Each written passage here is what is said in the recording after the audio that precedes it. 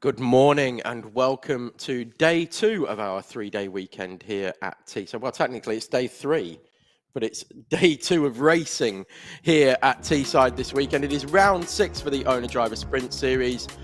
My name is Tom Butterworth. I am here alongside, as always, David Sullivan. The weather is looking much better today than it was yesterday.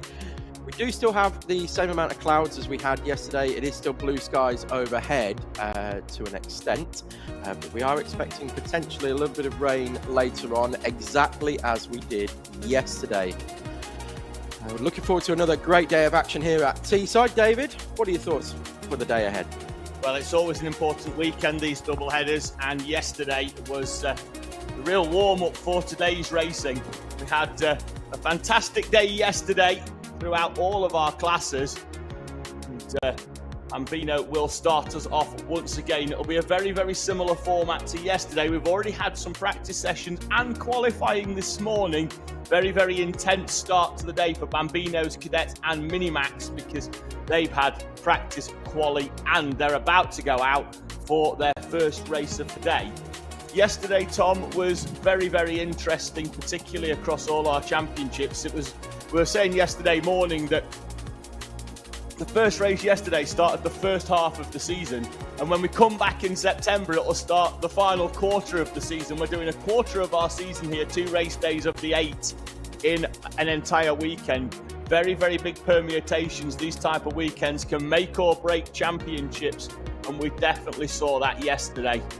Yeah, we definitely did, and as we said yesterday, momentum is key as well. So if you've got the momentum going in today in the way that the likes of Ben Adrian, Addison Smith won 3 heats yesterday but lost in the final to Jared Fox-Whiteley, who finished second in all 3 heats and then won that one in junior Rotax. You've got Ben Adrian in Minimax who managed to get a clean sweep of the weekend. Momentum is key. Of course, Joshua Sullivan winning in cadets as well. We had Crawford and McCarthy and the Bambinos going out now. They were going at it throughout the day. Ethan Pearson, Freddie Blackshaw as well, all duking it out in Bambinos. And then, of course, we had Senior Pro Kart, which went the way of Connor Lucas, which was his only win of the day. It was a great day's racing yesterday. We're about to start a great day's racing today here for round number 6 of the NRG Cycles Owner Sprint Series. The first race making their way round. It's time for heat number 1 in Coma Bambino.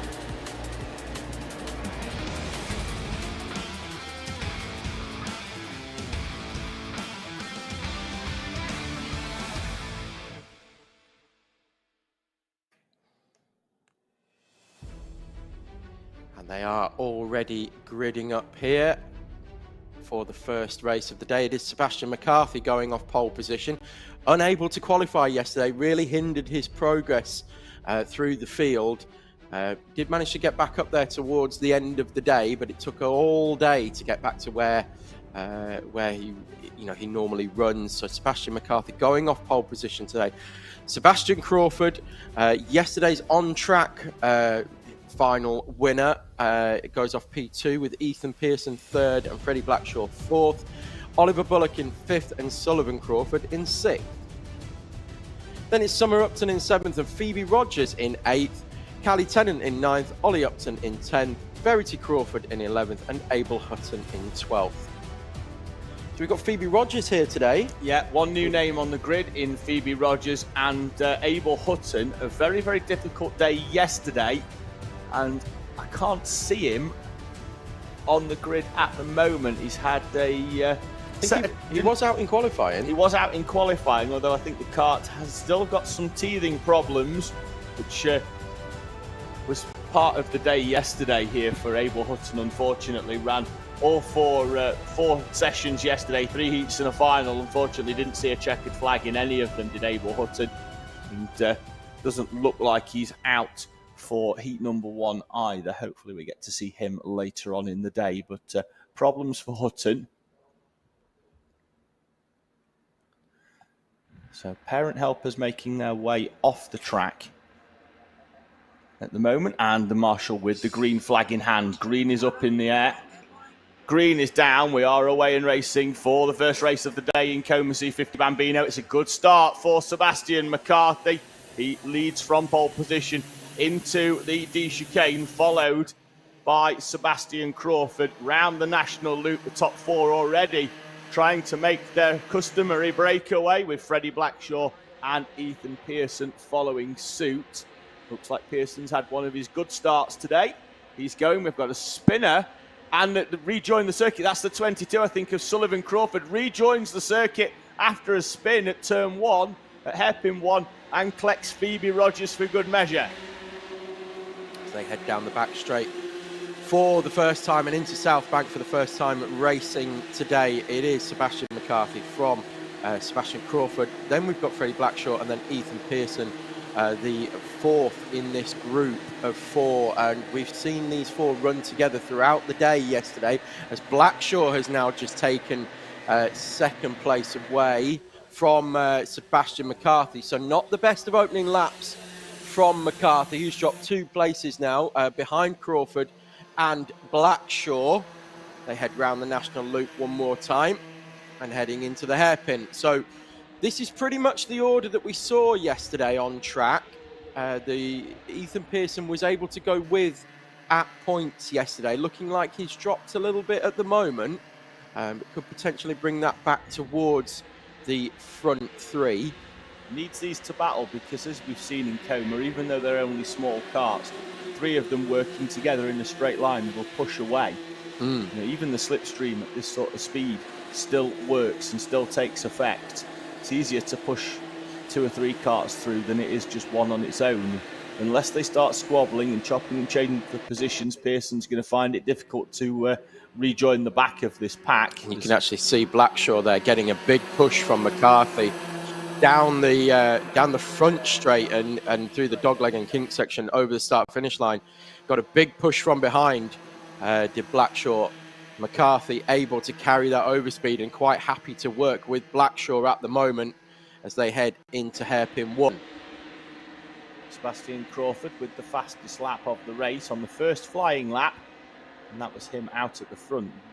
Would have probably expected Blackshaw and McCarthy. Look at McCarthy now closing up on the back of Blackshaw and then has to duck out to try and go round the outside. It's a long way round there. That's not really benefiting either of them, going side by side round the South Bank corner, unless McCarthy's trying to engineer a little bit of a switchback move out of hairpin 4. I think we could see it coming up here. These 2 battling out over 2nd place. There's McCarthy down the inside. Blackshaw on the outside, which puts him on the inside for the kink. And they're still side by side as they head towards the chicane. McCarthy is through, but in a moment you will see the size of the gap that has been opened up in those 2 going side by side and overtaking each other. Crawford has gained around about half a second. I'm quite impressed with Sebastian McCarthy there. I'm not impressed with Freddie Blackshaw, though, who taps the back of McCarthy, and they both go round. That allows Ethan Pearson through, who's very happy with life, as he punches the air and goes through between hairpin 1 and 2. Here he goes. Ethan Pearson. Absolutely overjoyed in seeing those 2 take each other out. So it was Blackshaw into the back of McCarthy in the middle of hairpin 1 was enough to upset the balance on McCarthy's kart and spin him round, and I think that then panicked slightly Blackshaw, who slammed on the brakes as well in avoidance and also went round. And it's almost as you were. It is Blackshaw in front of McCarthy, and in fact reverse that. McCarthy's just nipped back through into the D chicane in front of Blackshaw. So with the exception of Ethan Pearson going through, it's as you were.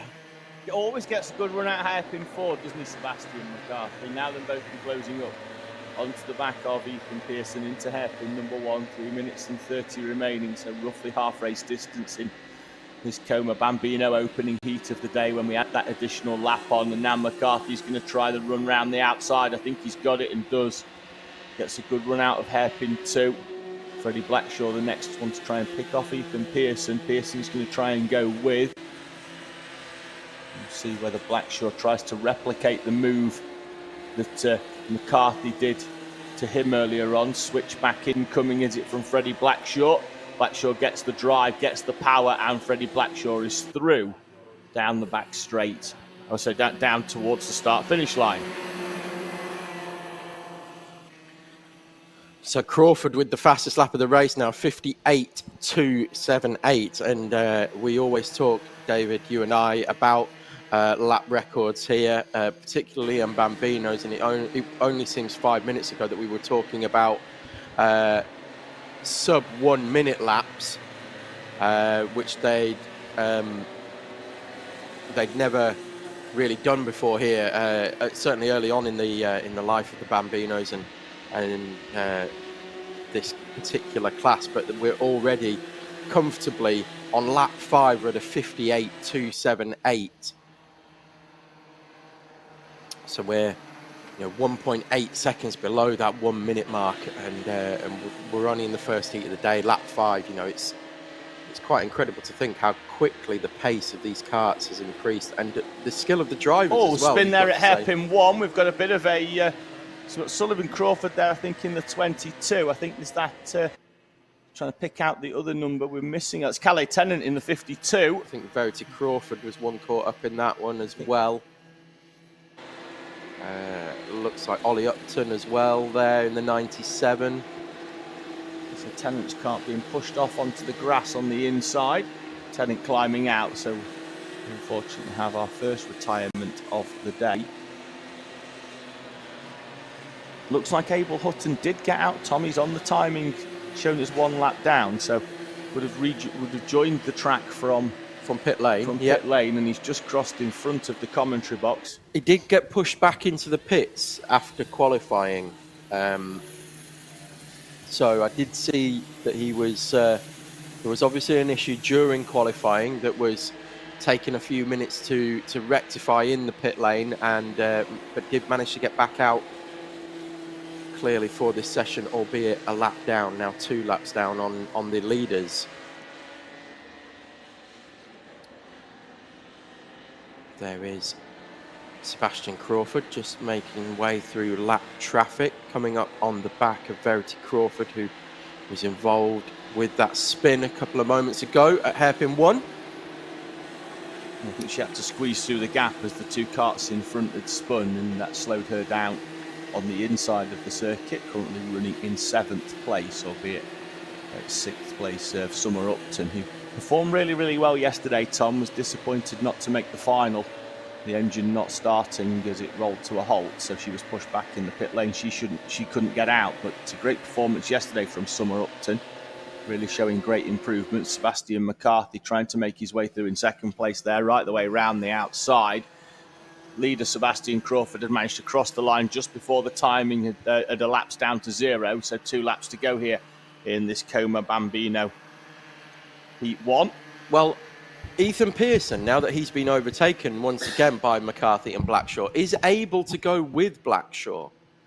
He's able to hold on. Once he can get into the slipstream, that kart will come alive, and Pearson has been able to stick with Blackshaw and is potentially on for a podium here.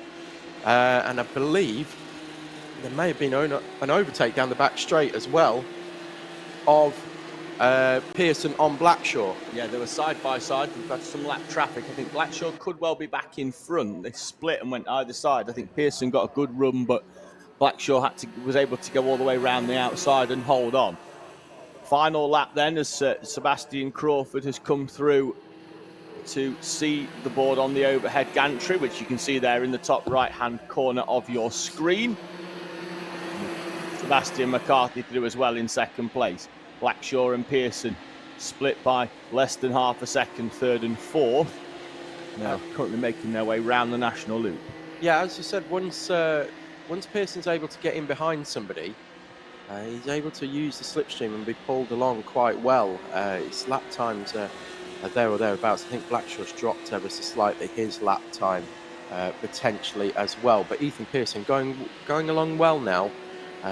Once he's got a hare to chase, if you like. Yeah, I think that's a fair assessment. Out of the final corner comes Sebastian Crawford. He's going to head towards the timing line, sees the checkered flag, and Sebastian Crawford wins the first race of the day here at Teesside Autodrome. Sebastian McCarthy, after the spin earlier on in the race, recovers to come through for second place. And he takes the flag. Pearson and Blackshaw still battling out to the line. Blackshaw's going to take third place in front of Ethan Pearson. Abel Hutton as well, taking the checkered flag at the same time. He'll be classified in 11th place, with Calais Tennant already having retired. On the final lap, looks like we've had Sullivan Crawford managed to find the way past Phoebe Rogers for 9th place. And we just wait now Oliver Bullock, who will cross the line in front of Summer Upton. So we've got one more driver to take the checkered flag, but the results are as followed. Crawford takes the victory from McCarthy and Blackshaw. Pearson, Bullock and Upton, your top 6 in front of Verity, Crawford, Ollie Upton. Then it's Sullivan, Crawford, Phoebe Rogers and Abel Hutton, your final remaining runner on circuit, with Calais Tennant having retired at half race distance. Thanks for filling there, because I had a sneeze building for about 30 seconds or more. Happy to help. It was just building and building and building. And eventually, we got there. But should have noticed and just said, Tom, what are your thoughts? Thoughts are. So we next up. Sorry, that brings to an end our Bambino's Heat number 1 for round 6 of the Teesside Owner Driver Sprint Series, and coming up next will be Honda Cadet.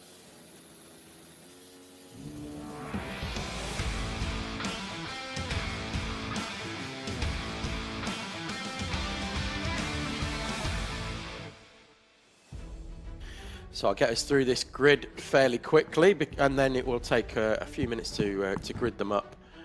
And David and I will have a little chat about some things that happened yesterday evening. So Thomas Potter goes off pole position. Only the second.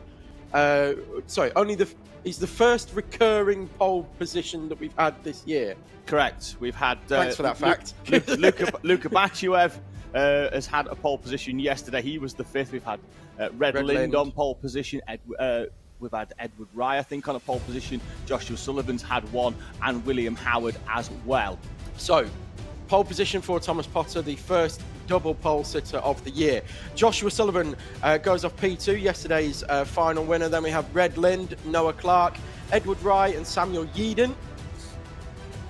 Then we have Morgan Cooney, William Howard, Aaron Berridge, Scarlett Whittaker Dunn, Jake Walker and Mason Dinsdale, finishing off row 6. Then we have Layla Berryman, Ashton Horsepool, Joey Swan, Ollie Carter, Grayson Crawford, William Collinson, and then Tristan Gilfillan, rounding out your 19 runners. No Drew Davidson today. No Drew Davidson today. No Thomas Harper either. So we are down to a slightly reduced Honda Cadet grid. I don't expect the action to be any less, Tom, than what it was yesterday or throughout the season. It's been an intense season in Honda Cadet. It was an intense session last night in the parents' race that's as what well. I was going to say. Speaking of things that happened yesterday, so first of all, Tom, congratulations on the inter-commentary win. Thank you. The first time I've beaten David, and he's feeling pulverised this morning. Obviously, I certainly battered and bruised. If anybody heard something on part of the Richter scale last night, that was me breaking out the Racing Driver's Book of Excuses and dropping it on the floor. Yeah. Although I did recite every single page of them last night in the paddock. Yes, exactly. Kart wasn't working. Kart wouldn't turn. Look, at no point was the driver not up to par, though. No, of course. That was the key thing, wasn't Always blame your driver tools. Was absolutely fine. But yeah, we had great fun yesterday in the race that took place after all of the racing here yesterday. We went out and did the hire kart session. There were 29 runners in the end. And I think we finished fairly respectably in mid-pack, which is kind of where we should have been. We certainly were. There was, you can go onto the Teesside Owner Drivers page to have a look at that. Start line Marshall making his way across as the barriers are put back in down there at hairpin 3. We'll come more to the parents race later on. Here we go then for Honda Cadet Heat number 1. Champion on the inside, Challenger on the outside, the top two in the championship going off the front row here then at Teesside. Green is up, Green is down, we're away and racing. It's a good start from Sullivan on the outside. He's going to slot in behind Potter before Red Lynn can get across. Most of the field, Tom, migrating to the inside with the exception of Ashton Horspool. He eventually gets into line. Nice clean start for Honda Cadet as they make their way through the chicane, head down towards hairpin 1. Little bit of bumping and boring in the middle of the pack as the drivers find their way onto the brakes for hairpin number 1. Yeah, just that accordion effect as the drivers came together, but everybody through hairpin 1 and 2 very cleanly for the first time of asking, and they were already into South Bank corner for the first time, heading around. We're looking at the mid-pack here. I think that's Mason Dinsdale in there as we've got Potter still leading from Sullivan. As they come over the line for the first time, it's Red Lind in third, Edward Rye fourth. Then we've got Noah Clark in fifth, Yeadon in sixth. Cooney, Berridge, Howard and Walker, your top 10. It was all a bit Noah's Ark there over the line, wasn't it? It was 2 by 2. Noah Clark. Yeah, well, no, I mean, it was... I see what you've done there, Tom. You've ruined my flow, but it was Potter and Sullivan as a pair. Then it was Red Lind and Edward Rye. Sullivan got a good run on the exit. Now Sullivan slowed down the back straight because Potter's running wide at hairpin number 2. Good move by Potter there, trying to back Sullivan into the pack of Red Lind and Edward Rye. Because as I say, Tom, it was a pair as Rye goes down the inside of Red Lind into hairpin 3. Great move by Edward Rye.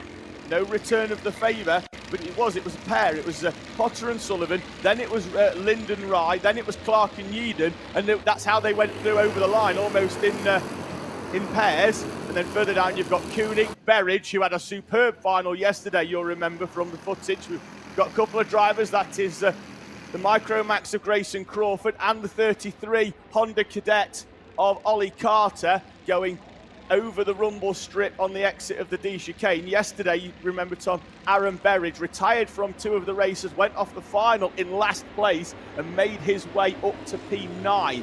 Great effort for Aaron Berridge. Yes, he did absolutely fantastic in that final. He got to, well, he's 8th at the moment as well, so showing well. Sullivan has taken the lead. I believe that was through hairpin 3. Sullivan has taken the lead now from Potter. Edward Rye there as well, so we've got a slight gap then back to Red Lynn as these front 3 start to move away. Rye going with Potter, very, very quick through the D chicane on entry. Sullivan a little bit stronger on exit. That's opened him up a cart width or 2 to head down towards hairpin number 1, so much so that Sullivan doesn't feel the need to defend. Potter in the opening couple of laps, Tom, had been very, very defensive. Get the feeling he was trying to back Sullivan into the pack. Now, though, he doesn't have a choice. There's a push away down the back straight. They've got to go as a 2, as Edward Rye once again taking that much tighter line, middle of the road, down the back straight that he employed yesterday. Yeah, electing not to use the slipstream of Potter and Sullivan. Sorry, Tom, change the lead again. You'll see there Potter, in an exact replica of what Sullivan did, has found a way through down the South Bank and hairpin 3 section of the circuit. And also Yeadon's overtaken Lind in that exchange and Clark as well. He's moved up from 6th at the start to run up now in P4. And Sullivan is back through on Potter. That must have been at the National Loop. It was, and it bulked Rye as well. So he's dropped into the mid, into the clutches now. We're going to get a replay here. So this was the D chicane. Chicane. Oh, yeah, he got a little bump and run, didn't he? As they headed round, and then that's Rye. what bulked Clark. So Rye as well. The 13 of Sullivan picks up a contact warning there as they... And that was there, just as they change that sort of direction, they take the left, and as they go right, Sullivan has just got into the rear quarter there of Potter. So, warning flag for Sullivan over the start line. It's easily done, is that one? I did it a few times myself yesterday. Yeah, to be fair as well, I pulled off 1 or 2 questionable moves.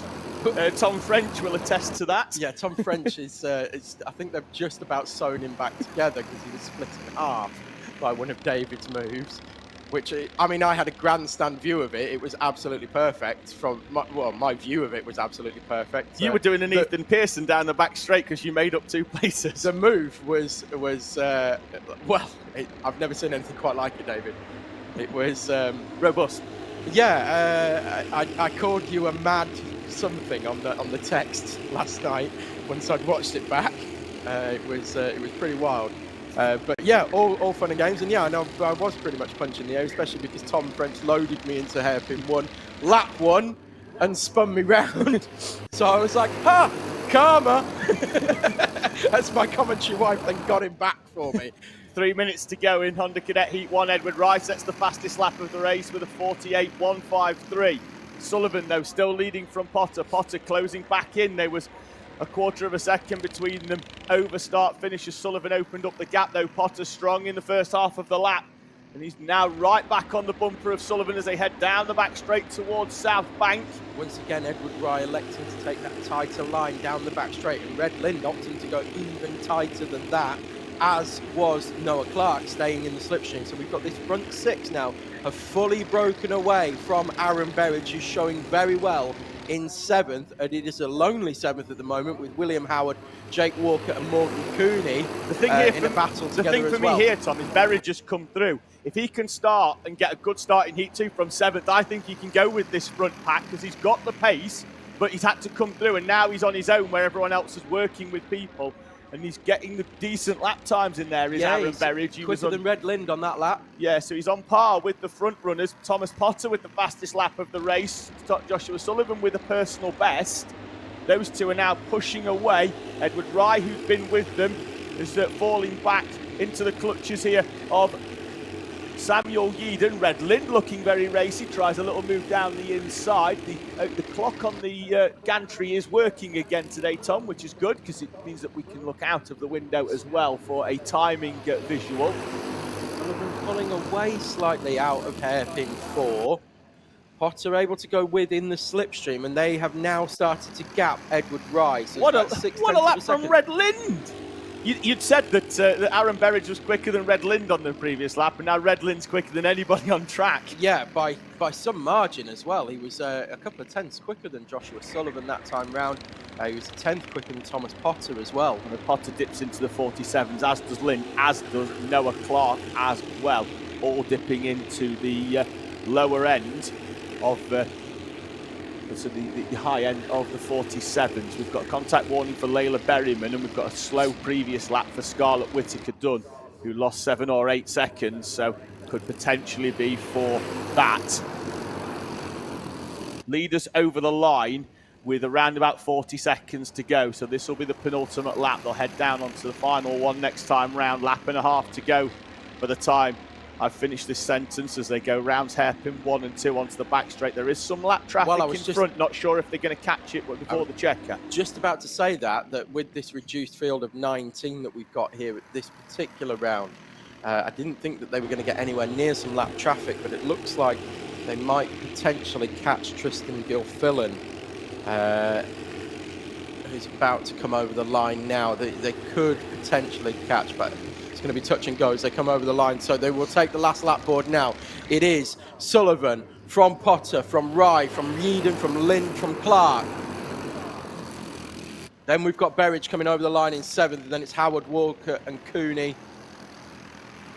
in the top 10. Then there's a big gap back then to a group headed by Dinsdale that contains Swan, Berryman, Horspool, Carter, Collinson, Crawford, and even Whittaker-Dunn is in there as well. Sullivan went tight into hairpin 1 when he didn't really need to. He had a few kart lengths to Thomas Potter, but defended into hairpin 1. Potter took the more optimum line round the outside and managed to hold the position. They are up onto the back of the lap traffic, Tom.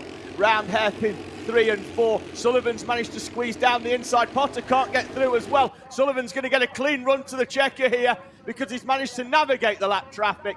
And Rye closes right up on Potter at the end. Sullivan with the victory from Thomas Potter and Edward Rye. Then it's going to be Samuel Yeadon in P4. Great result for Yeadon. Red Lind, Noah Clark, Aaron Berridge and Jake Walker, with William Howard and Morgan Cooney completing your top 10. William Howard straight off into the pit lane. That's normally the side of an unhappy driver.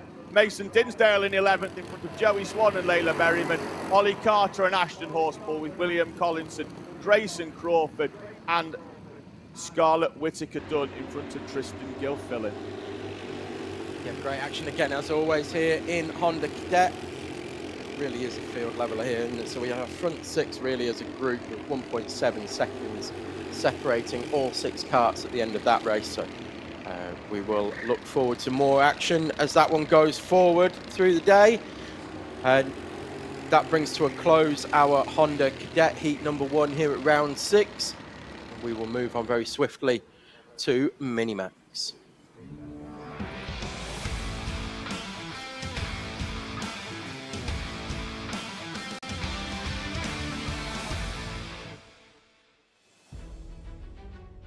The last few runners just clearing the track now in Honda Cadet, so we're expecting Minimax to be out any moment now for their roll-up lap. We've got Ben Adrian going off pole position once again. He's clean swept the weekend so far. Pole position yesterday, fastest lap in, I believe, every race yesterday. Won every race yesterday, including the final. I believe it led every lap. Yes, I think. Was he ever even out of the lead yesterday? I don't think he was. Was he even here? And with that went a complete lack of camera footage because, well, there was nothing happening. It was just Ben Adrian time trialing away at the front of the grid. Then we've got Holly Swan going off P2. Driver of the day yesterday, Holly Swan. She was. Great performance from Holly Swan yesterday, really getting to grips with the Minimax. Amy Peacock going off the front of row 2. She finished second in the final yesterday. Then we have Alfie McBain in 4th, Sebastian Benson in 5th, and Ashton Carmichael. Your 6 runners here in the Minimax. They are just heading out now on their rolling up lap. And there's us in the commentary box. Give you a wave. David's just attending to some business, but yes, they are heading out now on their rolling up lap. Everything cool. I'm wondering whether anybody has got anything that that can challenge Ben Adrian here today. Completely and totally dominant here so far.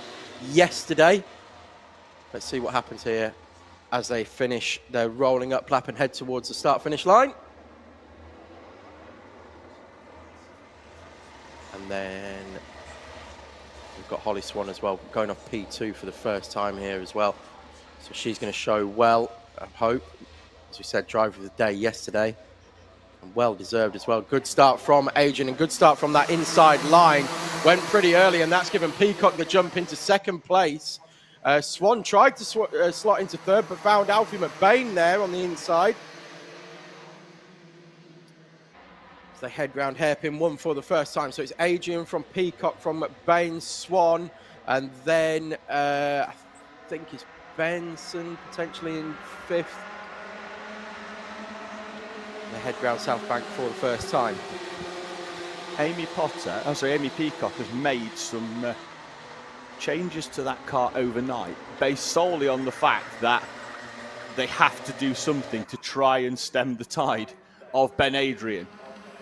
They've made some changes. They were unsure as to which way it was going to go. When I was speaking to Daryl Peacock, Amy's dad, last night, who was in the commentary box with us here at round 4, he said, look, we'll either be going forwards or we'll be at the back.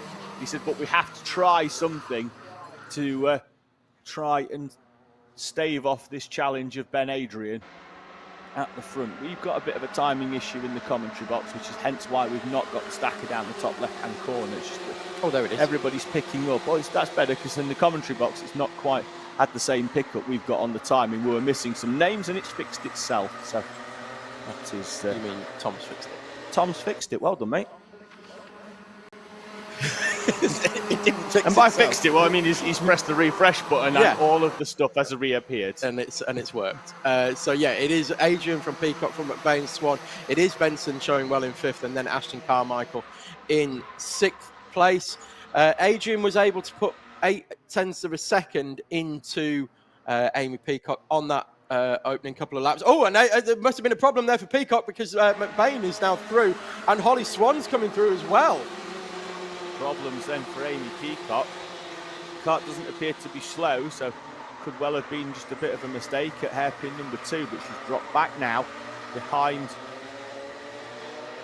Alfie McBain and Holly Swan. Work to do now for Amy Peacock to get back through. 1.5 seconds she lost to Ben Adrian on that lap. So whether it just bogged down coming out of hairpin 2 potentially, or 1, But she's certainly lost a lot of time, and that's let McBain and Swan through, and they're now nose to tail. In fact, we've got a group of 3 now, all nose to tail in this Minimax class. Some excitement, David. Certainly is, although it doesn't involve Ben Adrian. No, it doesn't. No. 1.8 seconds clear at the front of this one already. We're only 3 laps in. We'll just have to stick a GoPro on him, aren't we? We'll just have to put him at the back every race and make him come through. I'm a fan of random grids. Random grids, and to be fair, they're going to have to get used to it next year because all of these minis are going to move up into juniors next year. So, Alfie McBain, definitely not the easiest driver to get past. He makes that Tony Kart very, very wide, doesn't he? Oh, and there goes Swan, though, finding a way through, and then a little clip on the exit as well, as both of them got a bit of oversteer coming out of the corner. Didn't get through though, Tom, because Alfie McBain's not easy to get past. That's very true. He's got a very wide Tony Kart. We know what we know. We know our stuff. But Peacock is through on Swan, and then Swan tries to send it back up the inside of hairpin 4. Peacock able to use that momentum and carry it around the outside, and she's now moved back up to 3rd place. So Peacock through on Swan, with all that fighting out of hairpin 2, that gave Peacock some momentum, and she's taken full advantage of that. Now she's got to get past Alfie McBain. She's going to have another attempt, a bit like what Holly Swan did, not at hairpin 2 though, potentially into South Bank Corner. Is she going to duck out? She does. Decides against it though, as McBain closes the door. Gets a little tap on the rear just to let him know that she is there, and around hairpin 4. I thought she was going to straight line it there between the 2 corners. Decided against that one as well, and she is just taking her time and going to pick this through nice and cleanly on Alfie McBain, who, as we say, has got that extremely wide Tony Kart. It isn't any wider than any other car, I should stress that. He just makes himself very difficult to overtake.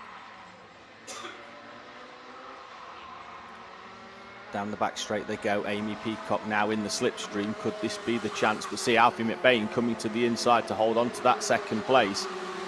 Amy Peacock's going to have to think of something, because it's not going to be down the back straight into South Bank. And because McBain goes slightly wider around 3, Peacock struggling to put the move in on 4.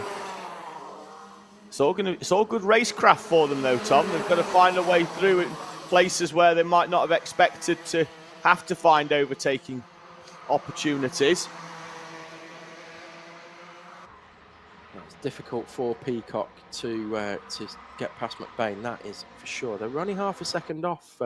Down the inside, Peacock goes into hairpin 2, so did the straight line job. McBain not giving this one up on the outside, but I don't think he's going to get a choice, and I don't think he's going to get back in either. Holly Swan down the inside as well, although Swan unable to hold that kart on the white line on the inside and has to get hard on the brakes as McBain closes the door into hairpin 3. I thought that was great defensive driving actually from McBain, who squeezed Swan to the inside. It gave her absolutely no room whatsoever other than the width of the kart, and so Holly Swan was having to scrub off speed just to be able to hold the line and not make contact with McBain. I thought that was good driving from McBain actually. Yeah, Swan was a little bit tighter into South Bank because she was down the inside, and then struggled to hold onto that white line on the inside, and McBain did what he needed to do there.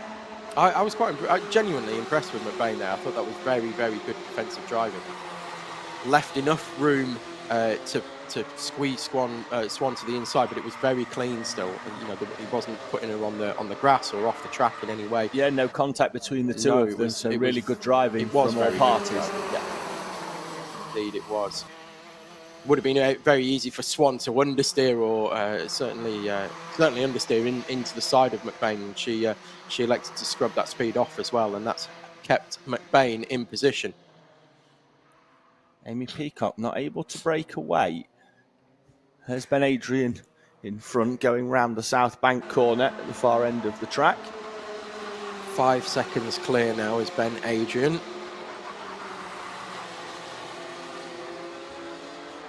Peacock unable to break away. I think the setup on that kart was to maybe sort of try and go early with Ben Adrian, and then manage off now as Adrian. Yeah, and then go with He's fully eased off. He was a 10th off his best time. Down. Yeah, so he's taking it easy now. It's just to join the dots exercise, I believe, for Ben Adrian here this weekend, or it certainly seems to be. We mentioned it yesterday, but he's out there doing a Casey Stoner style time trial. Turn in, clip the curb, clip the exit, down the straight, do it again. Exactly. Dot, dot, dot, dot, dot. Just join them up, and then you've got a perfect lap time. Time is elapsing down, 4 seconds. He's going to start his final lap, although I'm not convinced he's seen it because the last lap came on as he was underneath the gantry. Mm-hmm. But this is your final lap here then at Teesside Autodrome. Ben Adrian leading now with a gap of 6 seconds. And Alfie McBain has got back past Amy Peacock. Amy Peacock out the commentary box window has gone in hot on the brakes. And Alfie McBain has done really, really well to hold that one. And now then he's off. McBain makes a mistake, yes, on the outside there. So under pressure then from Amy Peacock, held the position after the contact with Peacock and then makes the mistake on exit of hairpin 2 and runs himself out over the curbs. Sends one down the inside of Holly Swan into the final corner. There's contact between the two of them as well. Ben Adrian takes the checkered flag.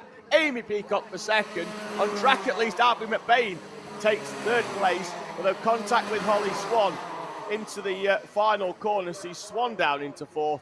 Ashton Carmichael and Sebastian Benson cross the line, 2 tenths between them. Good battle between 5th and 6th. Alfie McBain straight off into the pit lane.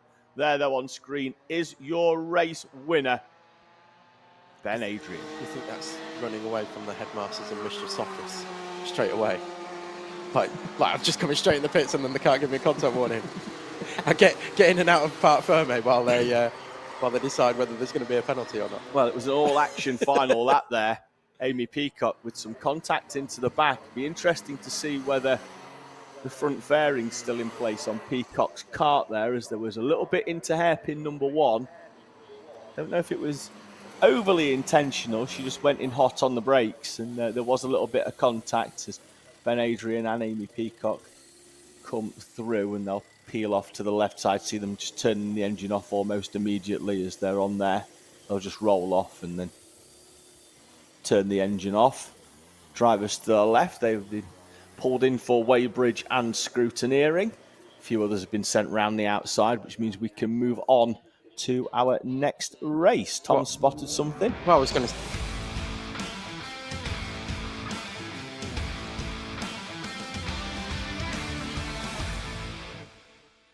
Spotted something. Yes, I've spotted that Holly Swan's just done 12 laps in a Minimax and looked far less out of breath than we did after we'd done about 5 laps in qualifying yesterday in the parents' race. Fresh as a daisy, mate. Don't know what you're talking about. says he who comes in this morning and goes, "Oh, me back." There's a few pressure points. There were plenty of pressure points yesterday. One into the side of Tom French. The first pressure point was when I was squeezed onto the grass unnecessarily. So we'll bring you the grid now for Heat 1 of Junior Rotax, as they are already heading round on their rolling up lap. We've got Joseph Yao going off pole position in this random grid format this time round. Then it's Maya Simpson. Then we have Addison Smith and Luke Walton. Jared Fox-Whiteley, yesterday's final winner. Of course, Addison Smith going off the front of row 2, taking 3 heat victories, but unable to conquer the final. Jared Fox-Whiteley, as we said, in 5th, and then Max Wilkinson in 6th. I'll come back onto him in a moment. Sam Robson and Oscar Waugh are 7th and 8th. Then it's Melissa Adrian and Ben Robinson, 9th and 10th, with Harry McLaughlin in 11th. The reason I said I'll come back onto Sam Wilkinson is Max Wilkinson is because Simon Wilkinson was defending 15th place yesterday evening like his life depended on it. Meanwhile, green flag is up, it's down, and we're away and racing here in Junior Rotax. They head round the National Loop for the first time. It is still Yao holding on. Oh, Wilkinson's round in the middle of the pack. A bit of contact there. I'm sure we'll get to see that one in again in a few moments when things calm themselves down. But yeah, Wilkinson was tagged. It was very, very tight on the inside. Everyone was scrabbling to get to the inside. Smith was on the inside, so was Fox-Whiteley. Looks like there's a little bit of contact there into the back. of Max Wilkinson that's helped him round. It is Yao from Simpson, and then Smith and Fox Whiteley working their way through fairly quickly to get into third and fourth, which could well become second in a moment as Simpson and Yao go side by side. Smith electing to allow Simpson back in as they head through the national loop one more time. Contact warning for the 15 of Addison Smith. Don't know if that was for lap 1. Simpson down the inside of Joseph Yao. Hopefully we will get to see a replay of that, but at the moment it's all action at the front. We don't want to peel away from this. And then Addison Smith there, a little bit tight to the inside of hairpin number 2. Gets some contact from Jared Fox-Whiteley, which you can see there, and he's going to get he's got a 2 of Oscar War. Is that with a contact warning as well? It is. It's full of contact warnings early on. It's a very, very intense opening couple of laps here in Junior Rotax as Maya Simpson will lead them over the line to commence lap number 3 from Addison Smith and Joseph Yao. Jared Fox-Whiteley, Melissa Adrian and Oscar War in front of Robinson, Robson, Walton, Wilkinson and McLaughlin. Yeah, let's take a look at that first lap incident if we can, as Fox Whiteley's just taken Yao. So this is the race start. Keep an eye out for the blue suit in the middle with the white helmet. That's the driver that gets turned round. Who are we looking at for some contact? It's Oscar War into the back there, Tom. Yes, it was. But not really. What I would say there is that yes, he's going to get a contact warning for that. Do I think it's intentional? No, because the field sort of concertina together and the driver in front just eases off the throttle a bit and you're not aware of that. So one of them sort of first lap concertina effect incidents. Change for the lead. Addison Smith is through on Maya Simpson. Now Jared Fox-Whiteley is going to have to try and find a way through quickly before Smith is off and up the road. Fastest lap now for Max Wilkinson as he begins to recover. He's closing up on the back of Luke Walton. Great overtake from Fox Whiteley into hairpin 1 on Simpson to get that move completed. Very, very late on the brakes, just dived for the apex. Lovely move as Adrian is now looking on the inside of Yao. Oh, and there was a bit of contact as a crossover there. So Yao chopped across the front of Adrian, taking the normal racing line. Adrian not quite expecting that move, expected Yao to go defensive. And there was front to rear contact, completely unintentional on both parts. I think even Adrian was maybe trying to line up a straight line move there. And as the sort of lines crossed each other, there was just a little bit of contact, nothing to... untoward. Just noticed there Joseph Yao with a... There goes Adrian now. Yeah, Joseph Yao hard on the brakes there. And then, and Yao is round. And Melissa Adrian is off as well on the back straight. They're going to fall all the way down to the tail end of the field. Contact warning for the 100 of Melissa Adrian. I'd be interested to see that back though, Tom.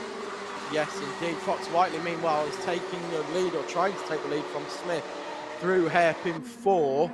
So our running order after that is going to be Addison Smith from Fox Whiteley, from Simpson, War, Robinson, Robson, Wilkinson now back up to 7th place with the fastest lap of the race as well. Then it's Walton, Adrian, Yao and McLaughlin. And let's have another look at what happened last lap around at this point.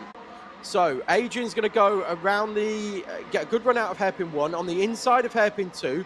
They're side by side on the exit, holds the line, and then Yao just turns right across the front. Yeah, I know Adrian's got the contact warning for that, Tom, but for me, that's going in the other direction. Joseph Yao's got more than enough room on the outside. Melissa Adrian's been very, very benevolent with the space. She's given a kart width and a half on the outside, and Joseph Yao has turned himself across the bows of Melissa Adrian there. That's my take on it as well. I think Adrian's been quite unlucky to pick up the contact warning there, but they are starting to work their way back through. Melissa Adrian has just overtaken Luke Walton for 8th now.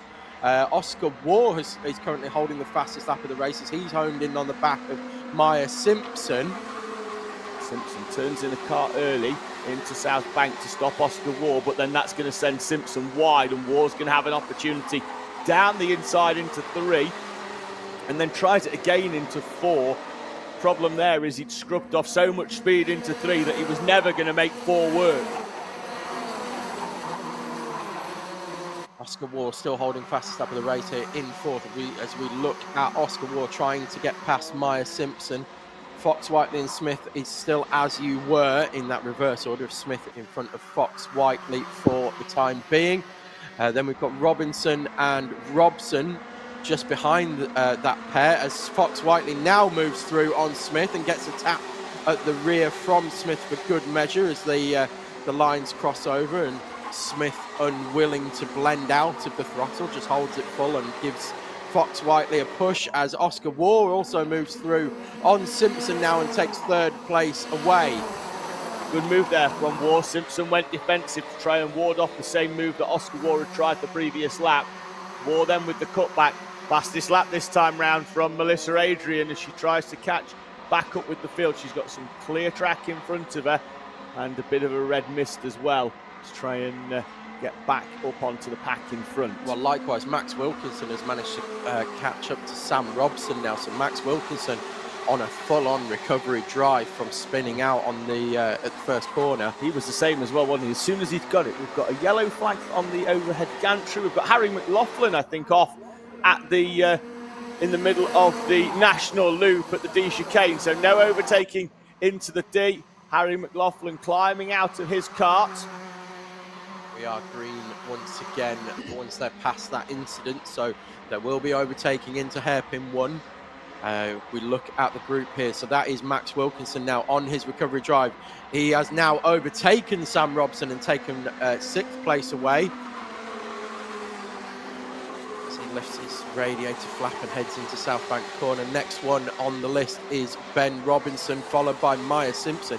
If he can get onto the back and potentially overtake Maya Simpson here, that would be one heck of a drive from Max Wilkinson to recover up to potentially 4th place. From that opening lap spin, that would be a great drive. Fox Whiteley and Smith still nose to tail at the front of the pack. Smith now looking for a way through. Oscar Waugh not too far back. Since he's got past Maya Simpson, he's managed to pull away and has been closing in ever so slightly, but I think he's going to run out of time, I think, in this one, is Oscar Waugh. Now it's Ben Robinson, who have been very, very impressed with all weekend here, Tom, having moved up from Minimax onto the junior spec machinery. He's going to be battling out now for 4th place, but in turn he's been being caught as well by Max Wilkinson, who's found a way past Sam Robson on the previous lap.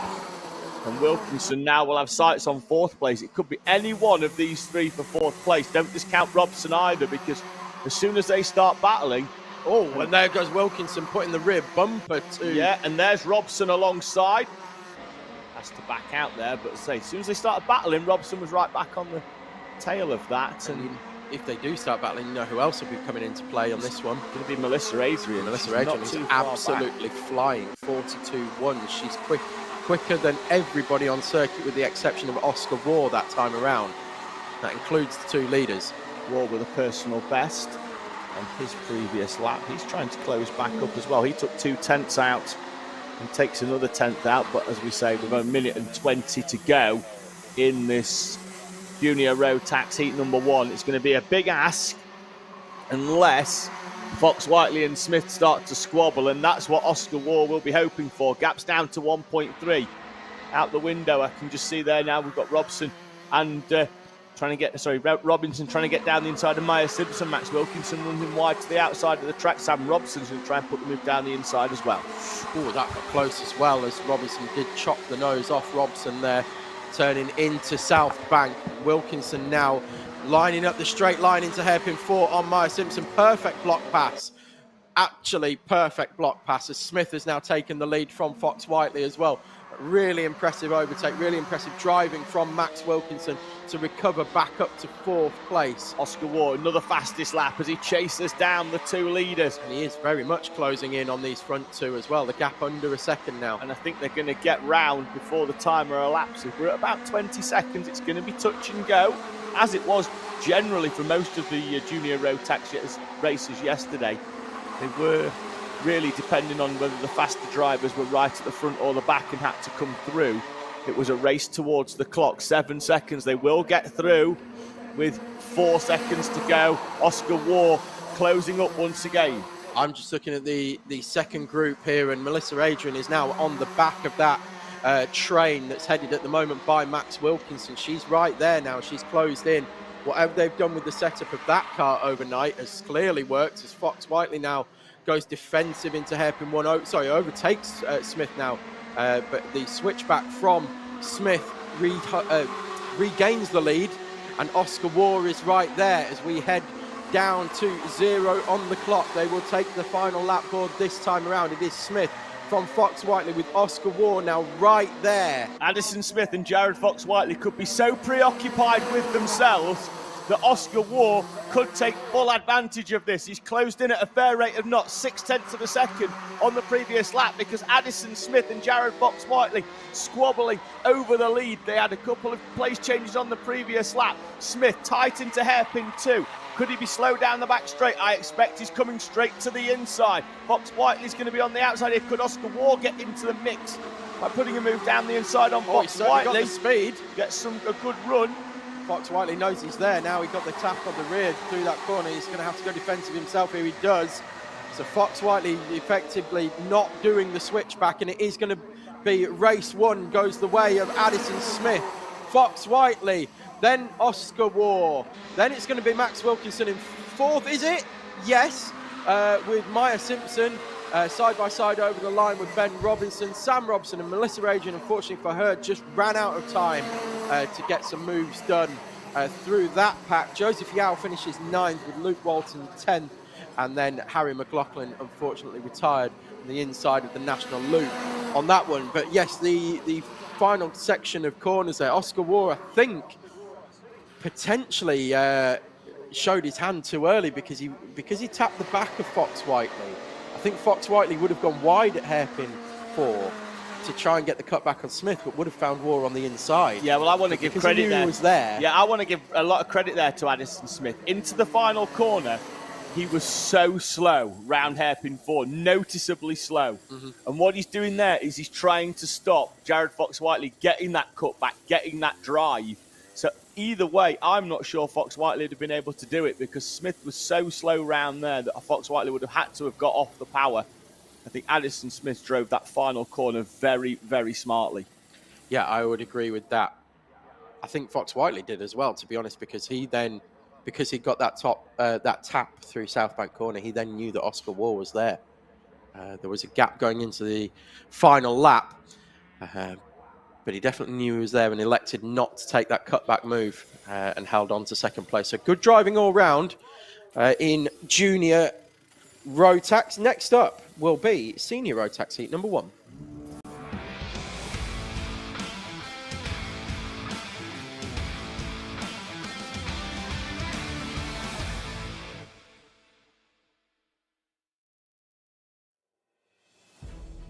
Already heading round on their rolling up lap. It is going to be Paul Swan going off pole with Ashley Savage in 2nd, Monroe Renard with 3rd place, of course, your final winner yesterday. And we've already got Ashley Savage actually has spun off. Oh, yes. And is having to get out and push the car on the roll-up lap. It's Alexander Bolton going off P4 with Arthur Lowther in 5th and then Owen Spears in 6th. But this will all change because Ashley Savage is stuck in the grass.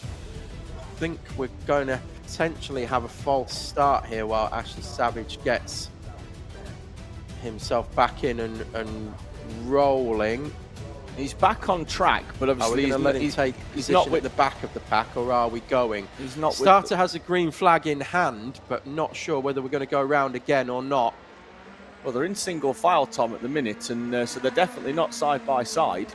Which is what they should file. I don't know why they're in single file. Green is up. Is it because they didn't know what positions to take? Green's down. Yes, well, they quite possibly, but we're going to get them going anyway. Meanwhile, Monroe Renard is straight into the lead.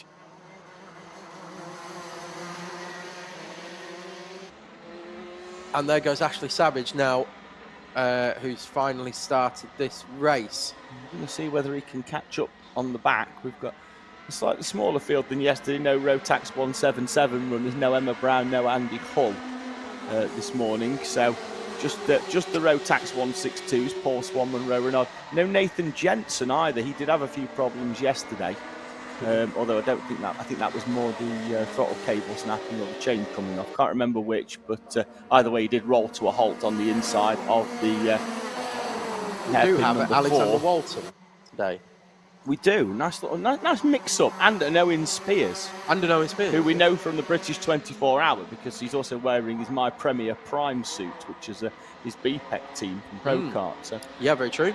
We've seen him in pretty much everything. Junior Pro Kart, Senior Rotax as well for Owen Spears. There he is on the back of Paul Swan with the gold helmet.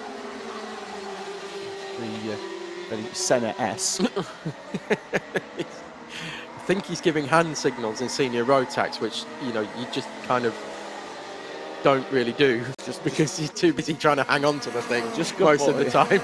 Yeah, and to be fair, he's done it in a part of the track where you don't actually straighten up either. Yeah, and also you wouldn't be getting a push anyway, so not quite sure what's got. Oh, he's got a problem, I think. Quite possibly. Did bob down there, didn't it? Very jerky. You can see his head snapping forward and backwards as something was cutting out. There's a bit of wiring on these carts as well. They've gone battery, and then there's a bit of a wiring loom, so...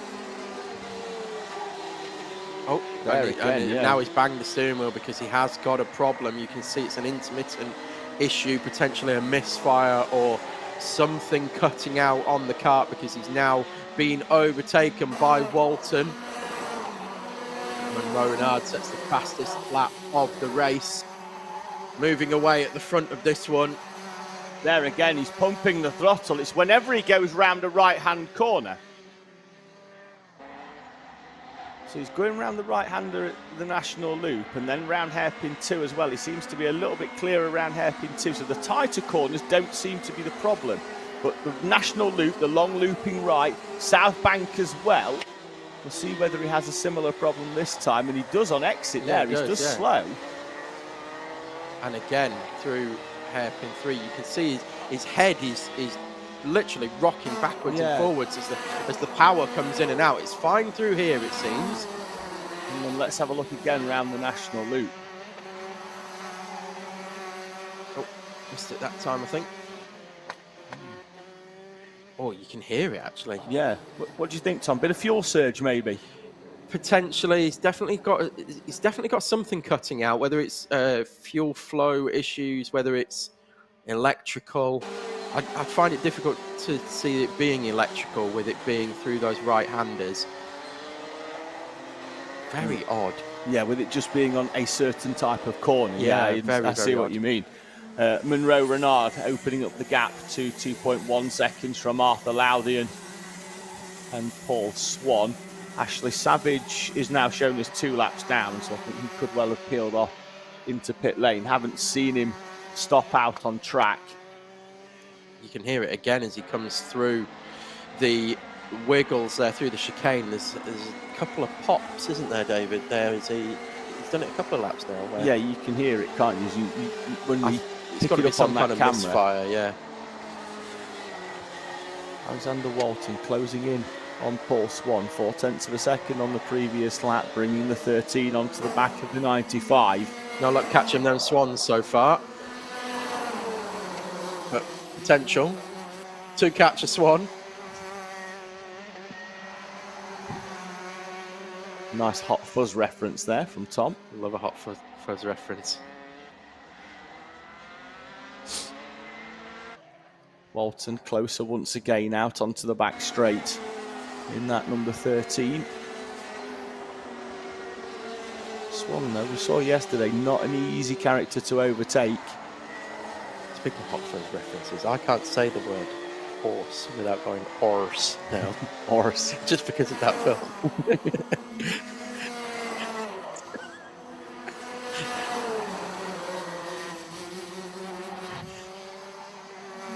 So it is Walton now right on the tail of Swan. He has caught the Swan. He's using the horsepower. Can he put the Swan in the back of the paddy car and deliver himself into 3rd place? We shall find out as these laps roll on. We've got 4.5 minutes plus a lap to go here at Teesside. This is Heat 1 of Senior Rotax, round number 6, brought to you by Lucas Racing, HRS Racing Engines in the Rotax classes, MS Karts and NRG Cycles. We haven't mentioned the sponsors yet today, so I thought I'd better crowbar them in. Top work, Tom. Of course, NRG are a long-term sponsor of this championship, the NRG Cycles Owner Sprint Series here at Teesside Autodrome. Monroe Renard currently leading with 4 minutes to go with a gap of just under 3 seconds. Then it's the battle from Arthur Lowdy, and then it's this battle for third place, Paul Swan, who's picked up the pace a little bit from Alexander Walton. Walton, who closed in, now dropped away ever so slightly, the gap back out to around about 0.4 of a second between the two of them, but then does close in a lot on the brakes of hairpin 4. Swan on the power a little bit sooner, and Swan is able to pull away over the start-finish line and has a more comfortable run round the national loop. Walton there dropping an inside wheel on the inside curb. That unsettles the car ever so slightly. Then closing up on the brakes into hairpin 1 and 2. Swan will get on the power a little bit earlier. We'll open up a little bit of a gap down that back straight. 3 minutes and 10 to go. Yeah, it's just seesawing this battle, isn't it? It's going to and fro as Walton is able to close in, but isn't able to get a move completed so far. And then Swan just pulls away ever so slightly at various parts of the track, just like this one here. And the gap increases. So it seems Swan is quicker through the last section of the circuit, and then it's Walton who's got the tighter radius hairpins down. As you can see, it closes right in through hairpin 1 and again through hairpin 2. It's right on the tail gun onto the back straight, and then it's Swan who's got the upper hand through hairpin 3 and 4. Although maybe not this time. No, it is going to be Swan who's got the upper hand this time, as Walton has a nose down the inside but backs out of the move, and then Swan should, as he has done over the previous laps, pull away on the exit of hairpin 4. Walton just like that. Yeah, took a little bit of a wider line, didn't he, than Swan? I don't know, I think he could nose it down the inside, but the Rotaxes don't go anywhere near as wide as some of our other classes through there. You're not going to squeeze one down the inside.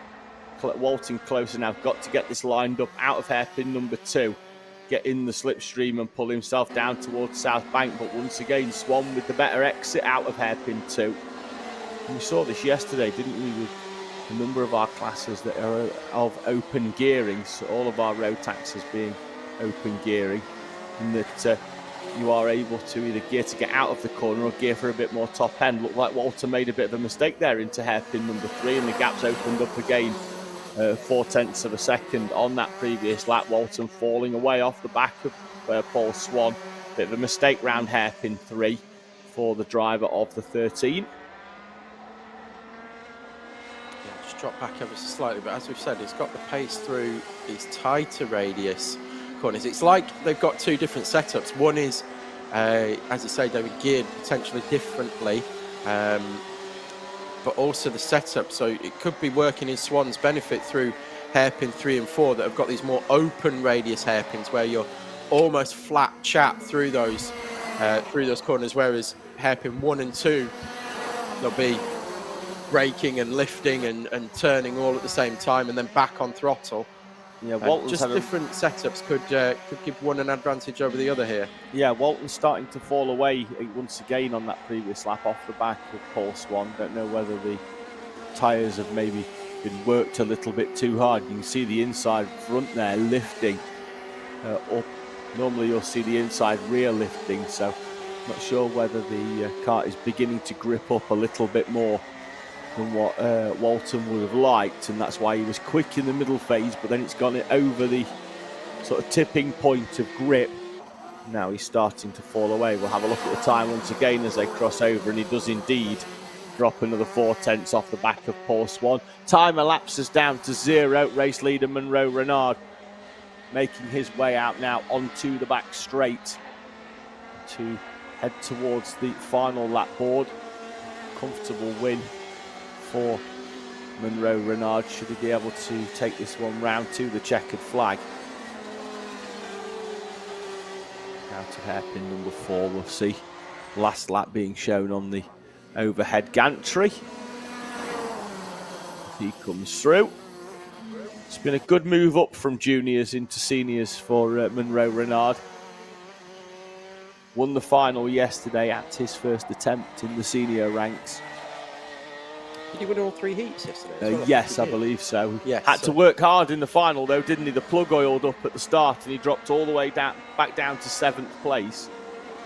And he's had to work very, very hard to come through. Although by half race distance, he was battling at the front with Nathan Jensen and Arthur Lowthian.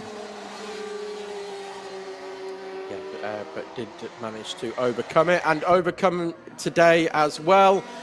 First victory of the day in senior Rotax goes the way of Monroe Renard. So that's 4 races in a row for Renard here this weekend. Arthur Lowthian taking 2nd place with Paul Swan in 3rd. Walton takes 4th. Spears will come across the line in 5th, carrying that issue, but will cross the line in 5th place. And then Ashley Savage retired early on, potentially as an effect of spinning on the rolling up lap. Yeah, just going to have a quick look at the live chat before we head towards our biggest grid of the weekend in Pro Kart. 182 Craigie being on saying good morning, same as Freya Yeadon. Tom Shaw saying good morning, this is the first time watching Teesside since I raced down south. Is the circuit as physical as people say? Well, it's physical, yes, but mainly because you don't get a lot of break. The racing too at times can be robust, but that's what I quite like. Let me know what class you're in, Tom, and we'll Tom Shaw, and we'll give you a bit of an update on what the class is like. It's although to be fair, physical, isn't it? Yeah, and you'll have watched it. We drove all. it last night, and it was very physical. My neck's still sore from the long right-handers. Max Collinson on as well saying good morning again from Latvia. It's about lunchtime where they are. Loving the music, the over music as well. I think that's the grid music. We've got some new grid music. Very Pirates of the Caribbean-esque, I think, on our grid music this morning. Michael Burke joining us once again. Looks like one of his cows has given birth. It says he's going to go off and check on his first calf. No way to talk about his wife, is it? That's well harsh, Tom. Chris M. saying, do they use single 200s? I'm assuming he's talking about the Honda Cadets. Yes, they do. It's a sealed unit from RPM with a restrictor in. Limited, puts the engines in around about the 8 brake horsepower. And then Pro Karts, they get to use 2 of them. The Junior Pro Kart, they have a restrictor in their engine. Seniors, they don't, and they are making their way out onto the track now for heat number 1 in Pro Kart.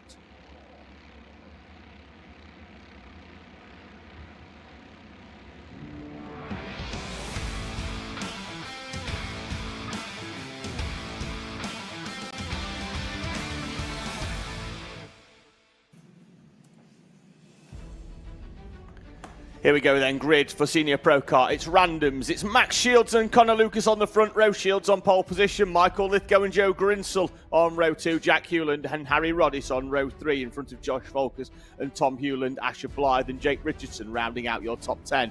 Christian Oblag and Simon Doughty are on row number 6 with Dominic Needham and Lennon French.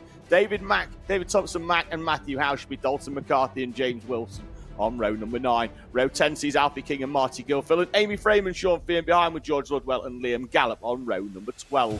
Then it's Jacob Kadani and Isaac Needham. Then we're into juniors with Leon Wilson, Sophie Pawsey, Joseph Williamson and Catherine Potter in front of Harry Brown and Oliver Watson. Field lining up nicely as they head towards the green flag. Rolling start, Shields on the inside, Lucas on the outside, and Pro Kart is away. Good start from Michael Lithgow. He's right down the middle of the 2 front runners as Lucas sweeps round the outside of Max Shields. Lucas leads then from Shields and Lithgow. The field working their way through the chicanes, everybody into single file nicely round the national loop. Can everybody do the same at hairpin number 1?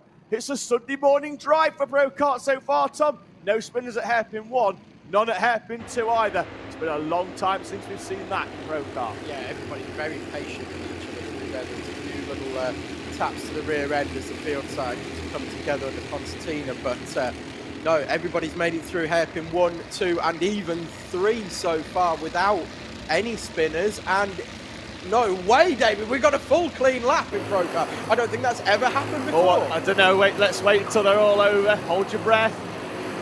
They're all over. The final of our runners, Catherine Potter, has just taken the line now. Shields got a fantastic start. He went really early and then almost backed out of it. I think he realised he thought he may have gone too early.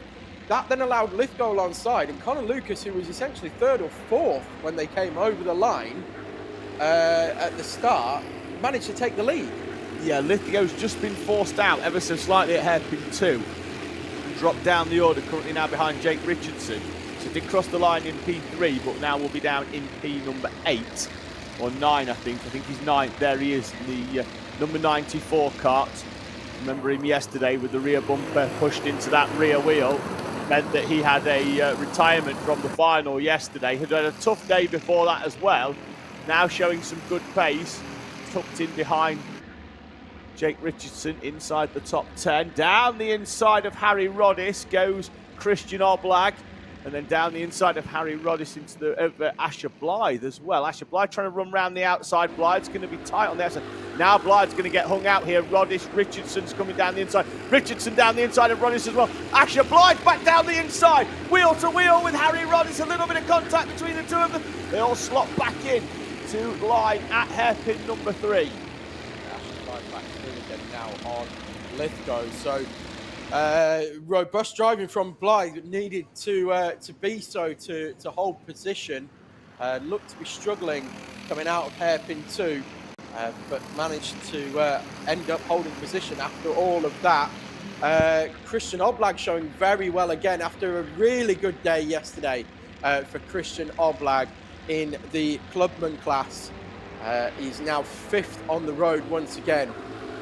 Finished 4th, I believe, overall yesterday. 4th overall, 2nd in class yesterday. Yeah, had a really good day, did Oblag, but it is Lucas breaking away still at the front with Shields. So Max Shields is able to sit in the slipstream of Conor Lucas. Of course, they are 2 different classes, so they are essentially not racing for position, but of course, there are the spoils of victory overall. Same kart, of course, Tom. Yeah, same kart, same weight, but based on the size of the class and the experience. But Max Shields and Christian Oblag going with at the front with our pro runners. Michael Lithgow is 3rd in that club class in front of Jack Hewland.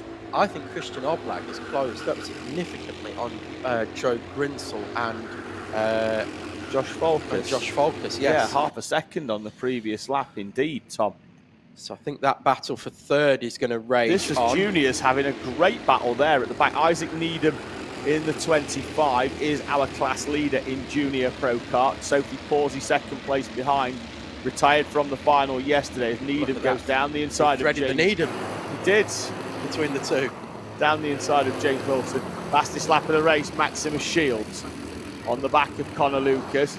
And yeah, Christian Oblag is right on the back now of Joe Grinsell, as Josh Falkus has found a way through, although he's had to go wide, and that's going to allow Jake Richardson to tag right in behind. Yeah, Richardson's another one who's come forward very, very quickly. He's caught up to the back of Oblag here, as Oblag now moves through on Grinsell, who's starting to slowly drop down the order. Had a good day yesterday to Joe Grinsell, podium in the final. In the elite class, or the pro class. Yeah, surprised to see Jake Richardson and Lennon French being shown as in owner pro, because they were in club yesterday. So I think we'll get that rectified on timing, but Richardson in the 133, Lennon French in the 120 being shown as owner pro. They were both club yesterday. Oblag lining up a move here on Falkus, such as the speed that Oblag is carrying this weekend. He's been so impressive yesterday. And he's carried that, as we said, the momentum, and he is going to make a move on Josh Falkus here. Pulls straight alongside, down the inside of South Bank corner, and overtakes Josh Falkus. But the double looked right there from Josh Falkus along the lines of, who are you?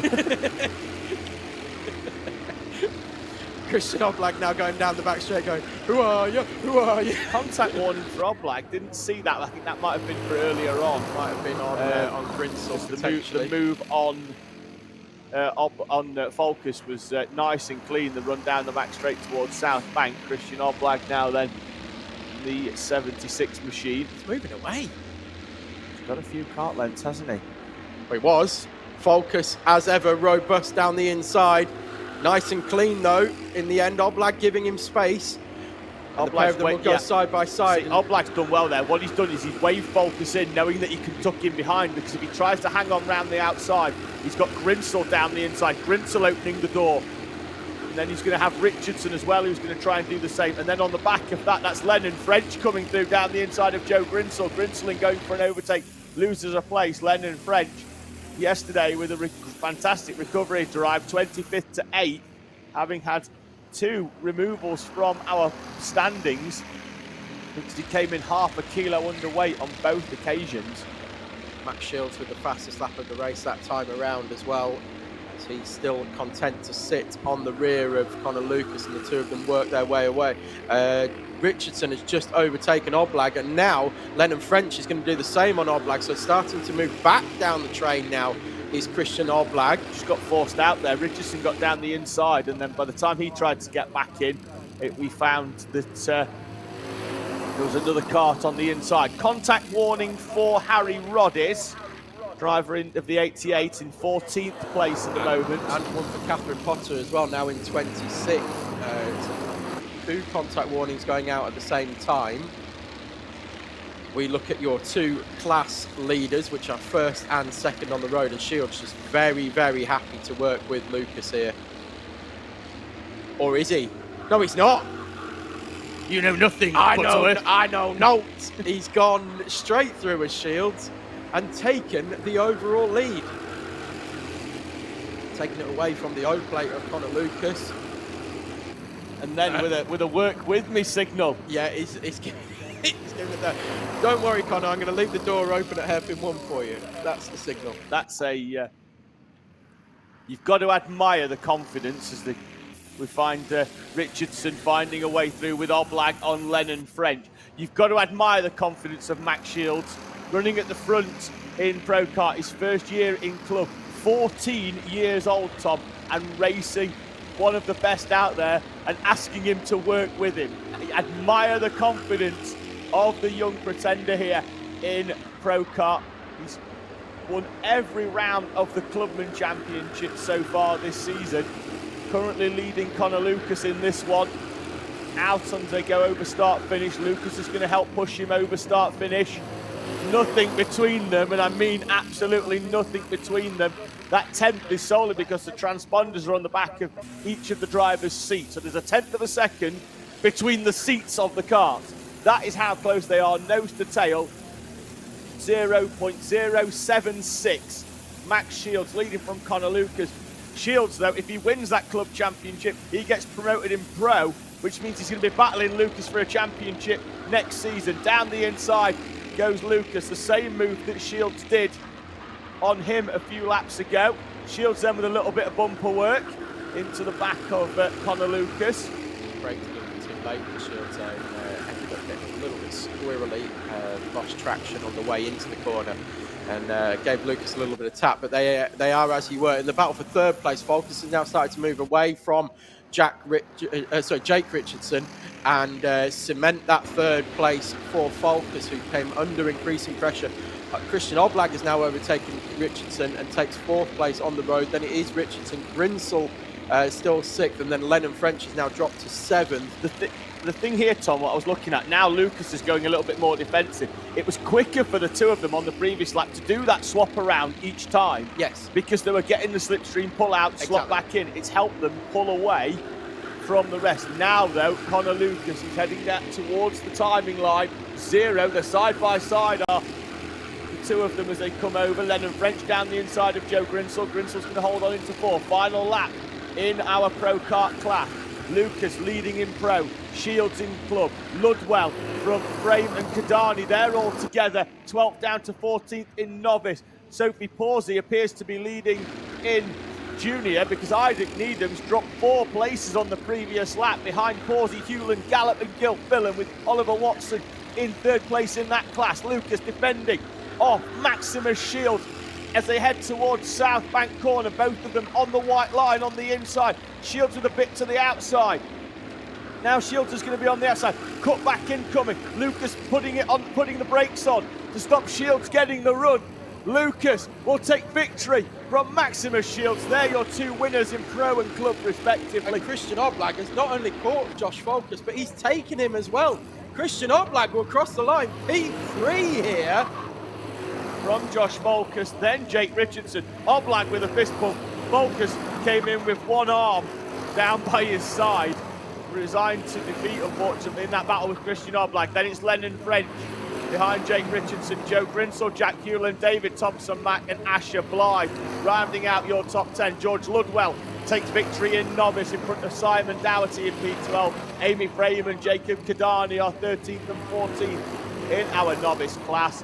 Then we head into juniors. Sophie Pawsey takes the victory from Isaac Needham and Oliver Watson. Pawsey 18th overall, Needham and Watson 22nd and 23rd respectively.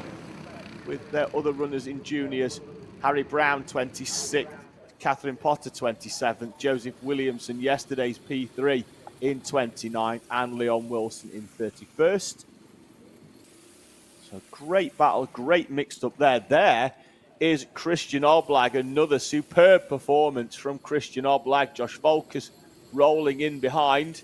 When was the last time we saw Josh Focus finish fourth in a race? When was the last time we saw Josh Focus get overtaken by anybody that wasn't called Lucas or Alexander? That's a very good point as well, actually. Oblag showing very, very well. You said yesterday that he'd got a new chassis for this weekend. Yeah, new Haas chassis for the weekend, and admittedly, very well at the moment. They didn't look in great form on Friday. They were trying everything just to find where the setup was for that, and by yesterday morning, they'd found the sweet spot of that car. And today he takes it to P3. Yes, absolutely. He's absolutely flown himself into third place overall. There has Christian Oblag. And that already brings to an end our first lot of heats here today. It does. We moved swiftly on then to heats number 2s with Bambino.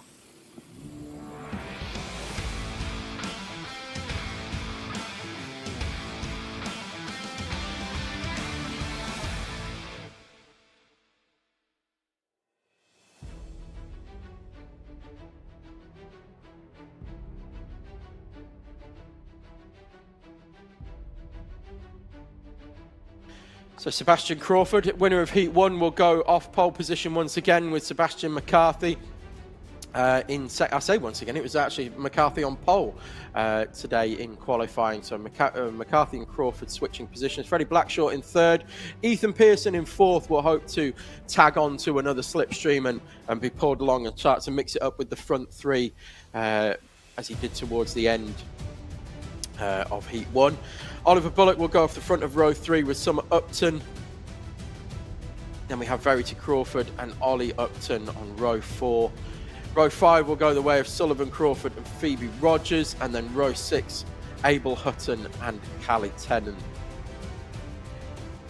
Abel Hutton, of course, started a lap down in the last race. I believe he took the finish, though, for the first time. Yes, he did. So Abel Hutton finally finishing a race this weekend. Just while we're gridding up, Tom, out of Minimax, Alfie McBain, 5-second penalty for the final corner incident with Holly Swan, gaining an advantage. That drops him down to the last place in P6 for Alfie McBain. Having a look at juniors, that hasn't been classified just yet. Seniors has, with no issues, and Pro Kart's only just finished, so we're not going to get a classified result on that one just yet.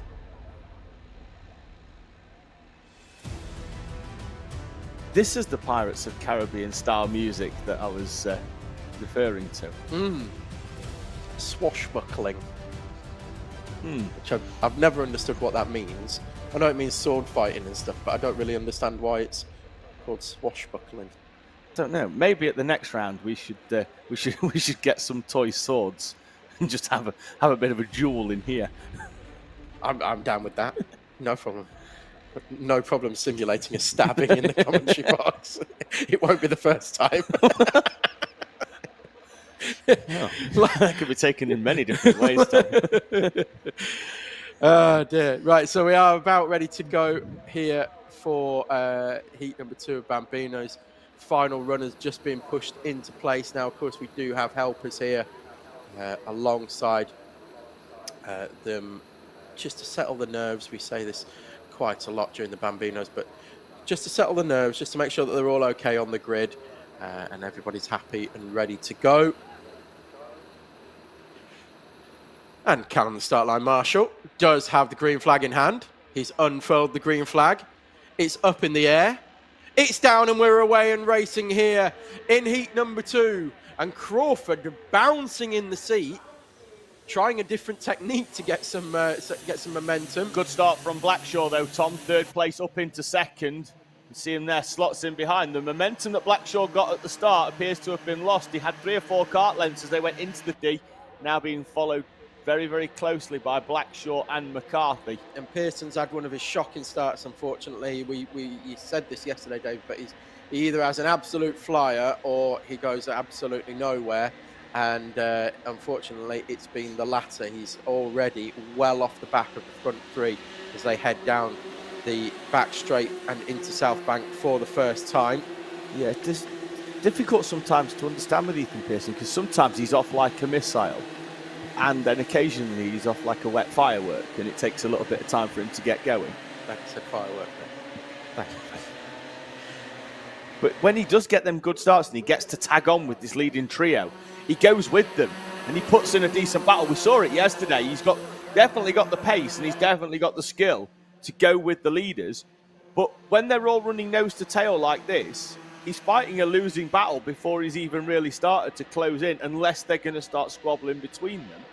And they're not going to do that. He got a bit of respite in the last one because Blackshaw and McCarthy came together at hairpin number 1. Well, he was 2.5 seconds down as they crossed the line, and he was probably the best part of 2 seconds down by the time they'd headed out onto the back straight. Was Pearson. So struggling here. McCarthy again electing to pop out of the slipstream rather than push Blackshaw along. I think that's going to be their way through on Grace and Crawford, is that they're going to need to stop coming out of the slipstream and pulling, half wheeling alongside each other. They need to start to work together as they are now as they come over the line. That's what they need to do all the way down the back straight. Exactly that. I am yet to see a Coma Bambino go round the outside of South Bank. They'll go round the outside down the back straight, but round the outside of South Bank, it's such a long way it's going all the way round the outside. You're adding 10 more meters or so to your track, effective length. You just can't do it when you're doing 40 miles an hour. No, exactly. And McCarthy now needs to get back into the slipstream and does, and you can see it being closed up onto the back of Blackshaw. Now it likes to give him a push. There we go. That's what he needs to do. And the 2 of them now will push up to the back of Crawford very quickly if they keep doing that. It's when they start going side by side that both of them are then getting the air resistance and they're slowing each other down. Yeah, here's the push coming once again. If McCarthy can get the run out of this corner, I think he's close enough to do so. There, look, you see. You can see it from Blackshaw. His head goes back ever so slightly as he receives the push from McCarthy. But that is going to help them both. You see, I think McCarthy's got a great pushing kart. I don't think it's great in clean air, but he's got a great kart when he's got a slipstream. Yeah, he runs out of hairpin number 4 really, really well because he just gets the drive out of there. But it's less. See there, he's scrubbed off the speed. You scrub it over. Wider radius. He needs to be in behind Blackshaw now. Exactly. Unless he feels he's got enough drive to go all the way around the outside and cut in, which he didn't do. So now they're side by side through South Bank. McCarthy turned in a little bit on Blackshaw and then holds a hand up to apologise. But we're going to see that gap. Look at the gap immediately to Crawford. It's tripled in length. It was a fraction under 0.6 of a second on the previous lap. We'll see when what they it were is working this time. Together. But I think we're looking somewhere in the region of 1.2 to 1.5 seconds. 1.4 seconds, sorry. 0.8 of a second they lost by going side by side. The 2 need to just work together, although McCarthy's now through. Let's see what he can do in clear air with Blackshaw potentially pushing and see these roles reversed. I was in a very similar situation last night, actually, with Blackshaw Senior, with Will. You 2 worked together really well. We did. I had a great pushing kart. I was terrible in clean air, but I had a good kart that could push well. It had very good top end on it, so I was able to push Will, and we caught up. I think 2 karts in front of us and overtook both of them by working together. Because when I went through, I was just holding him up, but I got good pace when I was sat in behind him, so it was just easier just to push him along. And we were both 2 karts were quicker than one as they go side by side here over the start-finish line once again. And as we say, Blackshaw would be better off learning from his dad. Do you know who did have a good pushing kart last night? Tom French pushed me right off at hairpin 1. Pushed me right off at hairpin 1 as well. Yeah, definitely had a good pushing kart. Very pushy. 2 minutes and 40 seconds remaining. It was all good fun though, wasn't it? I had a good time. I definitely had a good time. 2 minutes and 30 seconds or so remaining now after a little bit of a break there. But Sebastian McCarthy and Freddie Blackshaw, gap is out to 2.5 seconds at the front. So even with McCarthy at the front, they're struggling to go with Grayson Crawford. McCarthy round the outside, Blackshaw sweeps through down the inside and gets the drive, and Freddie Blackshaw is back through and into second place. McCarthy's going to try and move around the outside into the D-chicane, a move that we saw worked well for him yesterday, but he was a lot further alongside the drivers when he did it yesterday. Drops in behind Freddie Blackshaw, who has a couple of looks over his shoulder. Does Blackshaw? I think this is what McCarthy's got to do, though. He's got to work with Blackshaw now. If they're going to, certainly as we head towards Heat 3, they need to get a bit of an arrangement going in Parc Ferme or in the paddock, and say, right, I'm going to push you along. If we get together on the track, McCarthy's got to push Blackshaw along, and the two of them can sort of gang up on Crawford then. Do you know when I said I've never seen a driver go round the outside of South Bank? Well, he can do that on the last lap, can McCarthy then. He's got the drive to be able to do it, but when the two do start overtaking each other, Sebastian Crawford just disappears off into the distance, which is exactly what he's done here. So the gap was 3.1 seconds over the line. Now it's 4.5 seconds. This is what happens when they don't work together. Yeah, out by 1.3. We saw it a couple of years ago, or last year, in fact, with when Thomas Potter was at the front of Honda Cadets, which are coming up next. And it was, as soon as they started fighting over second place, the race was over. Potter was going to win comfortably, because they just didn't have the pace to take it to him on merit. Essentially, people had to work together to take Potter down, and they weren't doing it. Well, we saw it at round 7 in the completely different format. Is that where at the time it was Amy Peacock and Ewan House had pulled away at the front, and they started battling too early for the win. And Thomas Potter, who was a second back in third place, ended up winning the race because they invited him back into a race that, in all honesty, at the time, because they pulled out that gap, he had no right to be in that battle for the win, but took the win because they squabbled too early. Yeah, and showed his class. Oh yeah, because and this is what we say. I know they're very, very young as Bambino drivers, and of course they want to finish ahead of the other one. You know, as you would do in any position and any race and any class here that we've got today. All we're trying to say is that if anybody's going to take it to Sebastian Crawford, it's going to be McCarthy, it's going to be Blackshaw, and they're going to need to work together to get that done. If they start fighting amongst themselves, squabbling over second or third place, that's the most that they will achieve. They will not achieve a victory, by going it solo. They won't. It's going to be a team effort, particularly when Sebastian Crawford's already broken away at the front. And you can see now he's got a gap of 5 seconds. And no disrespect to Crawford, but on overall pace, if we were time trialing here, he wouldn't be 5 seconds away from McCarthy or Blackshaw. McCarthy and Blackshaw have helped that gap, and Crawford's just took full advantage of it. And now he's just been, but what he has done, he's put in consistent lap times. Low to mid 58s. He's just done a 59, but now he's getting into traffic. But it means now that he doesn't have to rush to get past the lap traffic, because he can do it effectively at his leisure. He doesn't have to take the risks to find a way through.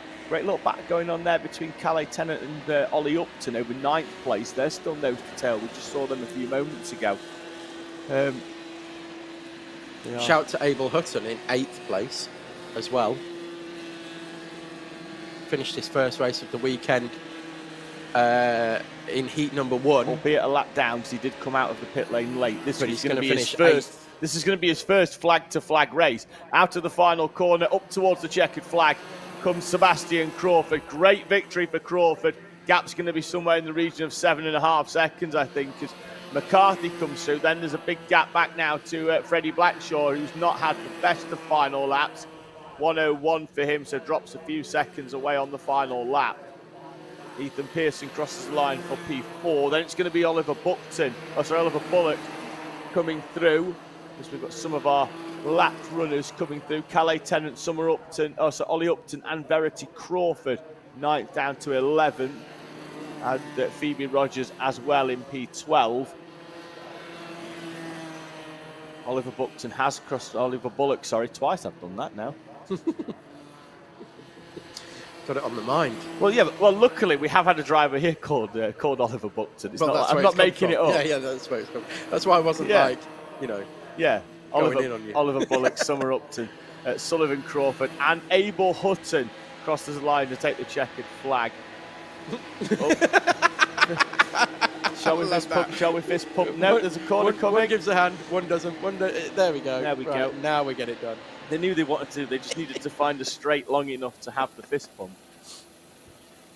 And there is Crawford over the weighbridge, taking another victory here. So 2 heats for Bambino's already in the bag, as are 2 victories for Sebastian Crawford. Sebastian McCarthy and Freddie Blackshaw, your other podium places. That moves us on to heat number 2 for Honda Cadet.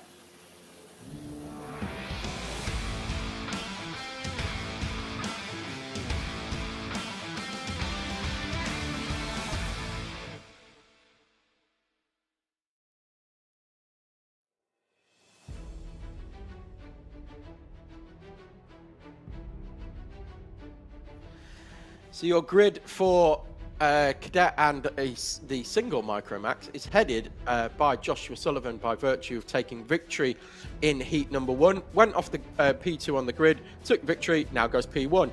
The positions reversed with Thomas Potter, who had pole position in heat number 1, second place in heat number 2, goes off P2.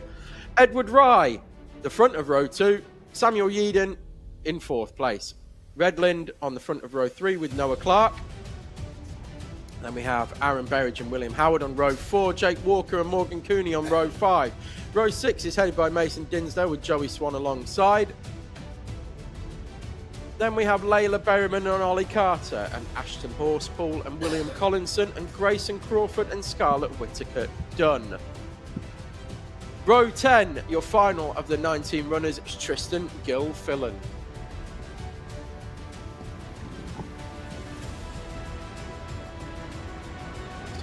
And warming tyres as they head round to the grid.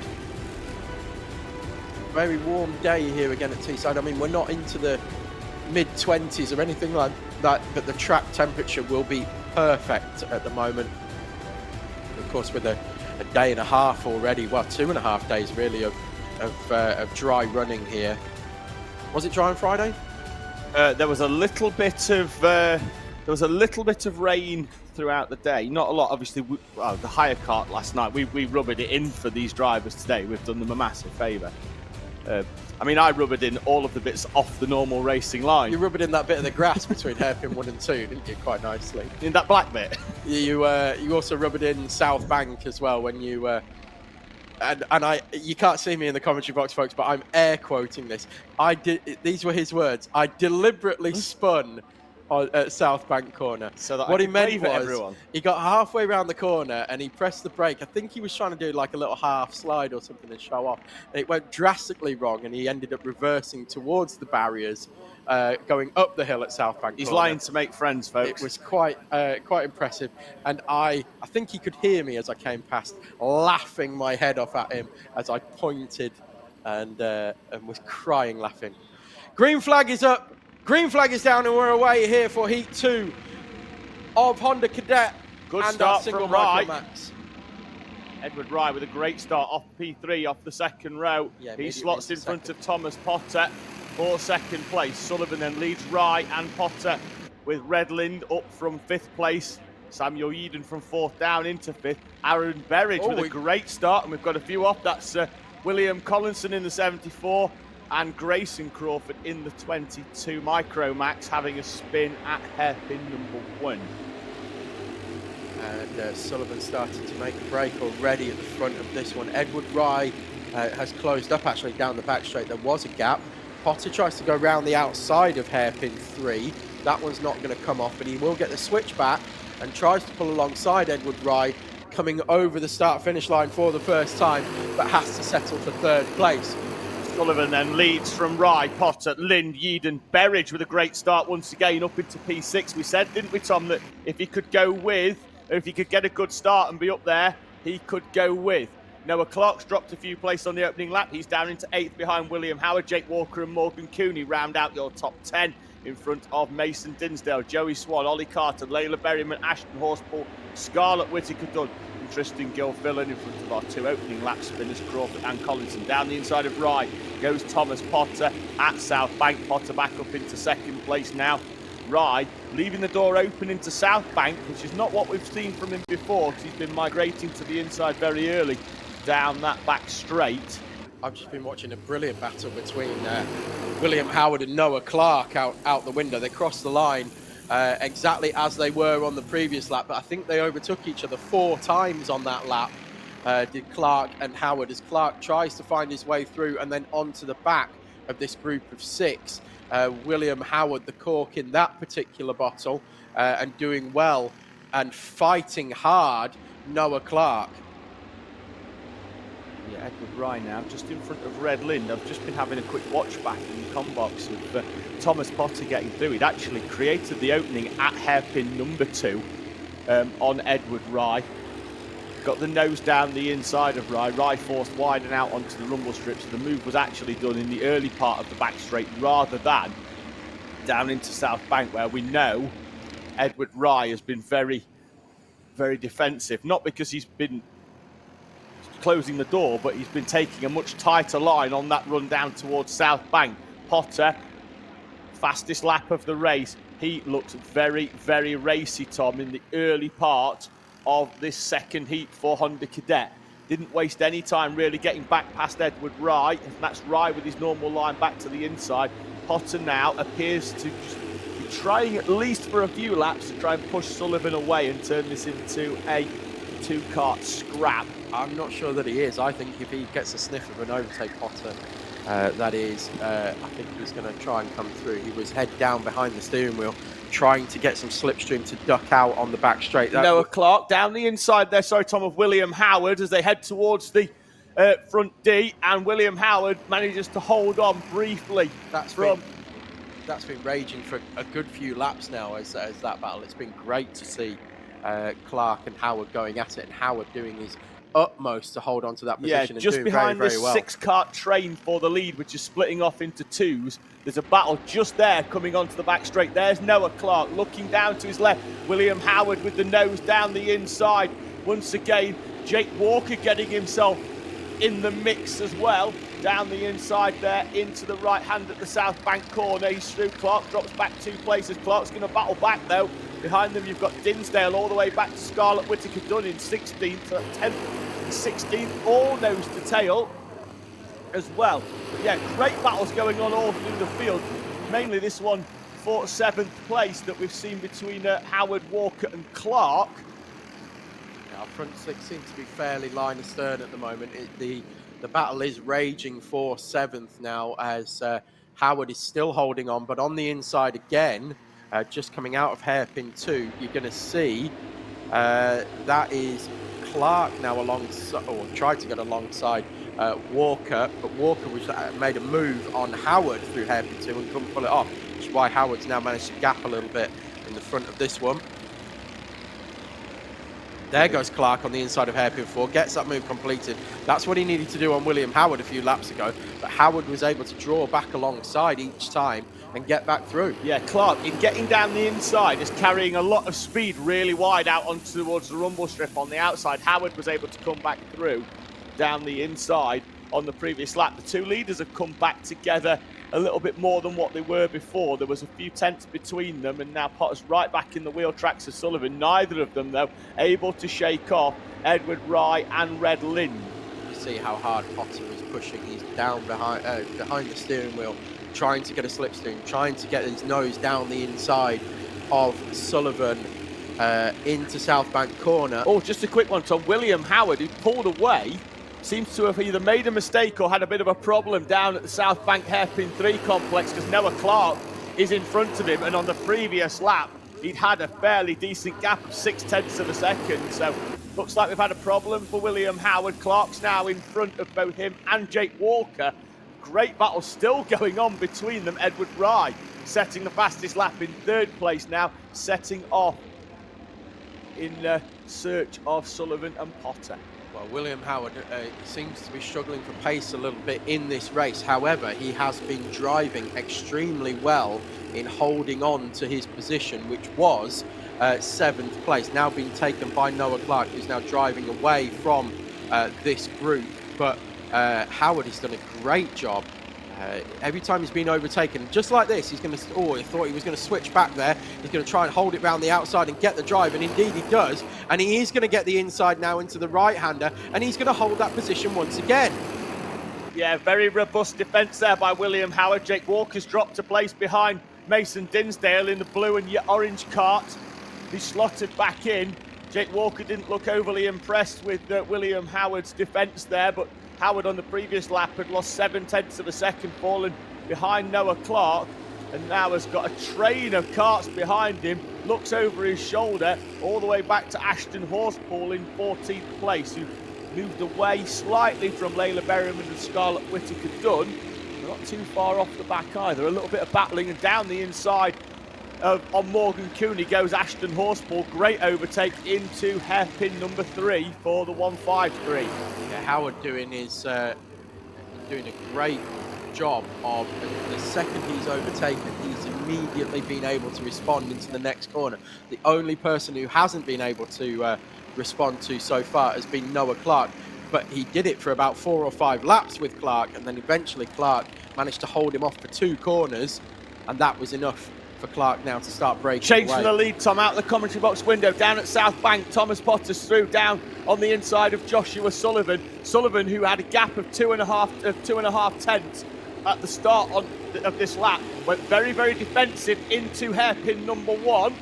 And then because of that, Potter closed right back up. Sullivan and Potter then nose to tail. Final lap in Honda Cadet. The top 4 split by less than a second. Potter from Sullivan, Edward Rye and Red Lind. They head into hairpin 1 for the final time. Potter went extremely defensive, almost white lined it down the inside to ensure that Sullivan did not get a look there, but all that has done is brought Red Lind and Edward Rye right back into play again, and they were right there. Rye didn't get a good exit out of hairpin 2. Will use the slipstream to close back up into Sullivan again, but it's actually going to open the door potentially to Red Lind. Instead, it's Sullivan moving through. Potter not happy with the move from Sullivan into hairpin 3, but it is going to be Sullivan leading over the line and taking victory here in heat number 2. Edward Rye will go side by side with Potter and take 2nd place away from Thomas Potter. So it is going to be Sullivan from Rye, Potter, Lind, Yeadon, Berridge up to 6th place, Noah Clark in 7th. William Howard holds on to a well-deserved 8th place with Mason Dinsdale in 9th and Jake Walker rounding out your top 10. Then it's going to be Ollie Carter, Joey Swan, Ashton Horspool, Morgan Cooney and Layla Berryman your top 15. We're going to have a quick look at the replay here into hairpin 3. So I was focusing on the 3rd and 4th place battle, and it is a bit of a bump and run from Sullivan there. I think Potter braked early and defensively, and it caught Sullivan out potentially. Not sure really how that one's going to shake out. It was very defensive from Potter. It was very offensive from Sullivan, both of them going for the heat win.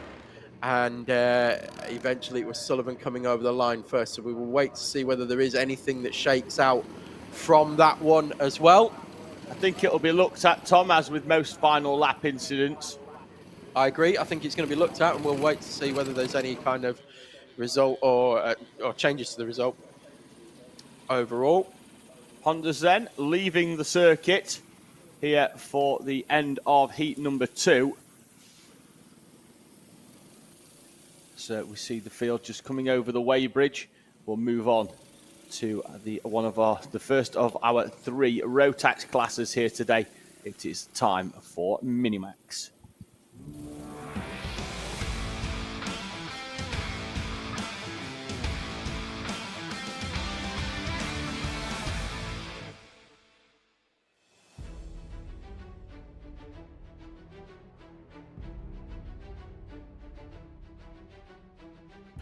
Pole position for your Minimax grid once again goes to Ben Adrian. Clean swept every single lap, every single race this weekend. So Ben Adrian going off pole position. Amy Peacock goes off second. Holly Swan in third with Ashton Carmichael fourth. Sebastian Benson in fifth and Alfie McBain in sixth. We're just awaiting the rollout of the Minimax field. Just a slight pause in the action here.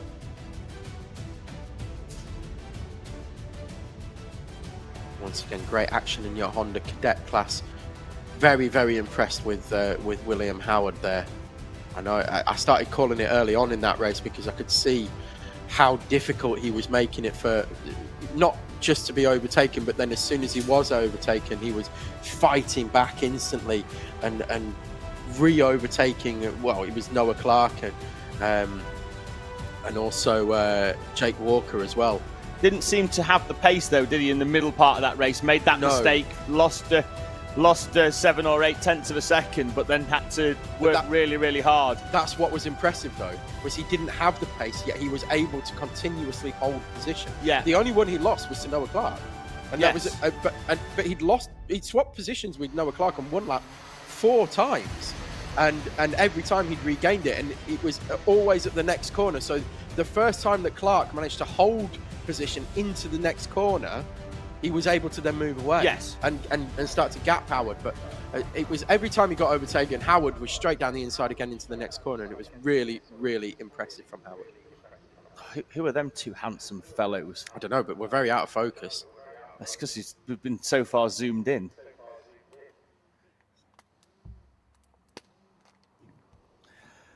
Minis are making their way round though. Ben Adrian leading the way on the outside there. He's put him on the inside for the start. Amy Peacock then on the outside, row 2 of Holly Swan and Ashton Carmichael. And then Alfie McBain, who got that penalty in heat number 1 for the contact with Holly Swan into the first corner. Everybody's trying to scrabble to the inside. Carmichael's going to try and run it all the way around the outside, take the high line, and it is a high line, and in he slots into 3rd place. Great move from Ashton Carmichael. Got the power down. Alfie McBain down the inside of Holly Swan, up from 6th into 4th, and then down the inside of Ashton Carmichael, who goes wide into the hairpin number 2 and drops himself back down into 5th. But a great start nonetheless for Carmichael in the 69. Well, it was until he went wide. Not sure why he went wide either, but he did get a great start, and now he's all the way back down to the rear of the field after such a great start as well. All that hard work to get yourself into that position has all been undone again in half a lap. So head over the line for the first time. Oh, surprise, surprise, it's Ben Adrian leading the way. Amy Peacock, though, going with in the early part of this one, Tom. She needs to try and stick in the slipstream now. Ben Adrian has been unable to do his usual so far of pulling over a second on the opening lap. It's only been 0.3 of a second. I think it is going out slightly still as this lap progresses. We're looking at McBain and Swan as they resume their hostilities that continued all the way through heat number 1 and ended up with McBain receiving a penalty in 5 seconds for the contact where with Holly Swan. Yeah, he spun Holly Swan down there at hairpin number 4. So this is a battle that's raged throughout the day so far, and we're going to see it continue through heat number 2. This time, though, Sebastian Benson and Ashton Carmichael are able to go with McBain, and this is a group of 4. Amy Peacock only lost a 10th that time around to Ben Adrian, so using that slipstream to keep herself in touch. If that gap does go out again, as this lap continues, as they come over the line this time, we'll get a new gap. Here they come.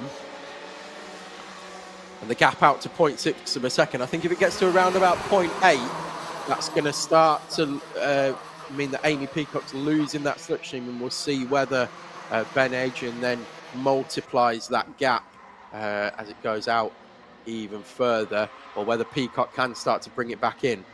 Update from Honda Cadet, Tom. Race winner Joshua Sullivan, number 13, penalised 5 second advantage by contact for the incident into hairpin 3. That drops him down into P6. Edward Rye then inheriting the victory in heat number 2 in Honda Cadet. Okay, well, that's not a total surprise, seeing how the action was. We thought that was a potential outcome of that incident at hairpin 3 as well. I think it was Potter just went extremely defensive on the right-hand side of the track on the white line, and I think it just caught Sullivan out, and he ended up carrying a bit too much speed, going into the back of Potter, and then coming through on the inside, taking victory on the road, but does receive that 5-second penalty. So Potter will take victory in Honda Cadet there, our previous race. Ben Adrian now moved away again, another few tenths of a second. This time it was 3 tenths of a second, and it's now over a second to Amy Peacock in second place. She is well clear now, 2.8, or 2.5 seconds in fact, sorry, in front of Alfie McBain. 3 seconds now, call that, as they came over the line and ticked the timer over. So 3 seconds in front of Alfie McBain, who's heading this group of 4, which is McBain, Swan, Benson and Carmichael. So even though we've only got 6 runners, we have got 4 of them nose to tail here in Minimax. Heading down the back straight one more time. Gap out 1.3 seconds again, so another 3 tenths quicker for Ben Adrian. 43 threes this time around. He was doing 43 fours last in heat 1, so the track getting quicker. At the front, Amy Peacock has been able to go with Ben Adrian in the early part of the race. Gap is out to 1.6 now. It was going out. She was only dropping a tenth or 2 tenths when she was in that slipstream, but as soon as that slipstream was broken, it's now gone up to 3.5 tenths each lap. So it shows what a difference that clean air, pocket of air that was being forced out of the way by Ben Adrian was making. Of course, Melissa Adrian going in the junior Rotax class up next as well. So Ben will be stepping up into that class again, and we've seen both Melissa and Ben through cadets as well, and Ben's never was running towards the front, particularly at the end of his cadet career, was starting to run towards the front, but get a pole position at one point, I think, as well. Yes, I think he did in cadet. Yeah, but certainly wasn't dominant to the extent that we've seen here in Minimax, particularly this season. It's been a near flawless performance from Ben Adrian throughout the year, with the exception of a retirement or he had a disqualification earlier in the year. I think he had a chain guard exit the kart, and then was removed because of that when he came into pit lane. That obviously, if you do have a disqualification, your points have to count towards the championship. So hence why Amy Peacock's come into this round as your championship leader. That will be handed over to Ben Adrian should he manage to make his all of his race wins so far this weekend count. So the gap out now to 2.2 seconds. They would just come over the line now. There goes Ben Adrian. 43 fours again, 43.7 for Amy Peacock. So another 3.5 tenths, 2.5 seconds. Call that the gap first to second. So barring any mechanical issues, of course we don't wish that on anybody, but barring any mechanical issues, it's going to be another clean sweep here. A minute to go plus a lap for Ben Adrian. Alfie McBain still holding on to third with all of his might, probably as tightly as he's gripping that steering wheel. heading into South Bank corner from Holly Swan, who fancies a bit of revenge here from heat number 1. She's been behind McBain throughout this heat so far. And he's going to try and get her way back through. She hold her right foot is positioned very high on the throttle pedal, or is it just me? No, I think that she'll have a right. Well, I think it could be as well, but I think there's a riser plate, of course, on these mini karts, with the drivers being on the smaller side for the adult chassis. A lot of them will have Ben Adrian's agency. The pedal is pretty much on the ball of the foot of, you know, just before your sort of toes start. So it's not like you're using them just with the end of your toe or anything like that. So it's it's not too bad. It's a bit lower there for Peacock. It was just what caught me out was Holly Swan. It seems her brake foot, her left foot seems in a normal position, and her right foot it's almost on the arch of her foot. It does look higher, doesn't it, for one reason or another? I don't know if it's a bit of an illusion, but I know what you're saying. It does look like it. Let's try and catch it here. There it is. Yeah, it is on the arch of her foot. And that's what threw me slightly. So Alfie McBain now moving away from Holly Swan, about 3/10 clear as they went over the start-finish line. It looks like this one could be done and dusted as well in that respect, unless Holly Swan can find something momentous on this final lap, which they are starting now. There goes Ben Adrian, Amy Peacock 3 seconds behind now, Alfie McBain, then it's Holly Swan. Just behind now, a second behind Holly Swan is Benson, and then it's Carmichael, another 9/10 back from that. So fairly equidistant now, around about a second between McBain, Swan, Benson and Carmichael each as they head on to the final lap. We look at Ben Adrian heading round hairpin 3 for the final time in heat number 2. Into hairpin 4, and it's going to be another clean sweep. He was pretty quick on the last lap. He was close to his fastest lap of the race as well. So still pushing on here is Ben Adrian. Takes victory here in heat number 2. Amy Peacock with second place, 3.3 seconds behind. Alfie McBain takes third with Holly Swan in fourth. And it is Sebastian Benson and Ashton Carmichael, 5th and 6th. Well, that was over fairly quickly. And in the nicest possible way, not a lot happened. It was fairly uneventful. Everybody was just kind of as you were once we got round the first lap. Well, Holly Swan put in a bit of a challenge on Alfie McBain, but was never really close enough to put a proper move in. As we see Ben Adrian, your race winner, coming round.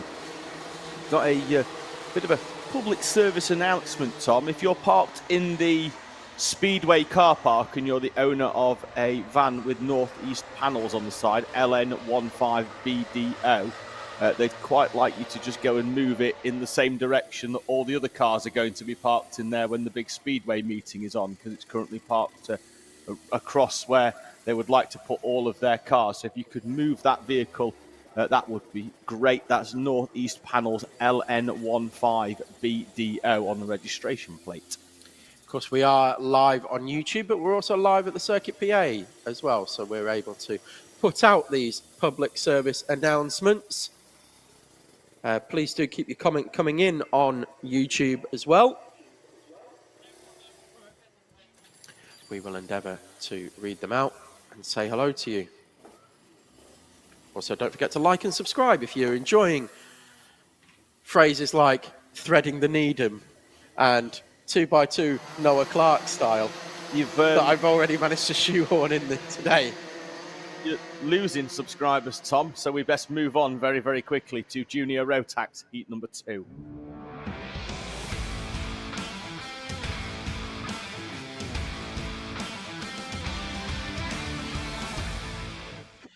Random grid for your junior Rotax runners, and it's going to be headed this time by Max Wilkinson, with Sam Robinson going off second place with Oscar War heading row 2. Melissa Adrian goes off fourth place with Ben Robinson and Joseph Yao.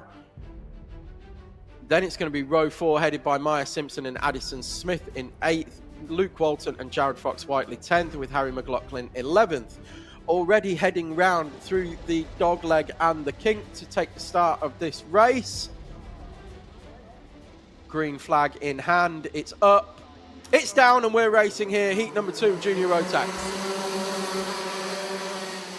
Good start from Sam Robson, takes the lead immediately from Max Wilkinson, although Wilkinson fights back through the national loop and holds on to first again.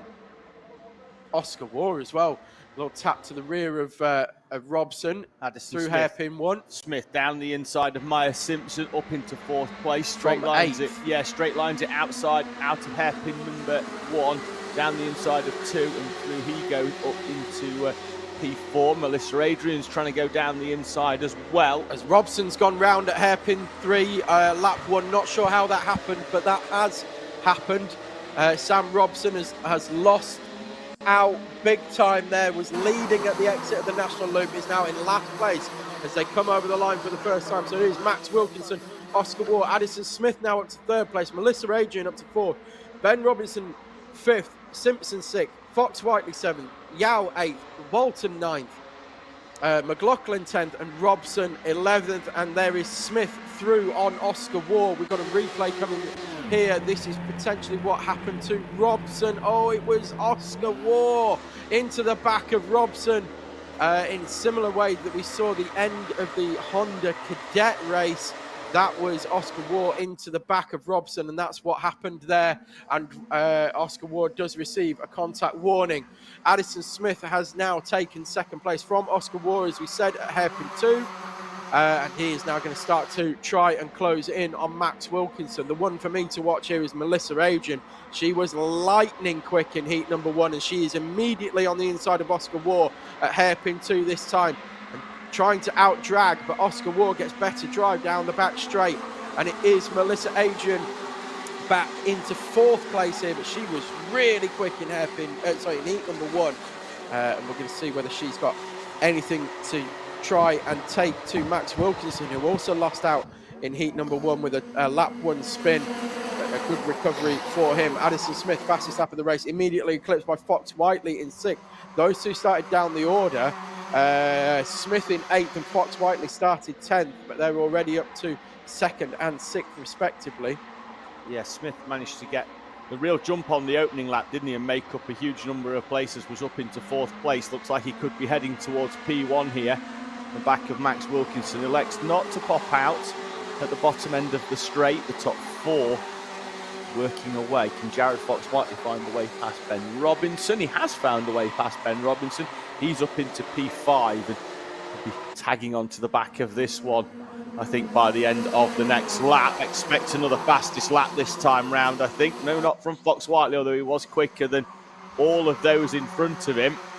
We're going to have a group of 5 here, I think, in a moment, potentially 6 if Robinson can go with Fox Whiteley, as Wilkinson has been reeled in quickly by Addison Smith. She's seen a great move down the inside of hairpin 1. As we're going to see another one here for Addison Smith down the inside of Max Wilkinson. It was Joseph Yao down the inside of Maya Simpson for P7. Smith is through for the lead on Max Wilkinson. Wilkinson trying to fight back, as is Oscar War. Not the first time Wilkinson of War have been very, very close on track. Remember turn 1 at heat 1. Yeah, that was, they came together exactly at this point in heat number 1. And Max Wilkinson was on the losing end of that one. Oscar War again having a look down the inside here, but cannot get the move completed. Melissa Adrian needs to start putting a move on Oscar War and getting this one completed, because Fox Whiteley is right there now, and Ben Robinson around about half a second back from this group as well. There goes Oscar War now, passing Max Wilkinson. Wilkinson's going to fight it back on the inside of hairpin 4. Oscar War's going to try and get the cut back, but couldn't quite get the momentum he needed to get the move or draw back alongside Wilkinson.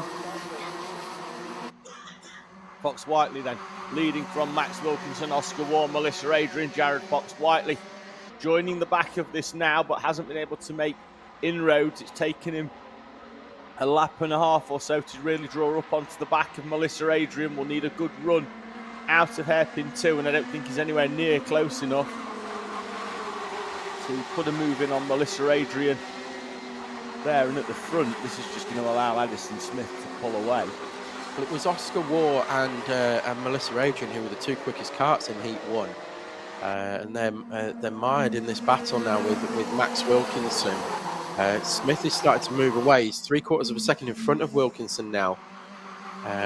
Wilkinson's not feeling the need to go defensive. It's just that Waugh and Adrian, and to an extent Fox Whiteley, aren't able to make their way through as you would think that their pace would suggest.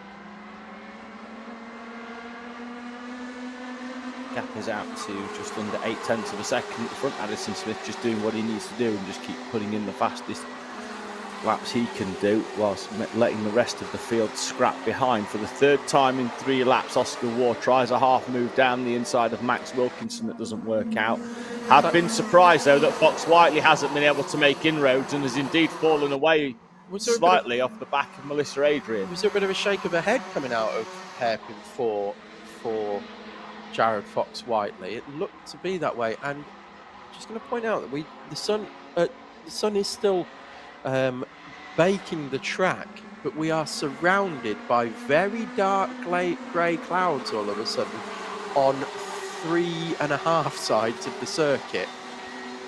Yeah, we can't see behind us. So we can't see behind us, but it is everywhere except you can see the top there of on the screen circuit as well, just as the leaders come through. Very, very dark clouds over the top. The sun's still beating down here. Fox Whiteley still unable to get onto the back of Melissa Adrian here and make a decisive move. Very surprising from Fox Whiteley so far in this one.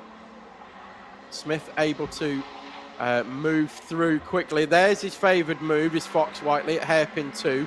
Gets it done nice and cleanly as well. Doesn't cost him too much time. It does cost him a bit of time, but not too much. But it was surprising how quick Smith was able to move through the field, and Fox Whiteley has so far had much slower progress. We've still got 3 minutes plus a lap to go, so plenty of time for Fox Whiteley to overtake both Waugh and Wilkinson, potentially even get onto the back of Addison Smith, who is no longer driving away from Max Wilkinson. Been matched the last couple of lap times around by Wilkinson now that he's not defending from Oscar Waugh or having overtake attempts from Oscar Waugh as well. They're going to need to start to work together. Fox Whiteley is already back onto the tail of Waugh. They head round South Bank one more time. Wilkinson's a little bit tighter on entry into South Bank. Maybe conscious there that Oscar Waugh has been putting the move in down the inside. There's Waugh again with another nibble down the inside into hairpin number 4. They're side by side over start finish, and they're going to have to slot back into the line that they were in before. And that has allowed Addison Smith to move out by another few tenths of a second. Wilkinson does go a little bit wide through the national loop, about halfway round. There goes Waugh down the inside of hairpin 1. That's not going to work unless he can get the cutback here. Fox Whiteley tried the cutback himself and ended up pushing Waugh out of the corner. He goes side by side now with Wilkinson, so Waugh is now through. Wilkinson's going to keep his foot in all the way around the outside, but he's going to find the 22 still there as they head down towards hairpin number 3, Melissa Adrian. Going to try and get the cut back. She's going to have a little bit more power on exit, but cannot draw alongside. So we've got Oscar Waugh up into 2nd place, Jared Fox Whiteley up into 3rd, Max Wilkinson then down into P number 4. Melissa Adrian still on the back of the train. Or was. She's now through. So she's past Max Wilkinson and showed Max Wilkinson the edge of the track as well on the exit of hairpin 2 to make sure that he couldn't get the good drive and out drag down the back straight. So Adrian is now through on Wilkinson. So Wilkinson now dropping to 5th place. We've got Smith now 1.6 seconds clear of Waugh. Fox Whiteley putting the fastest lap of the race in. Was a full 3/10 quicker than Addison Smith on that lap. 37 seconds plus a lap to go. So we'll get 2 more laps here. Well, this lap plus 1. In fact, we might even get another 2. I think they're going to cross the line before the timer runs out here. So Adrian now is going to have to go like the clappers to catch back up to Fox Whiteley. She has had the pace in heat number 1. I think she's had the pace here as well. She just hasn't been able to find a way past Max Wilkinson as quick as the others have. Probably doing Wilkinson a disservice there because he's done very well here in heat number 2. He was very quick in heat number 1, as was this man at the front of this pair, Oscar Waugh. He was the quickest kart on circuit last time around. But it doesn't matter being quick if you're being overtaken by Jared Fox Whiteley. Favoured move there, that's his signature now. Hairpin 2, straight lines in between hairpin 1 and 2 in the same way that you would do with 3 and 4. But he gets a good line through hairpin 2. Manages to block the switchback.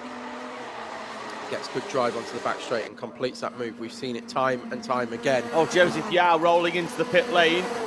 Just in front of the commentary box. Problems for Yao will drop him all the way down. He's got a 1 minute 15 previous laps. A problem for Joseph Yao. Harry McLaughlin as well retiring off. So we're down to 9 remaining runners as we go onto the back straight for the final time. Something's happened with Maya Simpson this heat as well, because she's now 13 seconds off the front here after a very good showing in heat number 1. So maybe a setup change there that's gone the wrong way. Addison Smith out of the final corner. Oscar Waugh still battling with Jared Fox Whiteley over second place. Smith takes the victory from Jared Fox Whiteley then, and Oscar Waugh, with Melissa Adrian and Max Wilkinson rounding out the top 5. Battling it out all the way to the end. Then it's Ben Robinson, who was in there early on but dropped away towards the end. Sam Robson and Maya Simpson. Personal best on the final lap for Melissa Adrian as she's tried to close in. Not too far as well off the fastest lap of the race overall by Jared Fox Whiteley. There is your race winner though, Addison Smith. Just 1 win for Fox Whiteley, 1 win for Smith then so far today. Smith got to the front and did what he needed to do, with Jared Fox Whiteley getting through to second place, but it took him a couple of laps, Tom, to get through everybody else. It took him a few laps to get onto the back of them at the start, but the kart came good towards the end for Jared Fox Whiteley, and he finishes in P2, 1.7 seconds behind Addison Smith. And that brings to an end Junior Rotax heat number 2. Very swiftly, we're already on to our penultimate race in the second round of heats, and that's going to be Senior Rotax.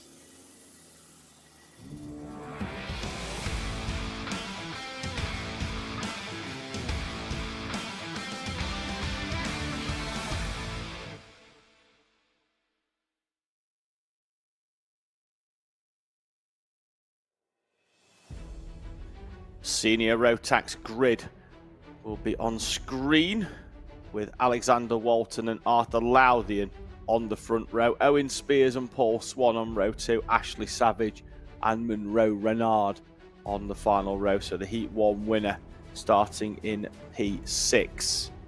Random grid format for juniors and seniors in Rotax and for Pro Kart. Both seniors and juniors running together in Pro Kart. I figured out what's going on with our weather report. Yes. Well, the weather report is for Middlesbrough, which is about, a mile and a half, 2 miles down the road. And it's as close as obviously we can get. It's as accurate as we can get to the track.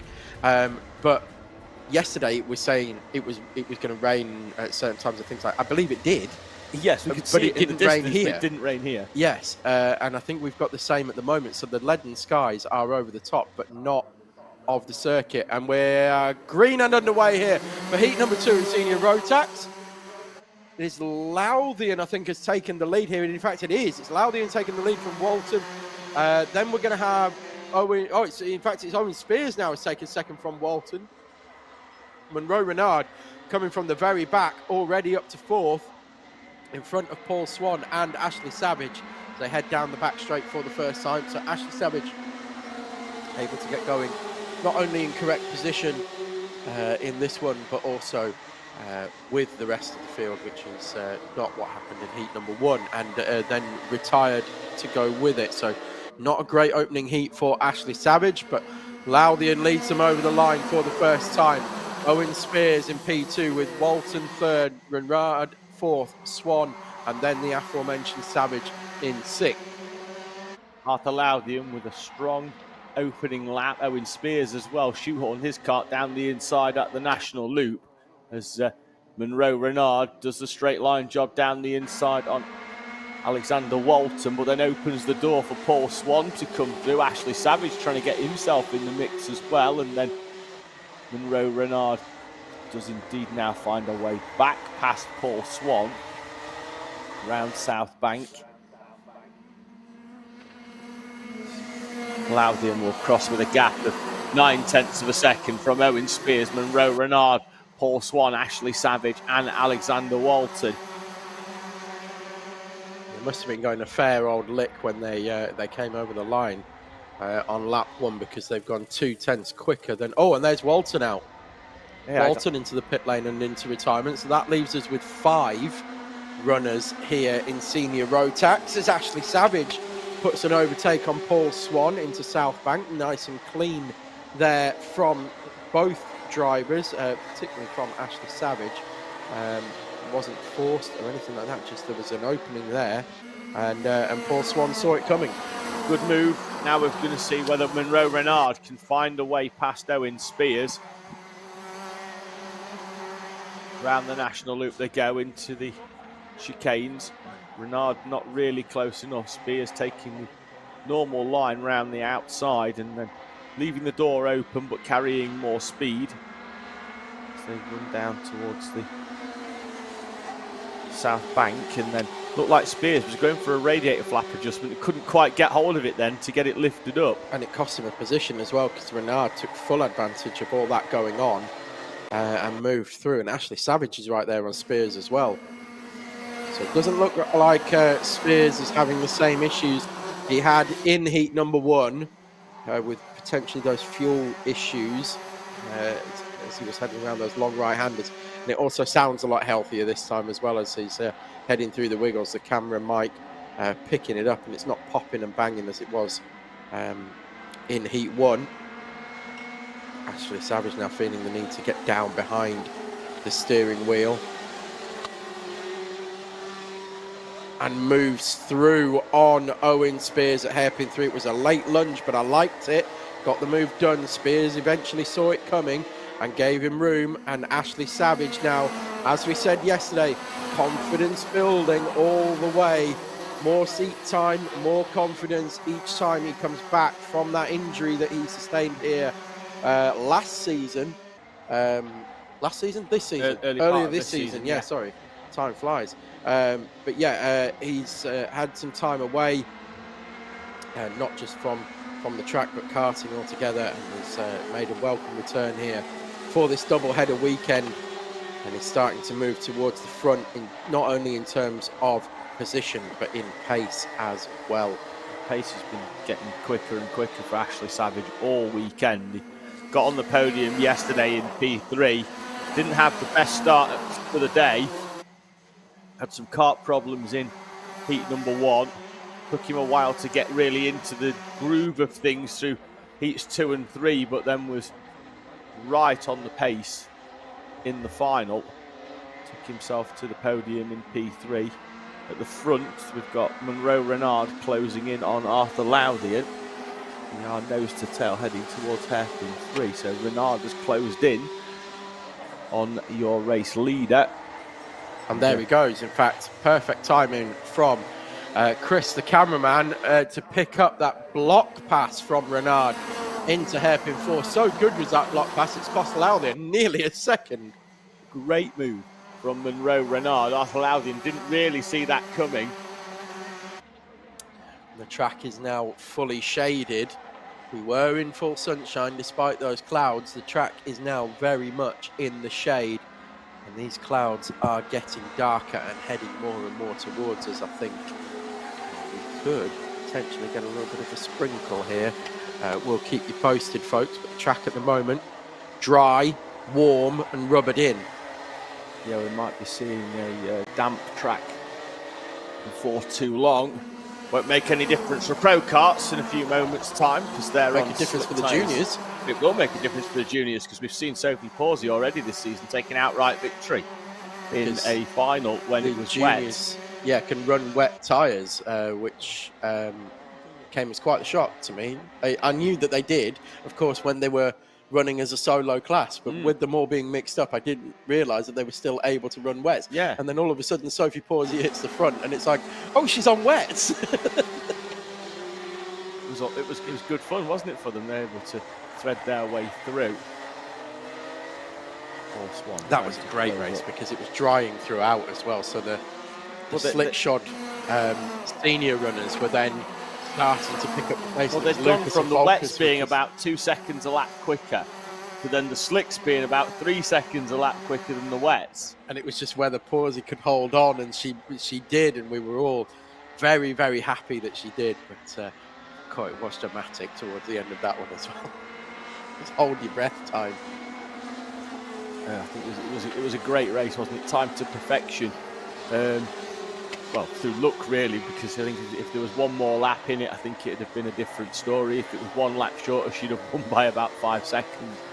And it went down to a great scrap at the end between herself and on the wets in the junior spec machinery, and then Connor and Josh in the seniors behind on slick tyres, closing in corner on corner.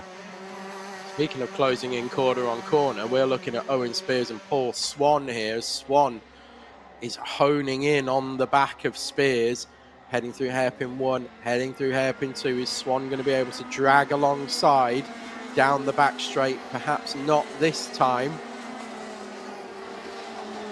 Spears pushing on, but there goes Swan down the inside into hairpin 3. Catches Spears by surprise a little bit. Spears trying to straight line it through hairpin 4. Swan's going to get the switch back. Got a little bit of snap oversteer, but is going to hold on with that drive out of hairpin 4. Thought he might have lost a bit of traction there and a bit of drive coming out of hairpin 4, but did manage to keep the momentum up and is now through on Owen Spears. So that's Paul Swan up to 4th place. Monroe Renard leads at the front of this one by 2 seconds from Ashley Savage, and then it is Paul Swan and Owen Spears with Alexander Walton having retired early on. We only have 5 runners here in senior Rotax, which I think probably gives us time to give a shout out to, if you are watching this stream, because you're a fan of karting, if you are in possession of a senior Rotax car, or you want to be in possession of a senior Rotax car, get yourself down here. Come and have a go. We've got a field of 6 at the moment. It's normally about 8 to 10 in senior Rotax. So get yourself down and get an entry in and come and have a go here at Teesside in the Owner Driver Sprint Series. Yeah, smaller field than normal, but it's holiday season, of course, which always means that we miss 1 or 2, which is unfortunate. A minute to go, plus 1 lap for Monroe Renard. Pick up Arthur Loudon coming through in 2nd place. So Renard will cross the line about now with 55 on the clock. So he's going to get 3 more laps in because he'll get round before the clock elapses next time round. No umbrellas yet out the window, but keeping an eye on it. Yeah, I'm keeping an eye on our cameraman as well down the pit straight to see whether there's anything dropping out of the sky at the moment, but it doesn't seem so. Everything seems okay, and Paul Swan has not been able to drop Owen Spears. Caught him at a rate of knots. But Spears able to follow now in the wheel tracks of Paul Swan, and I thought for a moment out of the commentary box window he might be lining up a move on Swan, but and he did. In fact, he did through hairpin 4. Owen Spears manages to get back through on Paul Swan. So we've got a battle here for 4th. Spears taking that as the clock has ticked down to 0. So we will get the final lap board this time around. And they're not far, you know, off the back of Ashley Savage and Arthur Loudon.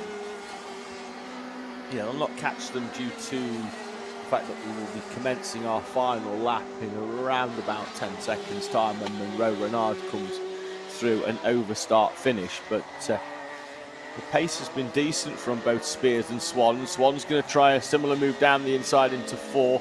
Spears sees it coming, has it scouted, and gives Swan the cart width on the inside, runs all the way around the outside. Around about 3/10 off the 3 in front were Spears and Swan that time around. But all 3 at the front. Very similar pace now that that's Monroe Renard. Although I think Monroe Renard has backed off a little bit. To be fair, he was 6 tenths slower than his fastest lap that time around. So I think he's just realised where he is. And he's going to take P1 and victory here in heat number 2. Another victory for Monroe Renard here this weekend. Then it's going to be Arthur Lowthian taking second place, Ashley Savage in third. Owen Spears will come across the line in fourth after re-overtaking Paul Swan, who finishes fifth. And then Alexander Walton, as we said, retired early on in this race. So we only have 5 completed runners. Keeping an eye on the weather still, because it is very, very dark over the circuit now. It wasn't before, it was all around the circuit. Now it's right over the top. We'll see if anything starts to drop. I can't see any rain in the distance either, as in, you know, rain that's actually falling out of the sky. It's just very, very dark clouds. Well, there they are at the top of the screen. Seniors making their way You off. see how low they are as well, the clouds. Yeah. We're going to have a big grid of senior pro kart, Tom, so we'll move on swiftly to senior pro kart and we'll rattle through the grid in a few moments' time.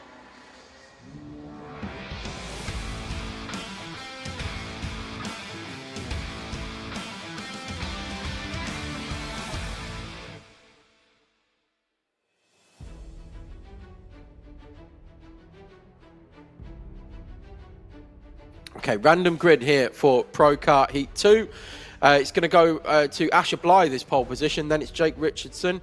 Christian Oblag heads up row 2 with Simon Doughty alongside. Row 3 is Dominic Needham and Lennon French. Row 4 for David Thompson Max and Maximus Shields. Connor Lucas on row 5 with Michael Lithgow. Joe Grinsell on row 6 with Jack Hewland alongside.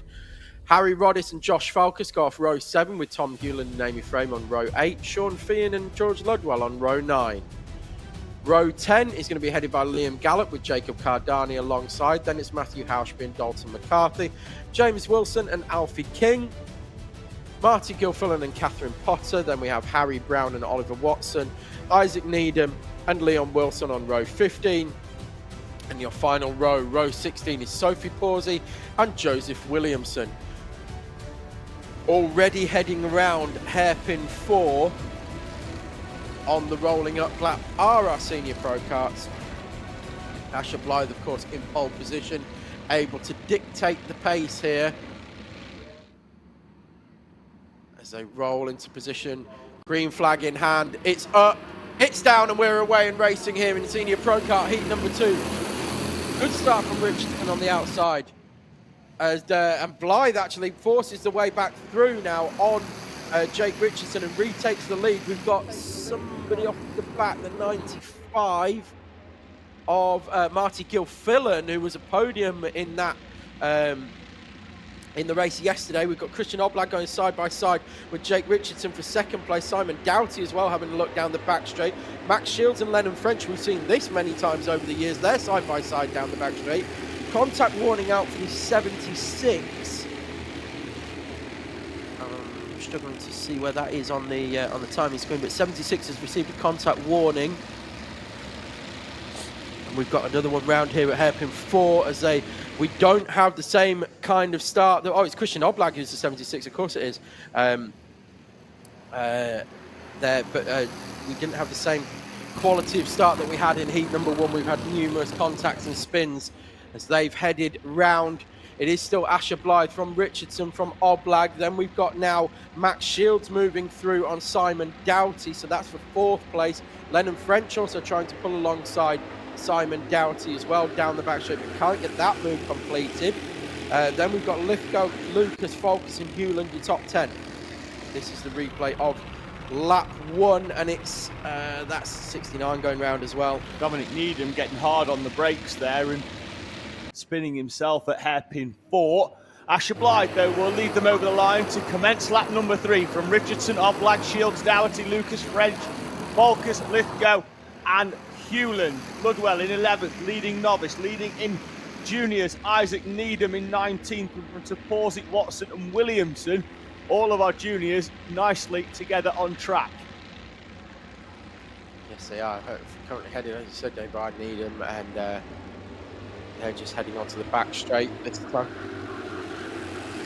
Getting a report that there's potentially rain in the air at South Bank Corner.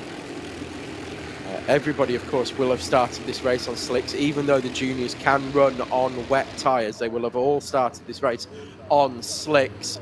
As we said, the sky is very dark here, but it is now Asher Blythe still leading from Richardson. Shields has got through on Oblag on that lap. Oblag now in 4th place with Connor Lucas for company. Simon Gouty still holding 7th with French, Lithgow and Hewland, the rest of the top 10. Fastest lap for Joe Grinsell as Jake Richardson takes the lead from Asher Blythe, then has a little bit of side-to-side contact with Shields. That's going to allow Blythe to remain alongside, but he's going to get hung out to dry by potentially 5 karts here, which has now brought Volkus back into play. Lucas down the inside of Oblag. How Asher Blythe has come out of this in what could potentially be the lead, side by side with Richardson. More bumping between them as they come over the start finish. They're going to struggle to get back in here. Shields is getting squeezed. Shields down into 3rd. How Asher Blythe is still leading this race, I will never know. Volkus, meanwhile, has overtaken French, Doughty and Oblag on that lap, and he's right in this mix now. He's right behind Lucas this time and Shields. Of course, these finished. Oh, Lucas and Volkus, contact between the two of them. And Volkus, I think, has got the side pod of Lucas underneath the car. He's definitely ripped it off. It's somewhere. Well, we'll have a look when they come in round. the vicinity of Volkus's car. I've no idea where it is, and we've got a contact warning out for the 43 of Volkus. Well, let's see when they come round. We've still got Asher Blythe leading.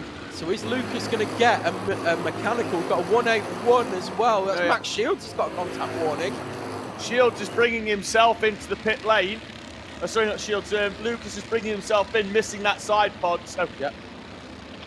And it's in the rear bumper. I knew. I said it. I thought it was there. It was in the vicinity of the car. That's got to be. Well, one, it's going to be dragging and slowing Volkus down, but 2, it's going to be rubbing potentially on brake discs and axles and all sorts. Here we go. We're going to have a replay of it. So Volkus just elects very, very late to send it on the inside of Lucas, who doesn't see him coming. He then mounts the side, and you can see it just levers the side part straight off. Wow. Shields now leads from Asher Blythe. He's got a contact warning, although that was flashing on the previous lap as well. But he's taken the lead from Blythe. And he has only got 1, because we can see it on the messages here in the commentary box. Shields now in front of Blythe, Oblag, Jake Richardson and Lennon French, your top 5. Grinsell up into 6th. George Ludwell, the novice runner. Josh Volkus coming into pit lane as well. And he's realised it's there. He's trying to pull it out while it's driving, which is certainly not a wise move. Just wait till you stop and then you can pull it out. Yeah, so we've had double retirement now for that particular team. It's Volkus and Lucas both out of this race. Grinsell down the inside of Jake Richardson. I think Lennon French as well. So Grinsell getting through 2 places on the previous lap. Up now into P4 for Joe Grinsell. A maiden podium in the pro class for him yesterday. Max Shields with the fastest lap of the race, a 46.5. Opens the gap up to a 2nd. Max Shields, one of the youngest drivers in senior pro kart, having raced 2 years in juniors. Was runner-up in 21, runner-up as well in 2022. Contact warning going out. That's the 199 for Joe Grinsell and the 120 for Lennon French as well. There's Richardson moving through on hairpin 4. He's going to be able to hold it. They're side by side as they come through the final section of the track. Over start-finish line, it is going to be Richardson heading that particular battle. Richardson's had a very eventful day. It's been all action for him, all throughout every lap of every heat so far. Been right at the front though, hasn't he, Jake Richardson? Yeah, he's been mixing it up very well as Richardson. But it's been, I think he's either been overtaken or he's done an overtake every single lap so far. It's not been boring for him, that's for sure. Never is in Pro Kart. 3 minutes plus 1 lap to go. The gap out at the front is down the inside of Jake Richardson goes Lennon French into hairpin lap's number 3. Completed. Tick that Mark box that off. one off your bingo cards. Jake Richardson with an overtake, or be overtaken every single lap. Shields still fastest lap of the race at once again at 46.419. Moves away at the front of this one by 1.4 seconds from Christian Oblag, who's holding very well in second. Almost a second clear now of Asher Blythe in third. Whatever Christian Oblag's had for breakfast this weekend, needs to do it again and again and again and again and again for the rest of the season. He's done brilliant. I think he's been eating his old frame in order to power his new one. Yes. It's going well, isn't it? It really is. He's done really, really well this weekend. Incredibly impressive. Taking a massive step forward. Speaking of step forwards, David Thompson Mack down the inside of Jake Richardson. Richardson's going to run it round the outside.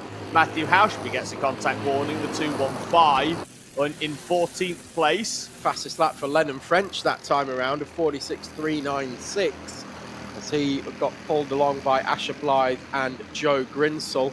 Unable to make a move so far as Grinsell goes into the back of Blythe through hairpin 1 and then makes the overtake. I'm not sure Blythe will be too happy about that one. Got a bit of a bump and run there through hairpin 1. French draws alongside. Blythe forces into the outside, but clean power down the outside. And we've got another contact warning go out for Joe Grinsell, so that's at least 2 this race for Joe Grinsell. I'm not sure whether it's a third one, but it's definitely a second warning for Grinsell here. Yeah, 2 for Grinsell, currently running in P3. Shields opening the gap up once again. 1.7 seconds is your race lead.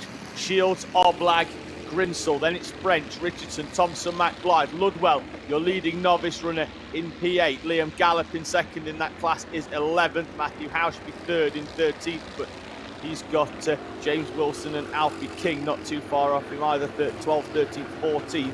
Sophie Pawsey, sorry, is 12th. She splits the battle for novice. Blythe struggling this weekend. I know he's on that the Atten kart, and they're working on the setup and they're working on the development of it, but he's by his own standards, he's been I watched him in the wet on weekend. Friday, and in the wet it was unreal. Okay. He was gapping like Connor and Max by half a second to 3/4 of a second a lap in the wet, and you know, we know he can drive in it, but that's a big margin for any driver to be gapping drivers of that caliber.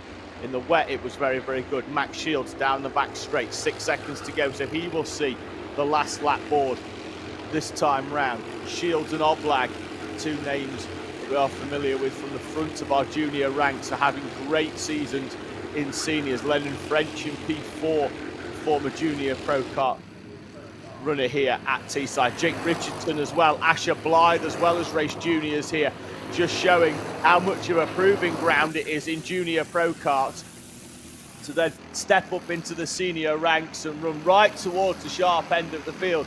Shields 1.9 seconds now, the gap continuing to open it up, fairly equal in lap time on the previous lap to Christian Oblag, who set a personal best.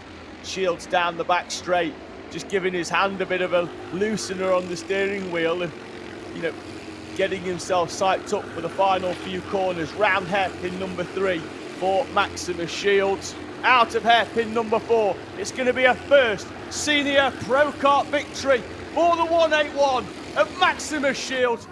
Christian Oblag's going to be second. French closing in on Grinsell at the line, but Grinsell holds on for P3. Lennon French in 4th in front of Jake Richardson. Great P5 for him. David Thompson, Mac, Asher Blythe, George Ludwell wins in novice in front of Jack Hewland and Michael Lithgow. With Liam Gallop, Sophie Pawsey, your leader and winner in juniors in 12th place, with Oliver Watson and Isaac Needham second and third in that class respectively. Great senior pro kart and junior pro kart race there. Max Shields taking his first senior pro kart victory. And that brings to an end our second round of heats here at round 6 of the Teesside Owner Driver Sprint Series. Already on to our third round of heats. Then we will have a brief lunch break, around 20 minutes, half an hour, and then we will be into our finals.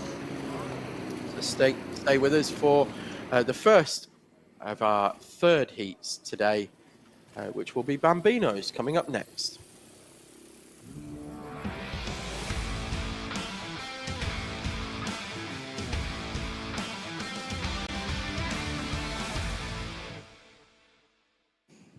So we did have reports of spitting, a bit of rain in the air during that race, but nothing so far other than that. It certainly wasn't enough to get the track wet, but I do feel that there is a bit of a frosty breeze coming from somewhere in the vicinity of the MS awning, with the Falcus and Lucas coming together.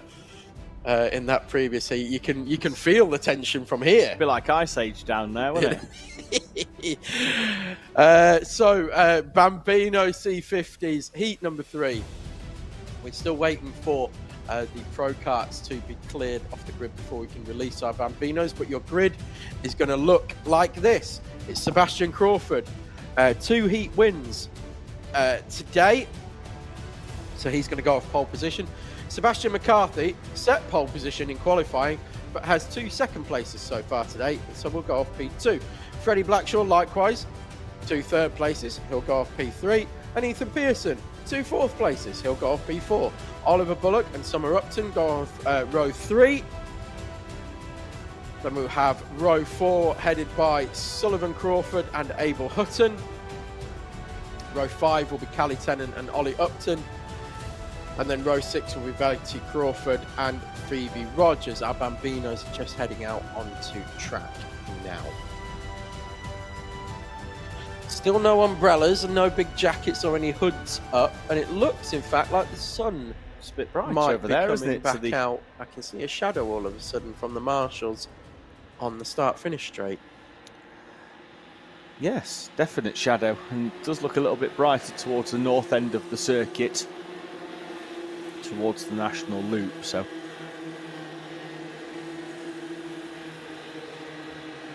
as the field make their way round, they will of course stop and then be sent forwards by the marshal in the middle of the dog leg. They'll get sent forward in their grid positions, the front row, and then each respective row after that for our Coma C50 Bambinos. Thank you for everybody that's got in touch on the live chat. We've got just people asking, we don't appear to have Nathan Jensen with us today, not sure why, so if you are watching, Nathan, feel free to let us know. Leanne Howard on as well, saying proud of you, son, go on, William Howard. So if there is anybody that wants to get in touch, you can do via the live chat into the commentary box, and we really do appreciate you getting in touch with us here on Alpha Live. Bambino's being gridded up. We've got hopefully no more rain, although we might be able to get through at least the final round of heats, heat number 3 before the finals. And we'll see. It was very similar to yesterday, wasn't it, Tom? We knew that we were probably going to get some at some point during the day, and it never really materialised. It just looked like it for half of the afternoon. Yeah, it was very bizarre. Like we say, we think potentially it did drizzle a little bit in Middlesbrough and dried up fairly quickly, but it didn't hit the track. We think potentially it might be the same here. It certainly seems to be blowing over the circuit rather than dropping on the circuit at the moment, so we look like we might get pretty lucky here. Final few runners. Phoebe Rogers 154 is just being rolled into position. The final runner on row number 6.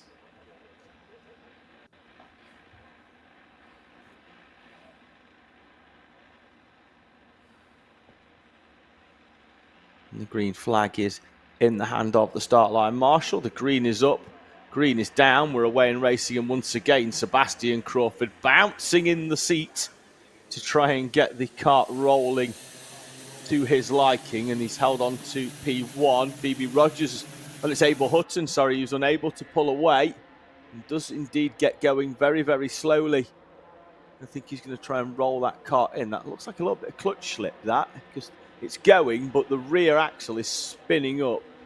And he's going to carry on round the track, although I think he was think they were hoping for him to pull off into pit lane where he's got a problem. It did seem like like come in now. Yeah, it seemed like the sprocket was spinning, Tom, when he came past the commentary box. So it could well be that the keyway that goes in the sprocket's maybe come up. So the sprocket was spinning feverishly and the axle not going anywhere. It will move ever so slightly based on a small amount of friction, but wasn't giving him anywhere near the traction. That's Sullivan Crawford in the 22, taking him very, very wide line round hairpin number 3. Oh, Sebastian McCarthy's got Sebastian Crawford under huge amounts of pressure here as they headed through the D chicane. Thought McCarthy was actually going to get past Crawford there, but managed to tuck back into line, and it's as you were. So it is Crawford from McCarthy. Then we've got a gap, and then it's Blackshaw and Pearson who've gone together as a pair this heat, as Pearson is actually side by side with Blackshaw into hairpin 2. Then we've got Upton and Bullock and Tennant, and then Sullivan Crawford, and then Rogers, Verity Crawford, Ollie Upton, and then Abel Hutton has pulled off once again into pit lane. It's been a bit of a difficult weekend, to say the very least, for the Hutton crew, but hopefully can get back out into this one. So look at the final corner. Sebastian Crawford's taken an incredibly wide line out of hairpin number 4. It's not done him any harm in terms of track position, and he does set the fastest lap of the race, albeit the first lap was from a standing start. So everybody now setting lap times around about 8 seconds quicker. And that sort of leads us into when we were talking about before, Tom, about the momentum of these engines from a standing start. So if you scrub off too much speed, how much time you can lose with these engines going from nothing up to full revs. You know, we've seen it on that opening lap there, somewhere in the region of 8 seconds for some of our drivers. Yeah, I liked that from Crawford down the back straight. Actually, McCarthy expected Crawford to white line it down the back straight, and so was ready to receive a full slipstream from Crawford. And Crawford actually just kept it about a kart width off that white line, and almost denied McCarthy inadvertently, because he didn't know that I don't think he knew that McCarthy was going to be right on the inside, but kind of just didn't allow McCarthy to have the slipstream because of that. No, and I think he's doing something similar out of hairpin 4 as well. He's taking a much wider line, but he may be taking that wider line just to be able to increase the revs. In front, the third place now is Ethan Pearson on on Freddie Blackshaw, and then Pearson white lining, and Pearson's going slowly, very slowly. No.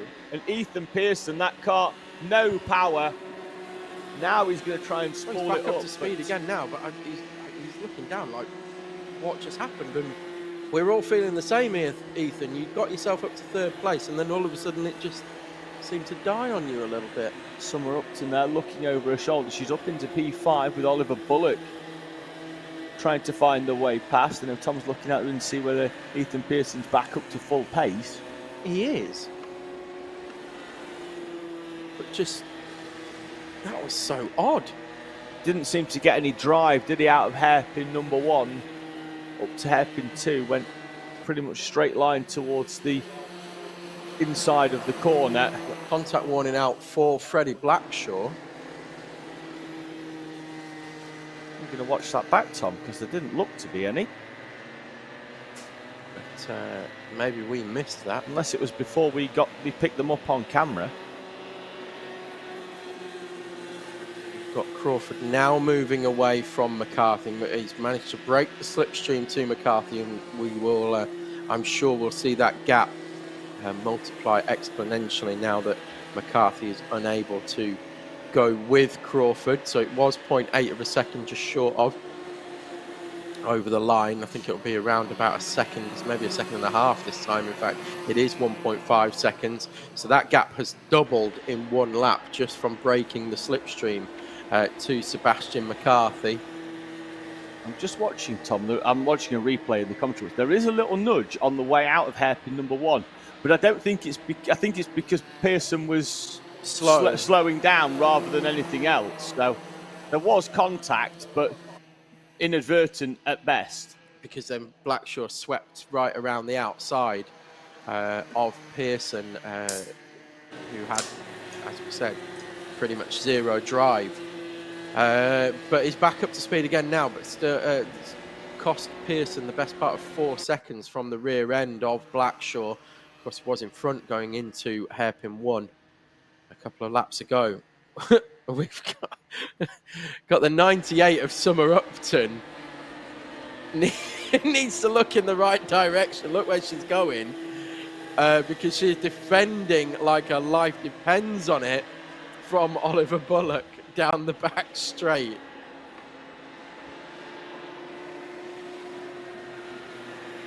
And there we go, round hairpin 4. This is quite interesting. So Summer Upton down that back straight was just looking left, right, left, right, left, right, trying to see where Oliver Bullock was placing his kart, and then just chopping the nose off him all the way down the back straight. We'll see if she does it again here. She's got a bit wide at the national loop. Stationary kart on the inside. That is Ethan Pearson in the 77 by the looks of things. It is there, the number on the front. So what slowed Ethan Pearson a few laps ago has now forced him to stop on the inside of the national loop. It's a retirement for Ethan Pearson. Yellow flag was out, but now he's going again, actually. Summer Upton again. Just weaving her way down the back straight. Just, like, needs a rear view mirror. Yeah, obviously it's not a... That'll be something that'll sort of change and progress as these drivers sort of hone their racecraft. Yes. It will, yes, it absolutely will. And we've got a report of rain at South Bank now. Not spitting, rain. Oh, yeah, Brolly watch. We've got 3. Oh, dear. Oh, no, we've got 2. One of them's fallen down. Yeah, one's just rolled down the bank. Good luck getting that one. We better get it quickly in case it blows onto the circuit as well. So that umbrella needs recovering, and you can see it on camera. There is raindrops falling now. Well, Phoebe Rogers has had a stop on the outside of hairpin number 1. That kart started by the marshal. It's coming down quite heavily. Luckily, the Comas are on treaded tyres, but Honda Cadet that are going to be down there, Tom, all the karts are on the ground. So they're not going to have a chance to change tyres, surely, in Parc Ferme for Hondas. No, because the timing in Bambino... The gate will be closed, won't it, down there? So the Hondas are going to have to just grin and bear it, I guess. But the time has elapsed to 0, so we're going to get the last lap board here for Bambinos this time around, and it's going to go to the way of Sebastian Crawford. He's going to take that last lap board. Oliver Bullock has overtaken Summer Upton on that lap. In fact, we've had a few changes of position. Sullivan Crawford has overtaken Ethan Pearson because Ethan Pearson has pulled off the track. Well, no, Verity Crawford has overtaken Cadet Tennant due to that spin. Pearson's still out on track, although did have to have the engine restarted, hence why he's well down the order. I didn't realise he'd restarted. My apologies, Ethan. Done you a disservice there. Final lap then for Crawford with a gap of 4 seconds to Sebastian McCarthy. McCarthy went with him in the early part of the race, then Crawford has opened up the gap. So Sebastian Crawford from Sebastian McCarthy, Freddie Blackshaw and Oliver Bullock. Summer Upton, Ethan Pearson, Sullivan Crawford, Verity Crawford, Calais Tennant, Ollie Upton, Phoebe Rogers and Abel Hutton. Got lots of people walking up the banking now in anticipation of the Cadet race who aren't carrying umbrellas and haven't got hoods up. So I'm wondering whether it's just at the very end of the circuit. So it's going to be half the track is wet, half the track is dry, potentially. Yep, Phoebe Rogers just having a slow one out of hairpin 4 as Ethan our Pearson. Race leader comes through as well. And Ethan Pearson's pulled off on the inside of hairpin 2. Yeah, so Grayson Crawford will come through to take the checkered flag in first place. Sebastian McCarthy through in P number 2, and then we await Freddie Blackshaw, who's just coming out of hairpin number 4, to come through and take the checkered flag. He crosses the line there just in front of Sullivan Crawford in the 22 in 6th place. We'll await Oliver Bullock and Summer Upton. Looks like Bullock has managed to find a way through of Summer Upton's stern defence, and that'll bring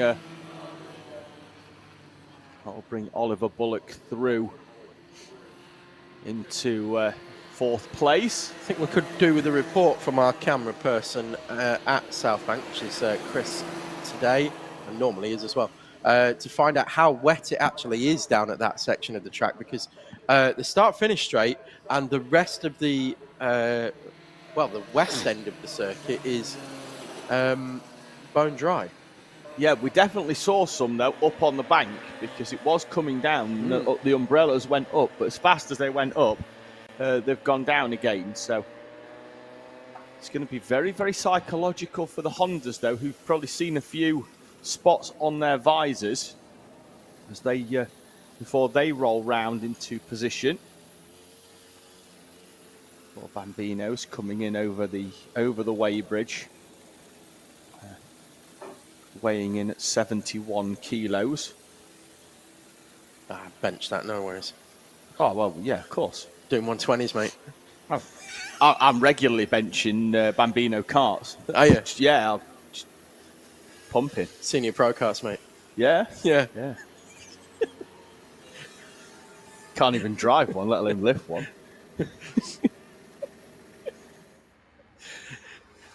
Oh, here we go. I can. It's not very well. Spring watch.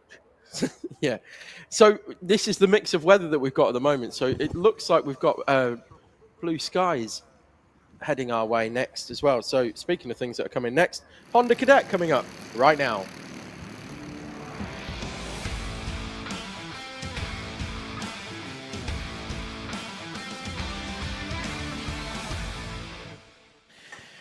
So pole position this time is going to go the way of Edward Rye, who managed to take second place on the road in heat number 2, with Potter third, but a penalty inbound for Joshua Sullivan has demoted him down the grid. So it's Rye from Potter, Red Lind, then Yeadon, Aaron Berridge, and then Joshua Sullivan in 6th. Then we've got Noah Clark, William Howard, Mason Dinsdale and Jake Walker, your top 10. Then it's Ollie Carter and Joey Swan. Then we have Ashton Horspool and Morgan Cooney, Layla Berryman and Scarlett Whitaker Dunn, with Grayson Crawford, your only Micro Max runner, and Tristan Gilfillan heading at the back of row 9. Sorry. Then we have row 10 is William Collinson. It's a slight adjustment for Noah Clark, who'd lined up on the wrong side of the grid, so they just moved him across. Yeah, 2x2 style. It was rolling in behind into P8, and that's going to run on and on, that, isn't it? Yes.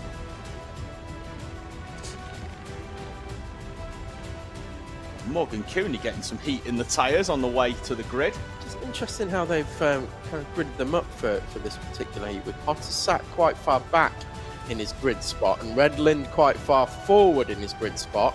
Means that they're almost side by side with each other, despite them being second and third. Red Lind is currently in position 2.5.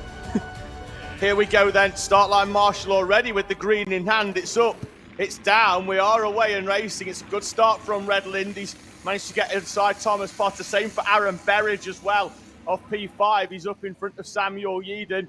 As the field make their way round the national loop for the first time. Edward Rye then leading from Red Lind, Thomas Potter, Berridge, Yeadon and Sullivan. Field into hairpin 1. William Howard with a good move down the inside of Noah Clark into that hairpin 1.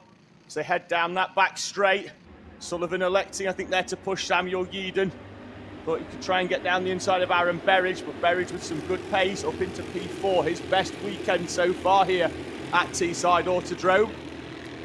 Everybody through clean. Oh, not cleanly. William Collinson, heavy contact into the wall at the top end of South Bank, right up the wall, and it shows at the top end of South Bank. No marshal coverage really there either at the moment. It shows how slippy that section of the track is as well, because he went straight up the grass and there was no grip on the grass, and he's gone straight into the barriers.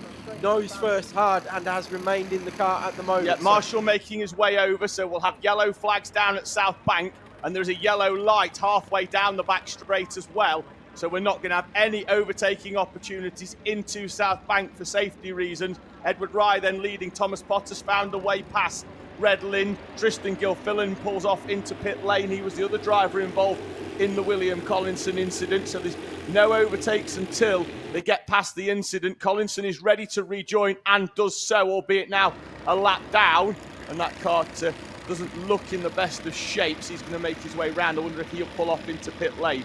Rye leads with a decent gap as well from Potter, Redland, and Sullivan's closed them in, having got past Aaron Berridge and Samuel Yeadon on the previous lap. William Howard looking a lot better in this one, Tom, with a little bit more pace rather than having to defend. Sullivan's down the inside of Redland into hairpin number 1 and then runs wide to stop the cutback coming. And once again, on track, Potter has a look over the shoulder and sees the bright orange 13 machine behind him once again. Yes, indeed, and Rye looking very good here at the moment. That lead is suiting him down to the ground as he started to move away still from Potter. The gap was 0.682 of a second as they came over the line last time. Potter in the slipstream and is about to be nudged along, I think, by Sullivan. Sullivan setting the fastest lap of the race. The gap did come down by around about a tenth from Potter to Rye. And it is Rye from Potter, from Sullivan, from Lind, Berridge, Howard, Yeadon, Clark, and Dinsdale and Carter. Sullivan with the fastest lap of the race, 48.3 on the previous lap, half a tenth quicker than Potter. And now look, they're all taking the Rye line down the back straight towards South Bank. I think that's because it's really slippy down there at the moment. Is it raining again? Have we got more spots of rain on the glass, or have they just not dried up? I don't know. What we do have is a change for second place. So Sullivan's gone down the inside of Potter at hairpin 4, straight line job. And the 13 is up into P2 and the fastest lap as well. So it may well be slippy down there, but there's certainly still a little bit of grip. They head towards hairpin 1. The leaders we currently follow Mason Dinsdale with a train of karts behind from P9. Ollie Carter in P10. Then it's Walker, Horseball, Swan. Berryman's there as well. Then there's a little bit of a gap back to Scarlett, Whittaker, Dunn. Sullivan had a look down the inside there, but did not elect to make the move. Thinks about it again here at hairpin 3, and again elects not to do it. Tries to think about the hairpin 4 job as well, and decides against that one. So had lined up 3 potential moves there, and elected not to move on either one of them.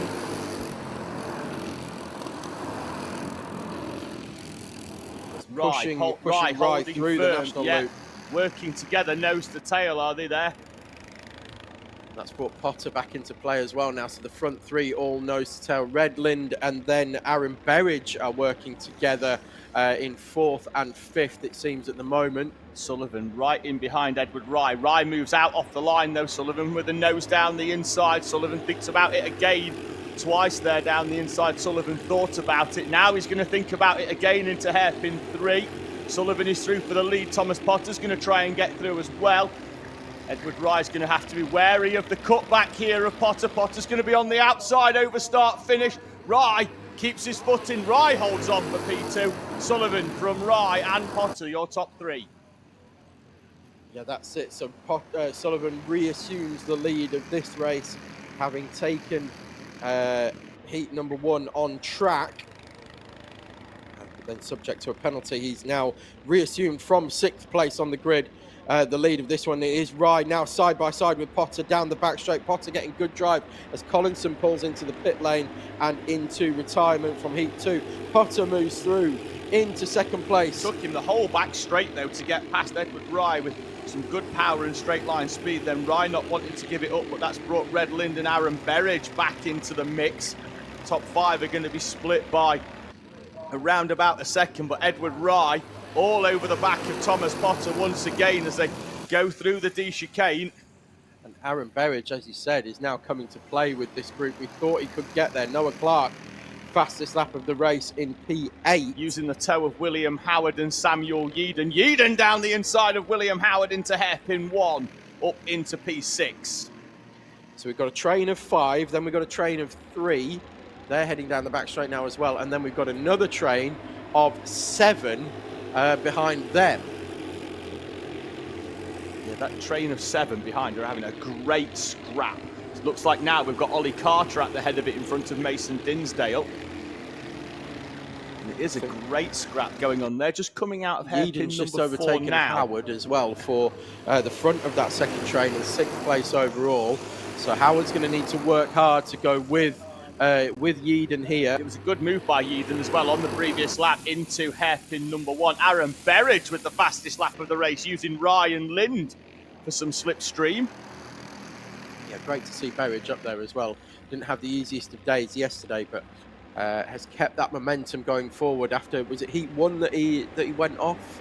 Off in Heat 2, retired in Heat 3, and then had a stellar performance in the final. Just having a quick look, Scarlett Whittaker done on lap 7, lost 7 seconds. That's why she's dropped off the tail end of the battle, which takes us from Carter in 9th, pretty much all the way down to the rest of the field, which we can currently see on screen. That's Ollie Carter in the black helmet at the front, Mason Dinsdale struggling to try and find a way through. Potter closing the gap at the front, sets the fastest lap of the race with a 47.9. Gap is down to less than 2 tenths between the top two with 30 seconds remaining on the clock.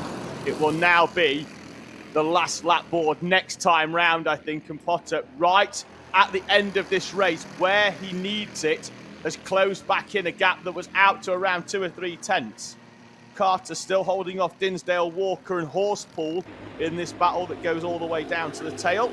I thought the front two were starting to break away, but then out of hairpin 2, Edward Wright closed right back in, and it is still a train of 5 here. Yeah, it's back to 5 again, isn't it? Sullivan had opened up a bit of a there gap goes Howard on Potter. Yeadon through hairpin 4, so that's for Clark's 6th place. coming through as well. Final lap board is out. It's taken by Sullivan with Potter right there with him on the rear bumper of Joshua Sullivan. Is Thomas Potter. Edward Wright right there to pick up the pieces as well, should anything come together between these two, as it did in Heat 1. Sullivan defensive into 1. That's the move that allowed Thomas Potter to get alongside down the back straight in Heat number 2. It allowed him to get through on the penultimate lap, and Potter's trying to find a way through again. This time Sullivan's going to be a little bit tighter to the inside of the South Bank corner. Round they come. Sullivan, the straight line job down the inside. We've seen, I know where he's got that from. He's got that from Jared Fox-Whiteley. It's a signature move of his when he was in his cadet days. Out of the final corner, Sullivan will come through from P6 to take victory. Potter draws alongside, but not alongside enough. Potter in second place from Edward Rye in P3, Lind, Berridge, Howard, Yeadon and Clark. And then it's going to be Ollie Carter, Mason Dinsdale and Jake Walker, with Ashton Horspool, Joey Swan and Layla Berryman, Morgan Cooney and Grayson Crawford. Thomas Potter, again, consistent throughout, Tom. 3 second places here today, and I think that could well be enough, as it was yesterday, to be on pole position for the final. Yes, indeed. Yeah, could yesterday well be. It was 3 second places. Sullivan there pumping the air. That's more relief than anything else, I think, after the penalty that was applied to him. Probably justified as well in Heat number 2 for the bit of a bump and run into hairpin 3. Dropped him down into 6th place in the standings, and then he's come through to take the victory. I think there's a lot of relief in that one as he pumps the air as he comes past the barriers and into pit lane. So Joshua Sullivan with P1 for the second place for Thomas Potter. That's 3 second places so far. I think that will be enough for pole position. Unless Edward Rye with his win and his second, and then where did Rye finish in Heat number 1? I think it was P3 again. So I think that's an average. You add them up, that's 7. Potter added his 2s up. That's going to be a 6. I think we're going to see Potter on pole from Rye with Sullivan in 3rd place on the inside of row number 2 for the final. But we'll wait for the official standings. Hope you kept up with that, folks. Well, I hope they did. I wasn't talking in riddles, Tom. I was spitting bare facts. So coming out straight away, spitting things, spitting out of the dummy grid will be our final heat for Minimax.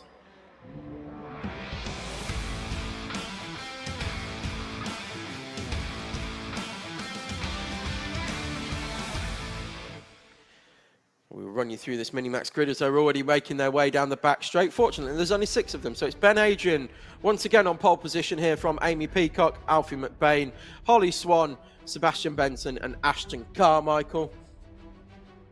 That was quick. They've only got round South Bank and I've done the grid already. Here we go. So Ben Adrian looking to maintain his clean sweep of the weekend so far, has led every lap, every corner of every lap so far, both in yesterday's round 5 and here today in round 6. Setting fastest laps along the way. And once again heads off into the lead. Amy Peacock electing to tuck in behind, but immediately goes wide through the national loop, and that's going to allow Alfie McBain through. Holly Swan unable to follow through, but it is Ben Adrian from Alfie McBain from Amy Peacock as they head down the back straight for the first time. Holly Swan is there in 4th. Amy Peacock tried to carve a way through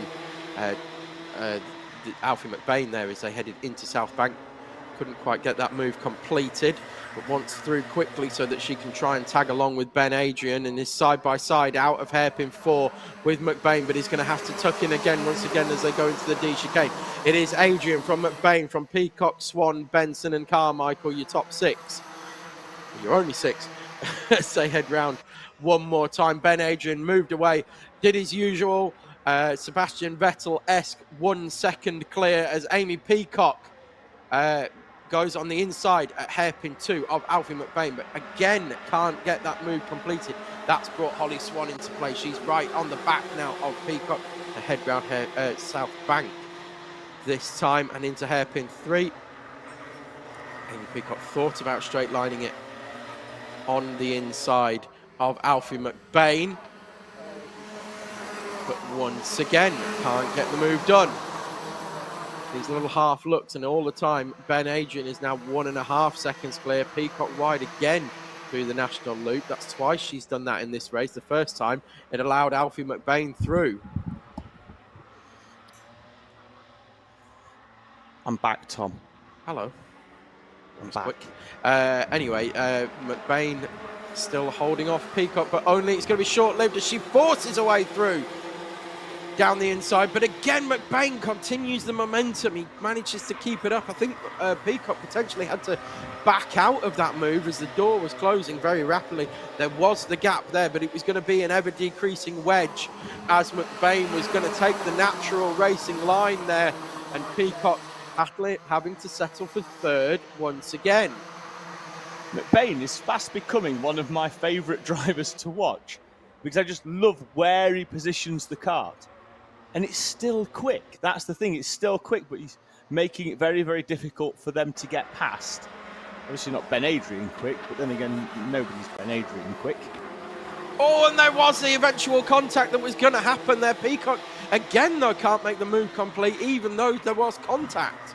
Yeah, contact into the South Bank corner by the 17 of Amy Peacock. Meanwhile, Benson has overtaken Swan through all that, and Swan is returning the favour and goes right round the outside of the final section of the track, and it's as you were as they come over the line.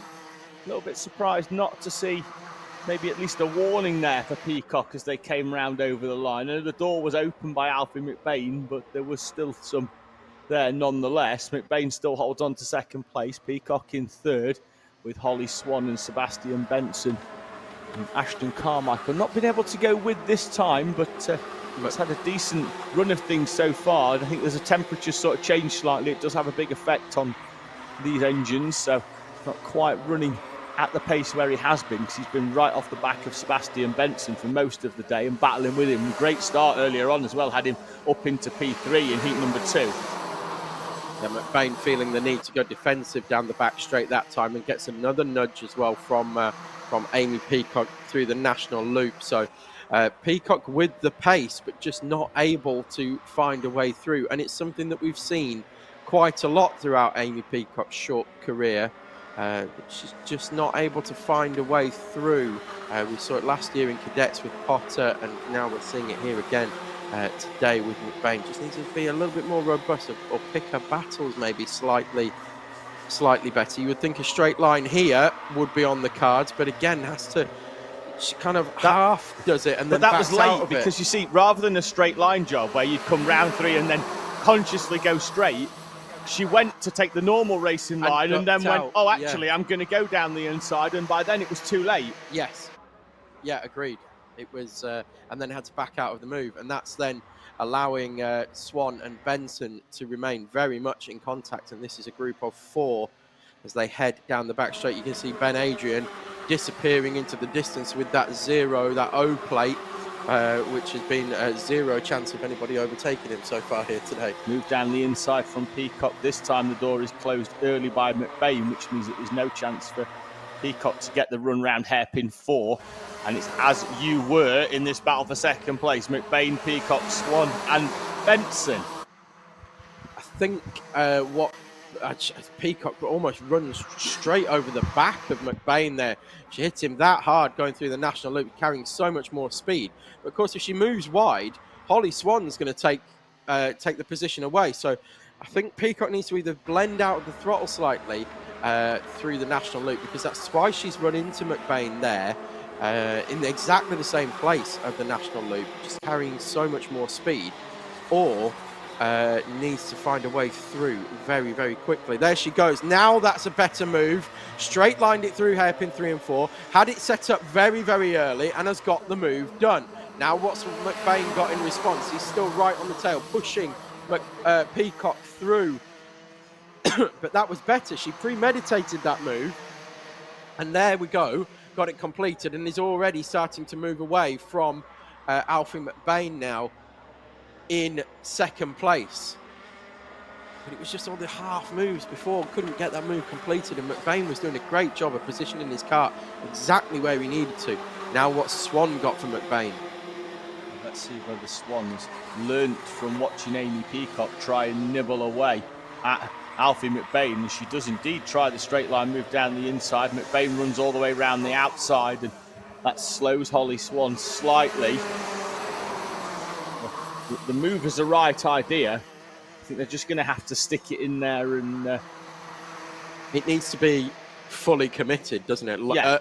Early as well, at the exit of hairpin. McBain's not going to jump out of the way. We've seen that all throughout this race weekend. He is a very, very stern competitor. You know, he's not going to jump out the way for anybody behind. You know, and McBain, a driver that I admire, mainly from that. You think, look back to the Cadet days, Tom. He was in the Cadet club class and had a decent chance of battling at the front and winning that championship. But knowing that it was his final year in Cadet, moved up and raced in Pro for the final couple of rounds because he wanted to race the Pro runners in that Cadet class, and then moves up now into Mini. It'll be Junior next year for Alfie McBain. It's going to see Peacock, since she's got through, it's not disappeared. That's the thing. So what I'm saying, it's not like McBain was holding them up. No, indeed, McBain has been able to go with Peacock, although around about 0.4 of a second now is the gap. Holly Swan looking very racy again here on the back of McBain now. It's going to have to be a duck out there, or she's gone for the cutback here. Well, McBain was tight, wasn't he? But I don't think Swan's going to get the run. She'll get alongside, but it's a long way round the outside. Unless you're fully alongside through the dog leg, very little point in trying to keep the nose in there. And Adrian with another fastest lap.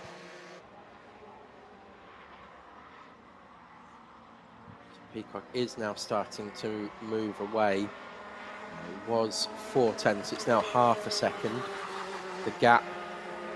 And here goes Swan down the inside. Oh, it's very close there. The gap, the door closed very rapidly from Alfie McBain and defended that position. And already over the line and taking the checkered flag is Ben Adrian. Didn't even realise it was the last lap. No, we were so engrossed in this battle between Alfie McBain and Holly Swan that we missed that the last lap board was out and that it had come up on the top corner of the screen as well. So apologies for those at the track and watching at home, but the race is over. And it's gone the way of Ben Adrian. Then it's Amy Peacock taking second place with Alfie McBain third, Holly Swan fourth, Sebastian Benson in fifth, and Ashton Carmichael in P6. Peacock and McBain both set personal bests on the final lap of the race as well, which is unusual to see. But the sun did come back out as well towards the end of that race, so maybe that was the setup they were going for. And that already brings to an end our Minimax Heat number 3. And we're already halfway through our final set of heats here today. Next up will be Junior Rotax Heat number 3.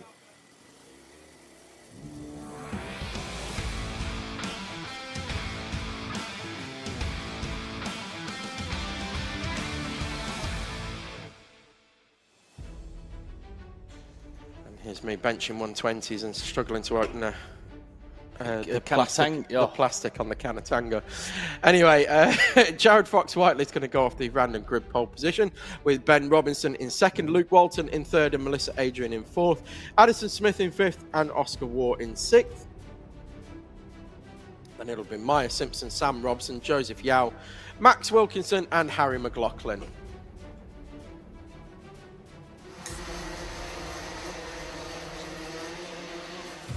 Not seeing Harry McLaughlin come out of the dummy grid, Tom.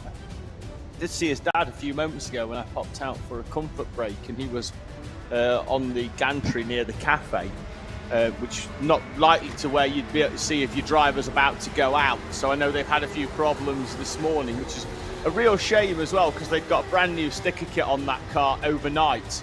So they ran without the livery on yesterday, but then put it on overnight. So it's a real shame that we've not seen that car out much throughout the race day for Harry McLaughlin. His performance in only his second junior Rotax yesterday was good. His pace was consistent.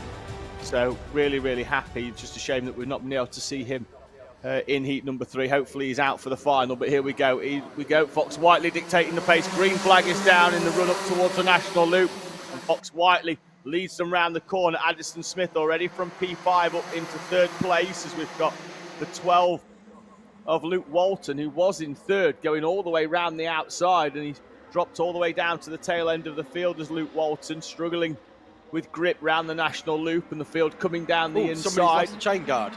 Oh, have we got? I think it might be Melissa Adrian.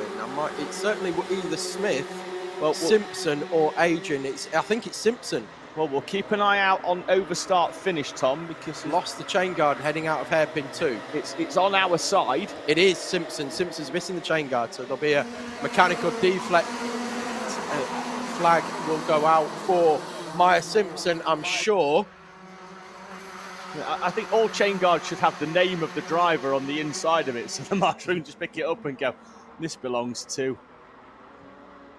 So we'll expect that one coming through. I'm pretty sure it's Simpson missing. Yeah, Marshall's having a really good look down there.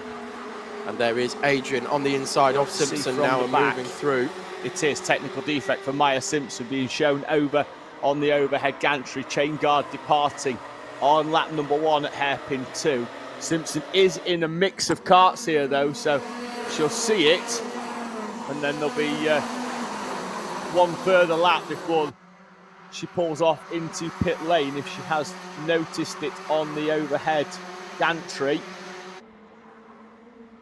She's in a bit of a battle at the moment though, somewhat preoccupied in between Melissa Adrian and Max Wilkinson. Jared Fox-Whiteley out at the front has a gap of 0.6 of a second, although Oscar Waugh and Maya Simpson with a radiator flap adjustment suggests that she possibly hasn't seen that technical defect flag, because she's still in the mix of a race here. Down the inside of Ben Robinson goes Sam Robson with a robust move into hairpin number 3.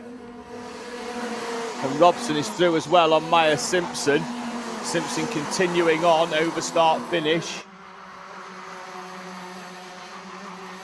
Fox-Whiteley leading by half a second now. The gap down from Oscar Waugh. Oscar Waugh closing in. Addison Smith as well with the fastest lap of the race, 0.3 quicker than the race leader. Yeah, Oscar Waugh, we've seen pace through, really good pace through Heat 1, good pace as well through Heat 2. And he's able to go, or rather hold off the advances of Smith at the moment and potentially go with Fox-Whiteley. The gap is half a second to this second pair. Melissa Adrian as well in 4th place. She was quicker than the leader. Maya Simpson now peeling off into the pit lane. Will have that chain guard re-added for the final. But quickest kart on circuit was Addison Smith with the fastest lap of the race. And he's down the inside of Oscar Waugh at hairpin number 2. Sorry, Tom, but there was a move down the inside. Addison Smith through on Oscar Waugh at hairpin number 2, and the fastest driver on track makes up a place, and he's up to P2. Well, he was only just the fastest driver on track because Melissa Adrian matched that time as well. So she's right there and got the pace now that she's through the pack, unlike she in Heat 2 where she spent most of it battling through. She's got the pace that she had in Heat 1 now that the sun's back on circuit as well. That's going to help her out and hopefully bring her towards the front of this one as well. Currently 1.9 seconds off the lead. Be an interesting dynamic because with Fox Whiteley going off the front row, he can set his car up for the end of the race, knowing he doesn't really need the early pace because he's already at the front. Addison Smith, however, he needs to go early because he needed to come through the field before Jared Fox Whiteley had disappeared off into the distance. So let's see now whether Addison Smith can close in on Jared Fox Whiteley. Gap was 3/4 of a second on the previous lap. See whether Smith can take anything out, and he can. It's 1/10 of a second. Jared Fox Whiteley still over half though. Melissa Adrian, as Tom rightly points out, and it appears at the top of the screen, fastest lap of the race. 1.8 seconds the gap now to Melissa Adrian. I think she may run out of time, certainly to get to the front, without some fighting and or slipstream help from the 3 in front. But I've been incredibly impressed with Melissa Adrian here at round number 6. Top 3 is almost going to become a top 4. I think we've got a yellow flag at hairpin number 2. We've got a driver stationary on the outside. It is Joseph Yao. The kart's going to stay there. Joseph Yao being directed to the... and we've got a contact warning for Sam Robson as well. Yeah. It was in and around the Joseph Yao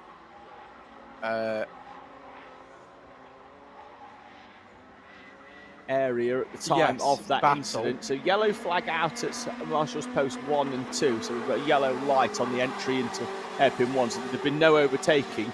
Not that any of our front runners were close enough at the time to put any in, but Oscar Waugh going with Addison Smith.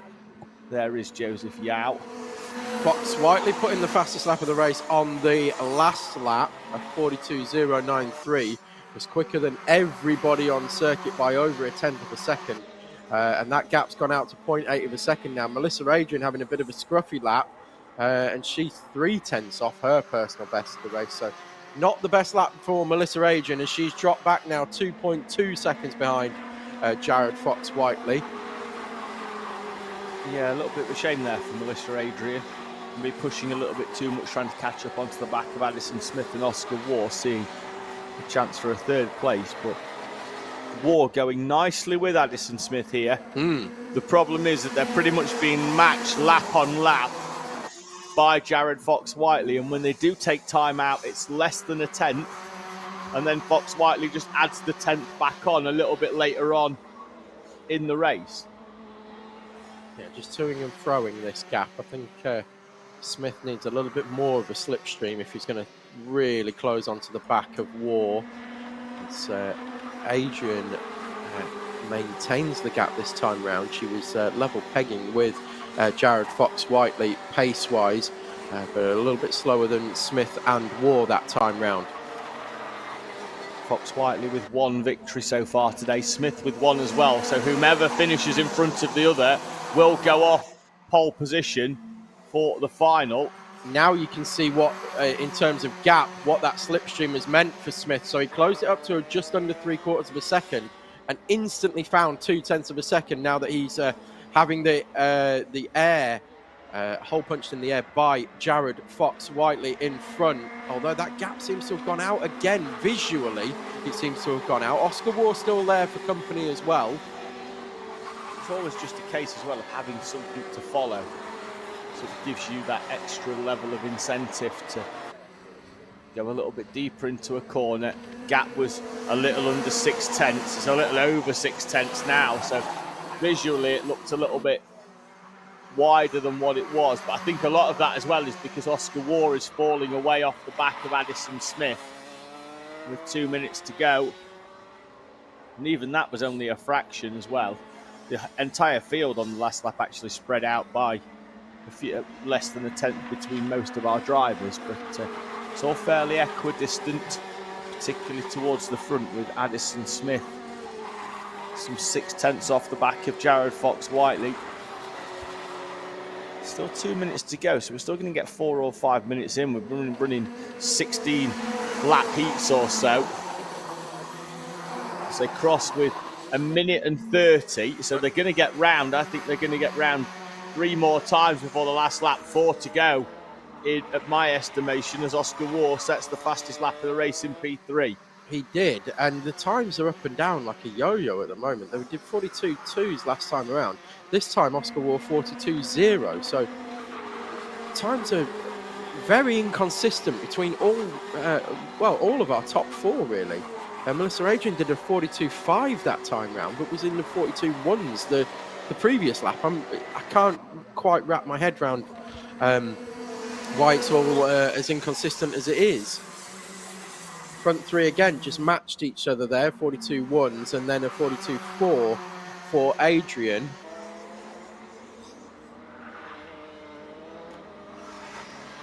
But Waugh is still there on the tail of Smith, but not close enough to put a move in just yet. And in fact, probably lost a kart length and a half maybe through hairpin 2 to Smith.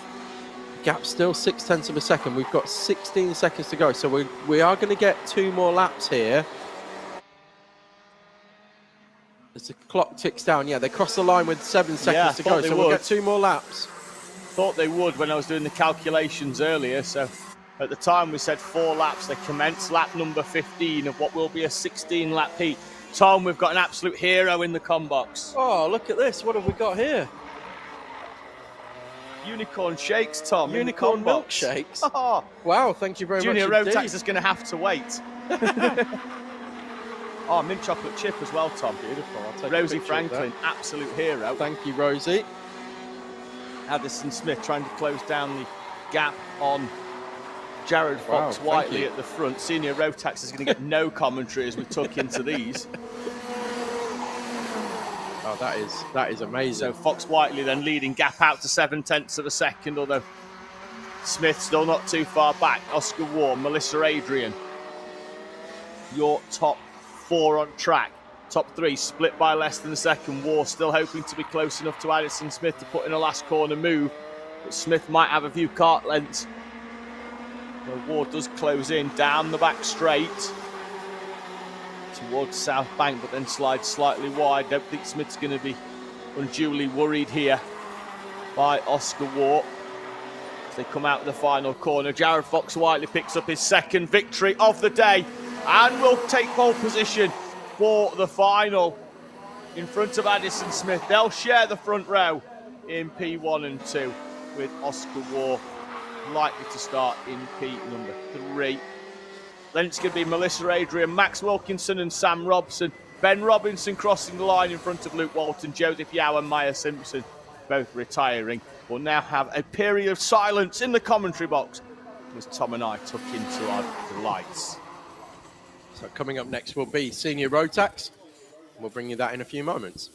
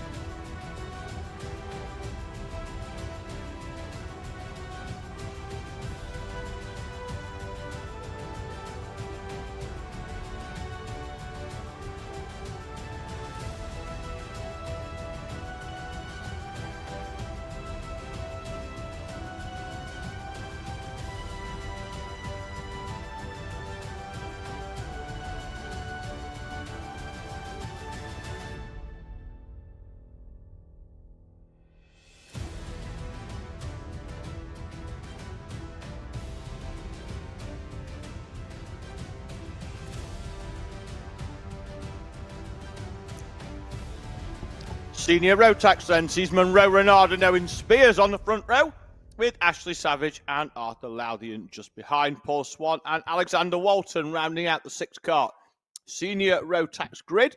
They're currently making their way round hairpin 3 and 4. I have just tackled a full ice cream cone, which was dunked on top of me and my milkshake. And I'll tackle the rest of my milkshake when Tom's back in Gumtree box. Here we go. Monroe Renard then off the front row as Ashley Savage makes a good start from the second row, tries to get a nose down the inside of Owen Spears.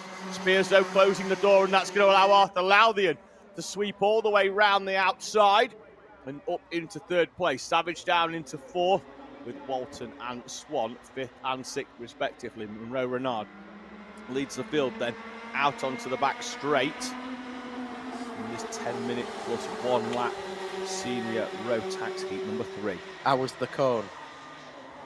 Crunchy and delicious. I don't think we'll be doing hashtag cake chat today, so we might have to get in hashtag shake chat. I'm getting all my calories in liquid form. Oh, good. So it is Renard from Spears and Loudian, and then it's Savage and Walton and Swan, the 6 runners here in Senior Rotax. But yeah, I think we'll do hashtag shake chat once this one calms down a little bit, as Paul Swan goes side by side through hairpin 1 and 2 with Walton. And they come out as you were. Yeah, once this one's settled down into a little bit of running, I think we'll have a big shout out to the cafe here at Teesside, which always produces the goods. They've also got cake and custard today. Cake and custard. Cake and custard. It's like being back at school. Ooh. Yeah, which a lot of our drivers will be in about a week and a half's time. Well, if they're from Scotland, they already will be. Oh, yeah, you lot take advantage of cheap holidays by having your summer holidays early. Damn straight we do. First week in July, mate. Every year. Thanks very much. About 500 quid cheaper. Yeah, tighter than a submarine door, but worth it. Well, needs must, mate. Take advantage while you can. Taking advantage is Arthur Loudian down the inside of Owen Spears into hairpin number 3. They've really set this up for us. It's brilliant. It's like we do this for a living. Partly. We try. Monroe Renard leading then now from Arthur Loudian and Owen Spears, Ashley Savage and Paul Swan up in front of Alexander Walton for 5th place. Walton then down into P6. And Walton dropping slightly off the back of Swan as well in that previous lap. This waffle cone's making a right mess, I'm not going to lie. It's you've done enough waffling this morning. You've also got some on your nose on your moustache. You're joking. You're such a child. I've done it Dr. Evil You've style. not even got to the proper creamy shake yet, and you're already making a mess, Tom. Monroe. Just a mess in general. Loudian closes in slightly on Monroe Renard on that previous lap. Owen Spears trying to go with Arthur Loudian, although not quite close enough to help push him along, but Loudian maybe with a little bit of a setup change that's helping him along. On the previous lap, at least with a fraction quicker than Monroe Renard, who has been unbeaten so far this weekend in Senior Rotax. There is Owen Spears.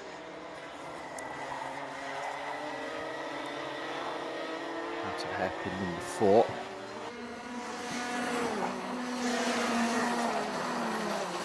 Renard opens the gap back up again, this time by 0.3 of a second. The gap out to 1.2. Spears closing in on Loudian, though, by a 1/10. Spears in different machinery to what we'd have seen him here in last time here at the British 24 Hour. Now in the Rotax rather than the Pro Kart. Yeah, I was just going to say, he's been building his pace up throughout the day as Owen Spears. He starts to get to grips with this Rotax. And he was overtaken in the previous heat by Ashley Savage and then Paul Swan. He eventually got Swan back. But he's currently 3 seconds in front of Paul Swan in this one already. And 0.8 of a second in front of Savage, and challenging Loudian for 2nd place overall. So going well, Owen Spears, picking up his pace throughout the day. And, with only 6 runners being in senior Rotax, even if you qualify last for the final, or even if you're gridded up last for the final, you've only got 5 people to overtake. Still got a you're back in the lead. Yeah, exactly. And we saw that yesterday, didn't we, with Monroe Renard when he dropped down the field on what was a much bigger grid than what we've got here today. Dropped down the order and then came back through. Had to work hard for it. Let's see there, down the inside of Paul Swan goes Alexander Walton, then Swan back down the inside, slides slightly wide and slides back through into 5th place. Savage takes 3/10 out of Owen Spears on that previous lap. We could end up with a 3-kart battle for 2nd place at this rate.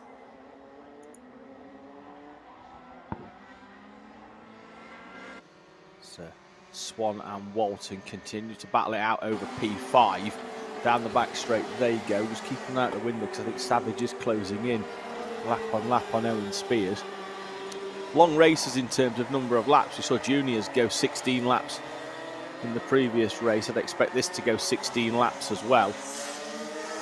Yeah, likewise. Seniors are around about a second a lap quicker, which means when we get to the finals that are a little bit longer as well, that they normally get an extra lap to the juniors just because they've added that extra lap on. So with the that extra second a lap, they managed to get round just before the timer elapses. So I think they're doing an 18 or 19 lap final yesterday. We look at the battle for 5th place. This is Walton getting a bit frustrated with, potentially frustrated with machinery heading down the back straight behind Swan. I think he's like, why you not go back? It's going through into P5. No, and then it's not, you see. As soon as he gets to the inside, and Owen Spears is slow. Spears is slowed, and he's rolling off into pit lane as well. I think he's already turned that off. He's rolling in, is Owen Spears. Problems for the 17. Already turned the engine off for good measure. Chances are there he's rolling in. He could have maybe lost the chain there. His fastest lap was only 2/10 off what Monroe Renard has done at the front of this one, and was almost level pegging with Arthur Loudian there, and he's been getting quicker through the day, so still potential for Spears to take home a trophy here if he can make it through the all the way through the final. But he's going to have to be the driver that comes through from P6, isn't he? Because he's going to pick up no points. Alexander Walton's also had a retirement. I called that earlier on in the race. I may have cursed him.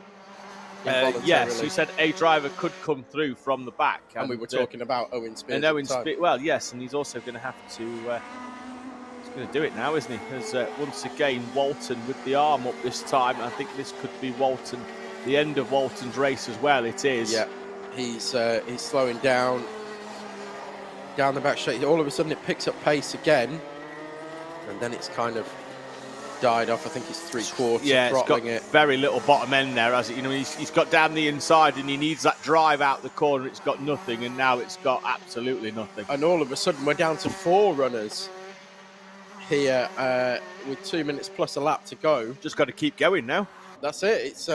It's Monaco's at 96. Monaco 96, where there was only three people that took the checkered flag, and I think four or 5 classified finishers that had completed the 80% of the race or something like that. Olivier Panis taking his famous and only victory. Absolutely, yes, but it set him up for life, didn't it? And the whole point is, to win it, you've got to be in it.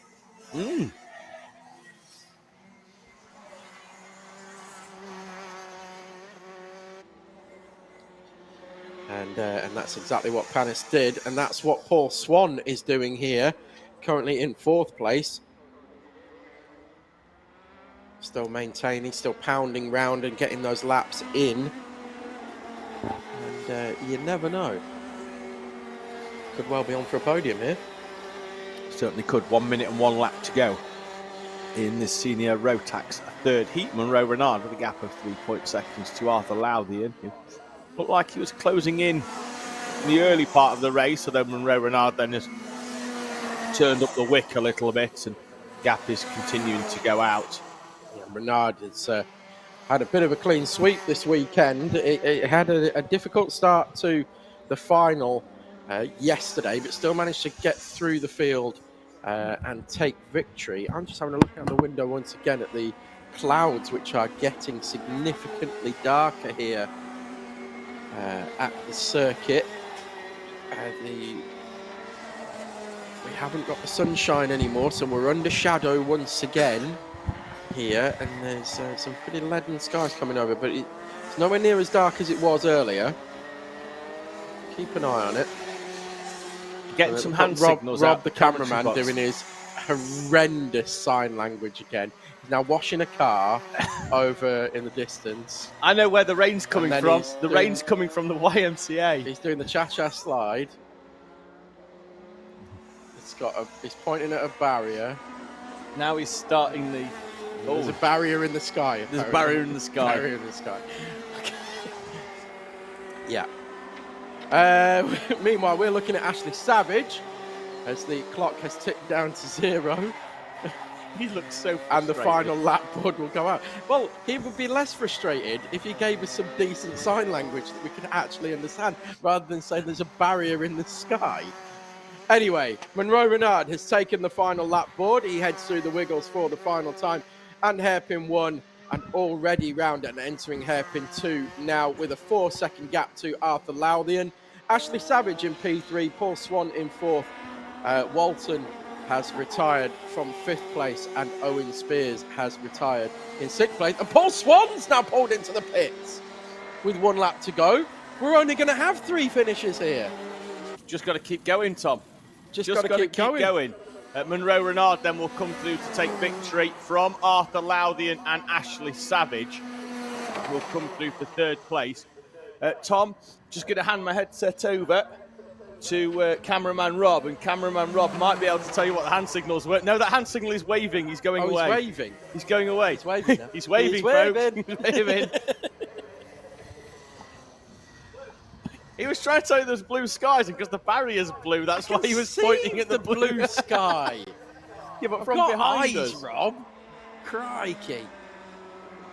right behind us, this blue sky. Not that it makes any difference. There's Well, only he one wasn't race pointing before behind lunch. us. He was pointing up. No, Anyway. but the barrier is blue, and that's why he was pointing at the barrier.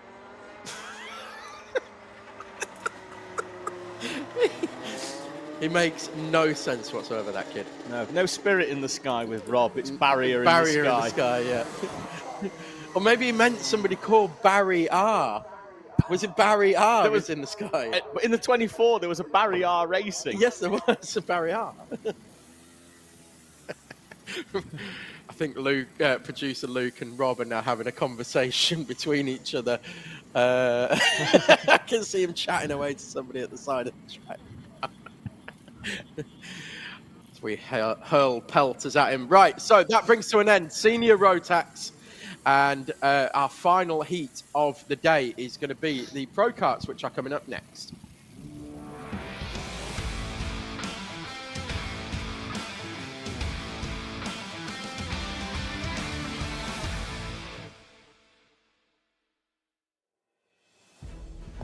Senior Pro Kart then making their way out along with our juniors for their random grid heat 3. Tom Hewland goes off pole position. David Thompson Mack alongside Josh Fulkerson, Lennon French on row 2, Harry Roddis and Dominic Needham on row number 3. Then it's Jack Hewland and Simon Dougherty with Joe Grinsell and Christian Oblak rounding out the top 10. Michael Lithgow and Jake Richardson on row number 6. Row 7 sees Connor Lucas, who was involved in the incident with Fulkus in Heat 2, alongside Asher Blythe, with Heat 2 winner Maximus Shields alongside Marty Gilfil and Jacob Kadani and Alfie King on row number 9. Row 10 is Liam Gallop and James Wilson, George Ludwell, Dalton McCarthy, Sean Fearn and Matthew Hauschby on row number 12. Then row 13 sees Amy Frame and Joseph Williamson, Oliver Watson and Sophie Pawsey, Harry Brown and Leon Wilson, Catherine Potter and Isaac Needham, and they're already heading towards the green flag in Senior Pro Kart. The run up towards the first corner, we've got a few of the juniors scattering, and Asher Blythe takes away. Well, we've got drivers off at the start line, and that's Sophie Pawsey trying to push her kart back in, the Junior Pro Kart Championship leader, and Joseph Williamson off as well. Pawsey's, we've got 3 or 4 off. Amy Frame is off on the outside as well, with Dalton McCarthy, Amy Frame trying to get that kart back on track. We've got loads happening on lap number 1. Is that Leon Wilson as well, I think, potentially involved in that one. We've got Amy Fraser's now pulled over to the side. Track rod, I think, has gone there because the wheels had gone out to the side. Sophie Pawsey rejoins. Joseph Williamson, not so much so. That kart being pushed away. One of the tyres on the outside taking a bit of a kick. Yellow flags out, so there's no overtaking over start finish. And they go through in single file. At the front, David Thompson-Mack leads from Josh Folkus, but only briefly. Folkus down the inside, slide job into turn one for Josh Folkus, and he's through and takes the lead. Beautiful kart control from Folkus there into hairpin one. Shades of me last night. No, far from it, quite the opposite. In fact, it was all four wheels beautifully in line sideways across the circuit, but they were all in travelling in the same direction, unlike your efforts last night, and Folkus moves through into the lead. So it is Folkus from Thompson-Mack now at the front. Shields not happy with some contact between hairpin 3 and 4. So it is Folkus from Thompson-Mack. Then it's Lennon French, Christian Oblag already up to 4th from 10th place on the grid. Then it's Tom Hewland, Simon Doughty, Harry Roddish, Jake Richardson, Connor Lucas already up to 9th, and Dominic Needham in 10th place. James Wilson leads novice in P15, Ludwell 17th, Alfie King 18th. That's your top three in the novice class. Isaac Needham up into first place in juniors. Harry Brown and Oliver Watson, the junior grid, already missing two drivers from the standings, although Sophie Pawsey is back out on track, having dragged the Grinsell kart. and Shields came together through South Bank and into hairpin 3. Grinsell was on the outside, elected to tuck back in. I think tried to get a switch back on Shields and ended up making contact with the rear of Shields and nearly spun Shields, but it was well held. And Yeah, that, Asher ended Blythe up got costing, through as well there at the same time because of cost that. Grinsell more than it gained him there, definitely. Field at the front is spreading out a little bit. Folkus pulling a gap from Lennon French, Christian Oblang and David Thompson-Mack. Keep catching sight of Amy Framer's kart sideways, sat between hairpin 1 and 2, and it keeps throwing me off. There's a kart going Oh, this sideways is Simon Dougherty. Contact with Jake Richardson. Fires him up the South Bank corner. We'll catch that one again in a minute, I think, when we put a little bit more focus on it. Contact here. Yeah, that's Dominic Needham off on the outside. Don't know who's tucked in behind him. Leon Wilson has spun as well out of sympathy. We've got a driver. I think that's Alfie King off on the outside, Tom, in the 44, who was running in the top three in our novice class. Let's keep an eye out for anybody dropping heavily down the order. It is Alfie King. Yeah, Needham and King dropping down the order.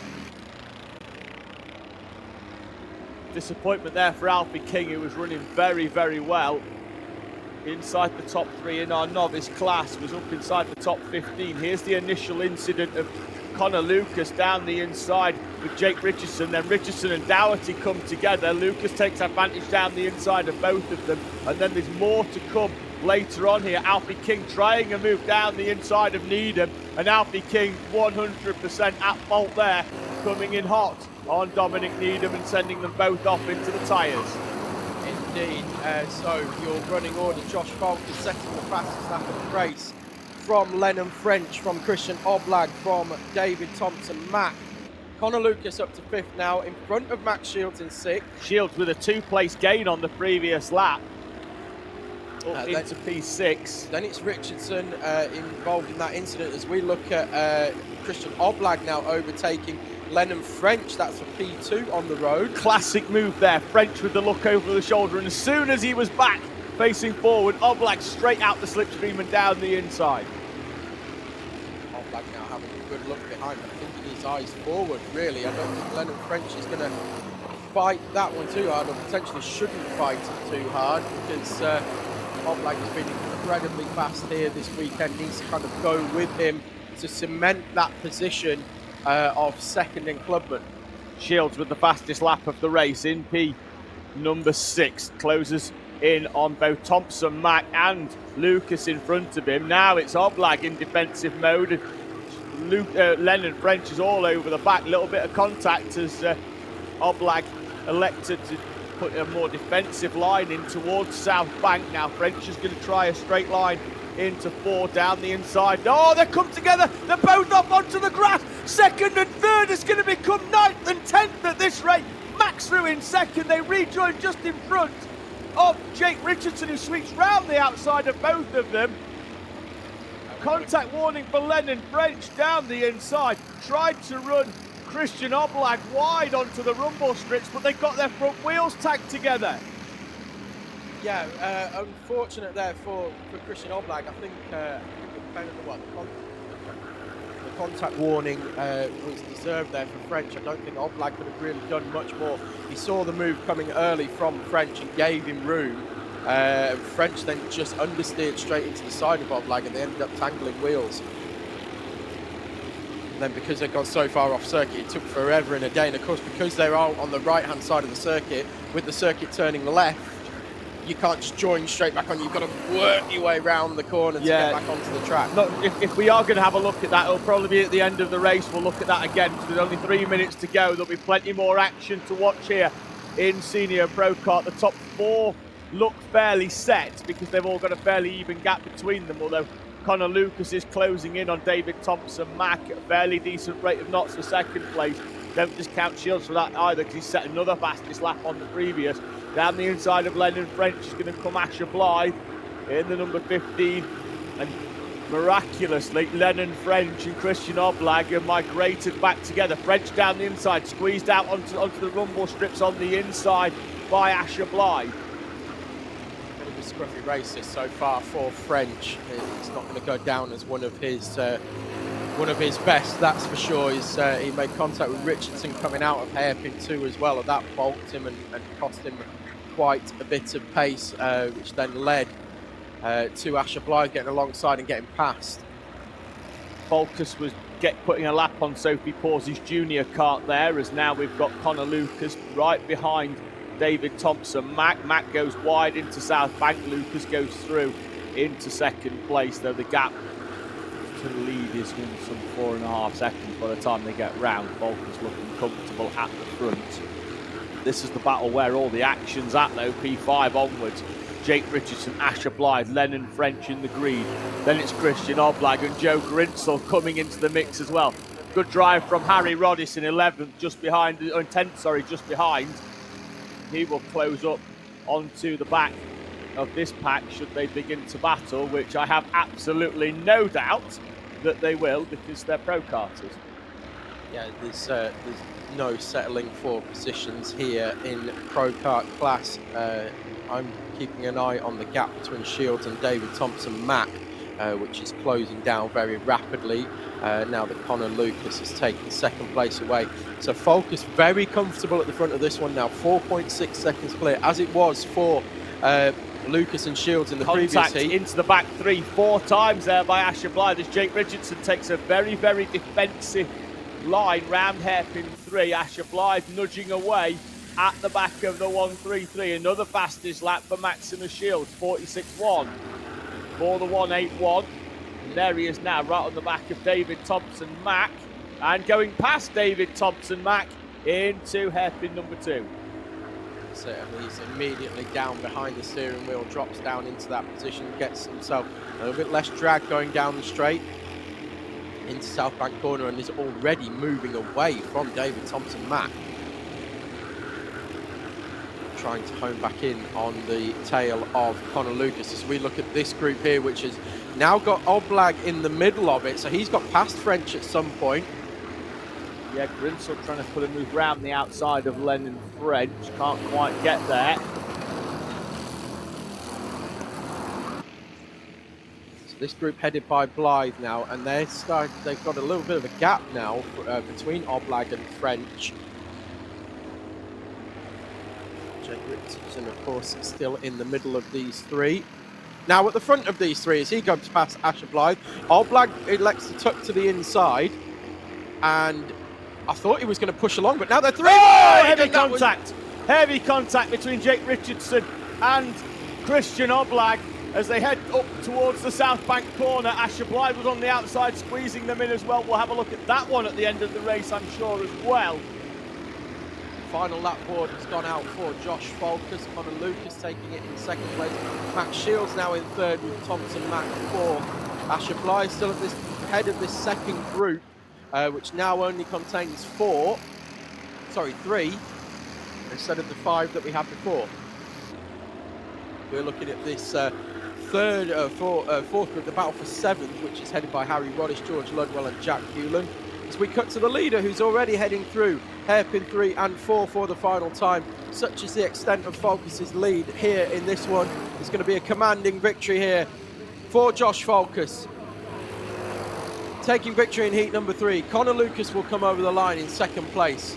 Matt Shields takes 3rd. Side by side is Lennon French and Asher Blythe as they try and drag race to the finish line. And it is going to go the way of Blythe, then French, who immediately dives straight into the pit lane. There's Joe Brinsell, George Ludwell, Harry Roddice, Jake Richardson, Jack Hewland, Isaac Needham, Jacob Cardani, James Wilson and Martin Gilquill in your top 15. So classes went the way of Falkus, Lucas, and then Thompson Mack. And then Clubman, Shields, French and Roddice. The novices went to Ludwell, Cardani and Wilson. And then juniors was Isaac Needham, Oliver Watson and Harry Brown. So we've got a couple of replays to get through for that one, and then we will start our lunch break. Here's the first then. This was the Richardson move down the inside, which we saw earlier on with the contact with Simon Doherty as the Doherty spins up onto the outside, and we see it once again here. Just come together into a gap that was closing. Simon Doherty running it all the way around the outside. And that one not having sufficient room. 17th in the end for Doughty. Then it ran into the second incident there with Needham. This is the big one for me here. Lennon French trying to run Christian Oblak to the outside, and they just come together as they're both in. Oblak already gesticulating while still on the grass.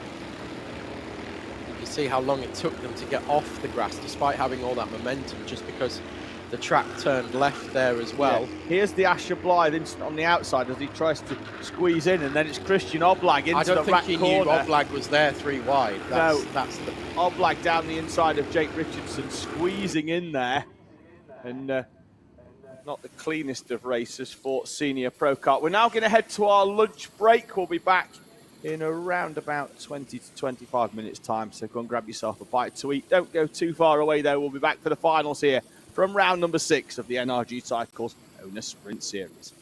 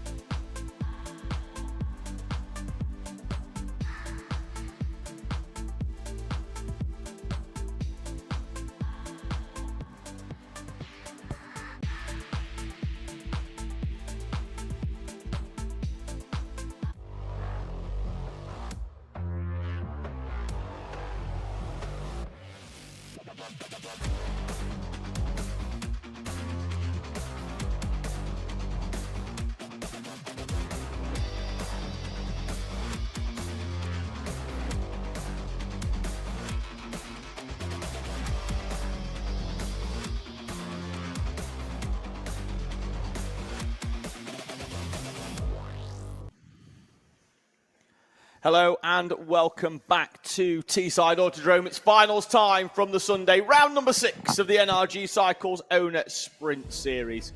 6 finals starting right now with Coma C50 Bambino here for you. David Sullivan and Tom Butterworth on commentary for the final 6 races. We've had a bit of rain, Tom.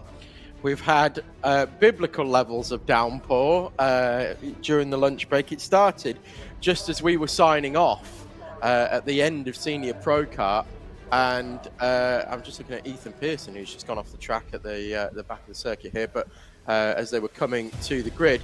But there are huge puddles on track, which have been the majority of them have been massively cleared away, and brilliantly well done again, as always, here from the marshals at Teesside. We've done a great job, massive effort taking place to get that cleared away as much as humanly possible. Now, there is still some standing water at the entry to hairpin 1, so you will see some cones out. Likewise, you can see a couple of cones on the start-finish straight as well, designating that there is some standing water there.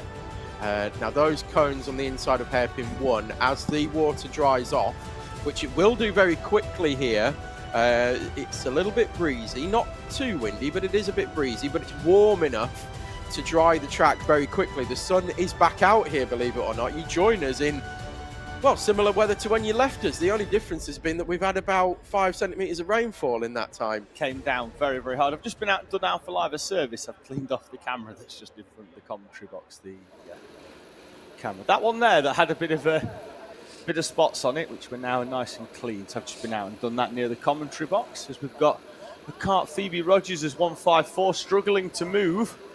The sun is back out now, as we said, on circuit, and it is going to dry very, very quickly. And I'm going to throw my hat in the ring and say, by the end of this Bambino session, if it stays as sunny as it is now, there's going to be some people gambling on slicks for Honda Cadet. I politely disagree. I think it's going to be mini. I don't think it's going to dry that quickly. You think everybody's going to be on wets and inters for Honda Cadet? Cadet, yes. I think somebody's going to gamble on slicks. So I would gamble on slicks. We've got Coma Bambino. But then I'm not driving. Yeah. And we're away and racing here in the final. Good start from Crawford, good start from McCarthy, good start from Blackshaw as well, who immediately sweeps through into 3rd place. A little bit side-by-side contact as they headed through the D chicane for the first time, a bit further down the order. It is Crawford from McCarthy and Blackshaw. Pearson had a bit of trouble getting to the grid, but seems to be up and running now and is in 5th place.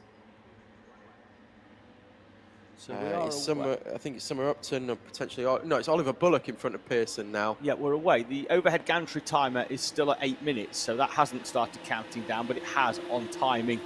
If you are looking at the timing at live.alphatiming.co.uk/SGP, but it's still as it was on the overhead gantry at 8 minutes. So it's an 8 minute plus 1 lap for Coma C50 Bambino. In fact, down there at South Bank, you can actually see the heat on the track just drawing the summer moisture yeah, you can away. actually see the steam coming off the track. It's drying that quickly at South Bank. In front of us in the commentary box, there's droplets of water in the puddle.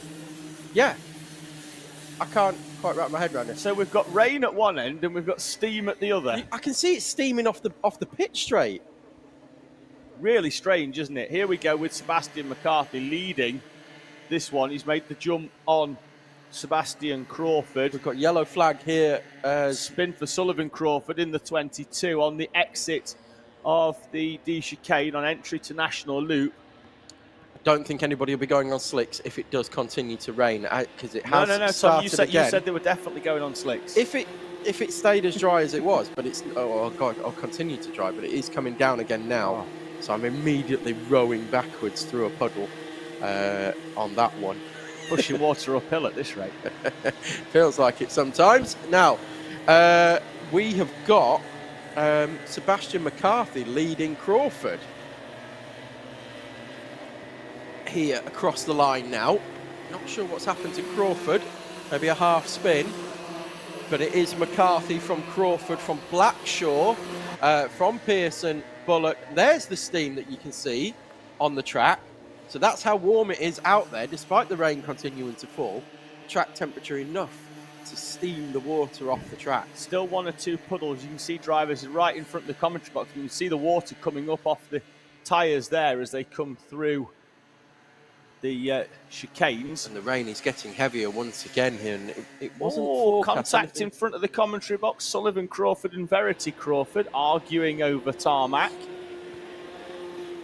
Probably like they argue over. Oh, and then Sullivan Crawford's had a spin on exit of the National Loop, and the hard work in finding the way past both Verity Crawford and the 97 of Ollie Upton is for nothing. Drops back down into 11th place. Sebastian McCarthy pulling away at the front of this one as well now, to the tune of what was 1.9 seconds is now 2.4 seconds to Sebastian Crawford, who hasn't seen the rear bumper of a kart here so far today in round 6. Hasn't Sebastian Crawford, but he's seeing one now, and it's the one that's shaped like Sebastian McCarthy's kart, and it's driving off into the distance. McCarthy with a gap of 2.4 seconds, half a second quicker almost on the previous lap, despite Sebastian Crawford setting a personal best. The same for Freddie Blackshaw and Ethan Pearson as well. But at the moment, it's Sebastian McCarthy driving off Oliver into the Bullock distance. has spun at hairpin 1, the exit of hairpin 1, and gone around, but is back underway again. Look at Sebastian McCarthy here, who is continuing to increase his lead here at the front of this one. Gap over the line last time, 2.4 seconds. Crosses the line now. Half race distance. Fastest lap of the race as well. It's about 7 seconds off dry weather pace at the moment, but he was 9/10 of a second quicker than Crawford, who didn't set a personal best, but almost matched his personal best. Was within a 10th. Freddie Blackshaw did go quicker, set a personal best, but we're still 6/10 slower than Crawford. So the gap's going out now between the front 3.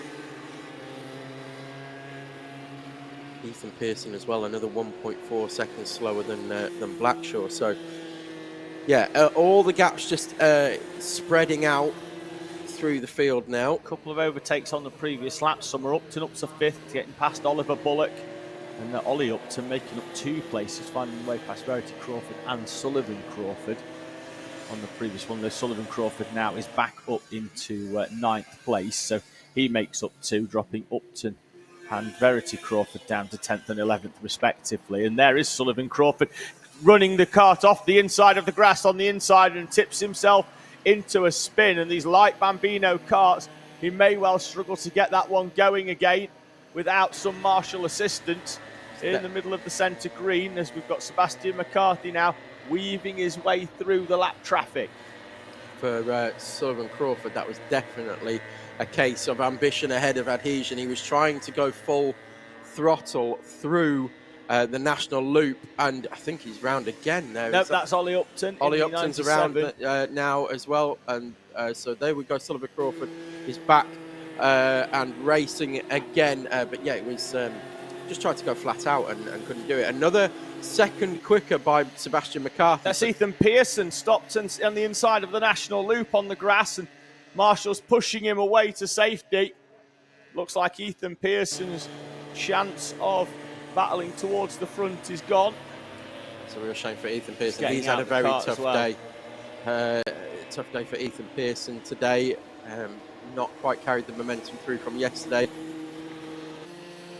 We look at Blackshaw, who's now comfortably in third place. He will be around about 19 to 20 seconds clear of Oliver Bullock. As Sullivan Crawford exit of South Bank. Yeah, he's gone round again. And it looks to have almost stopped raining now, and the sun's back out again here. So see whether the track starts steaming off again, and whether anybody is going to gamble on slicks. Less than a minute to go, plus one lap, and Sullivan Crawford spinning across the screen there, up against the tyres at the D chicane. There he is rejoining the circuit. We caught it on the static cameras and just flashing across. So it's McCarthy from Crawford and Blackshaw, the top three. Then Oliver Bullock, Summer Upton, Abel Hutton, Calais Tennant, Ethan Pearson, although he'll drop down behind Verity Crawford, Ollie Upton and Sullivan Crawford in due course when they come round next time, I think.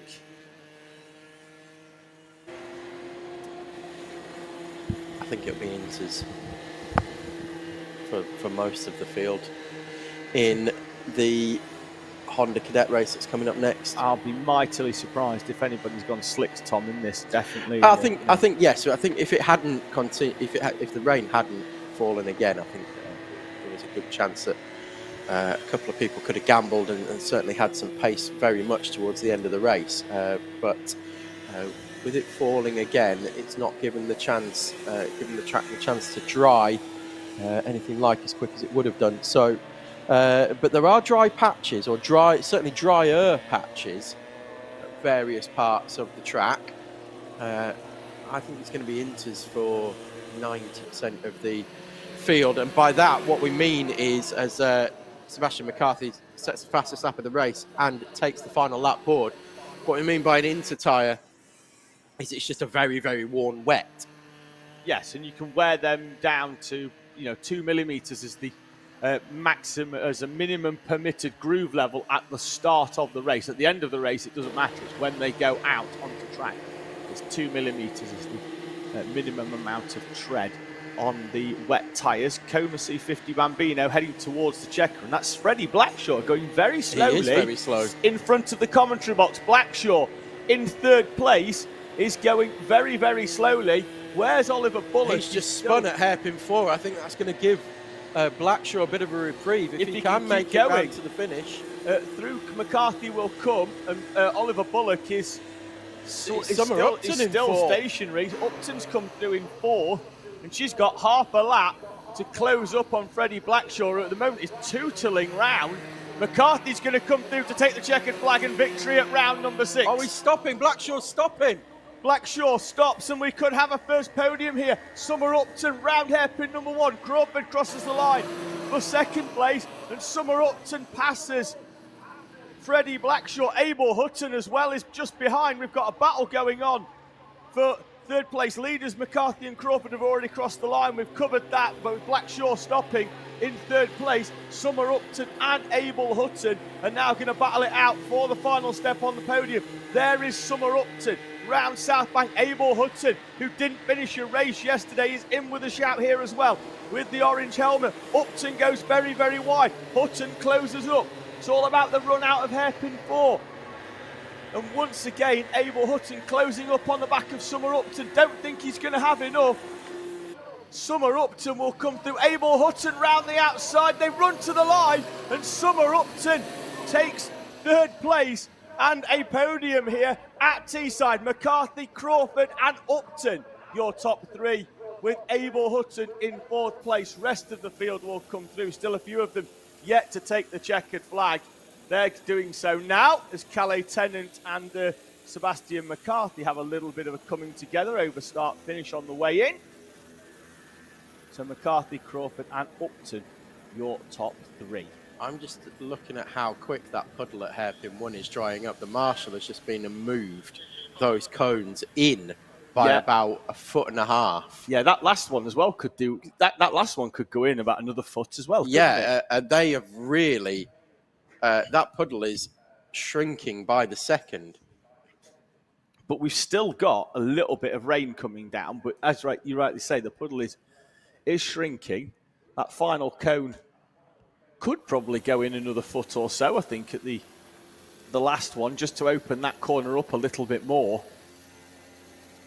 The rain continues to fall here at Teesside. It's been on and off over the last 10-15 minutes during this Bambino race, but it is coming down again and coming down significantly.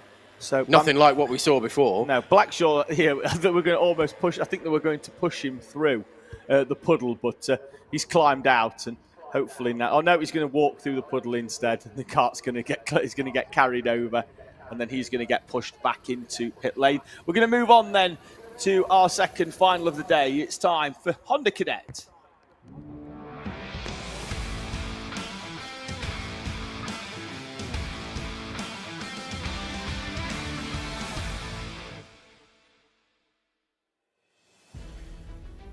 David will run you through the grid while I keep an eye on Puddle Watch. Cadets then are going to make their way out, getting reports that none of them have been brave enough yet, because one of the Minimax dads who's waiting to go out has just sent me an update. Thank you very much to Bradley McBain. Super late on the brakes was Bradley McBain last night in the parents' race. He was very, very late on them. Here is your grid up on the screen then at the moment. Thomas Potter with 3 second places, enough to put him on pole position. Edward Rye with a race win and a pair of thirds will go off P2.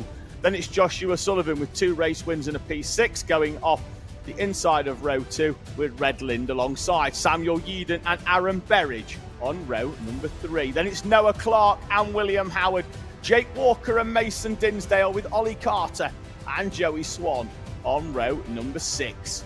Row 7 will see Morgan Cooney and Ashton Horspool in front of Layla Berryman and Grayson Crawford, with Scarlett Whitaker-Dunn and William Collinson on row 9.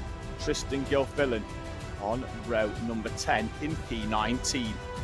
One thing to note here as well, Tom, is on the start line, just beyond the commentary box, about 50 metres up, is a big puddle on the outside.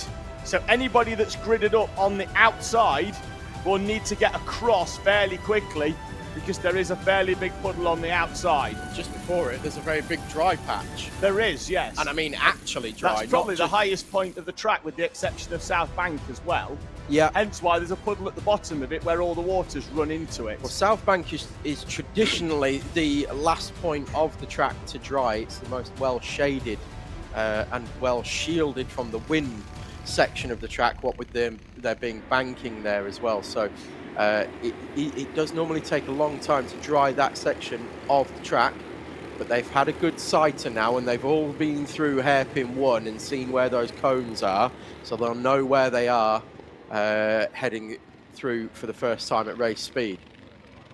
Do you reckon all those cones will stay intact through lap 1? Yes, because they're cadets, not pro cars. Okay. That's a good call. Good call, I like that. Joey Swan, late out of the holding area. Is that a strategy for slicks? They look very wet tyres, though, and the way he's driving it looks like it's going to be wet. Just having a quick look to see if anybody's gone box fresh, because you can normally tell as to whether the Dunlop's been rubbed off the side. Potter unused, Rye unused, Sullivan unused. Nobody really on box fresh tyres. Just having a quick look just to see whether anybody further down is. Looks like everyone's on pretty much the same level of grip in terms of tyre, so it's going to be all down to how the drivers use it.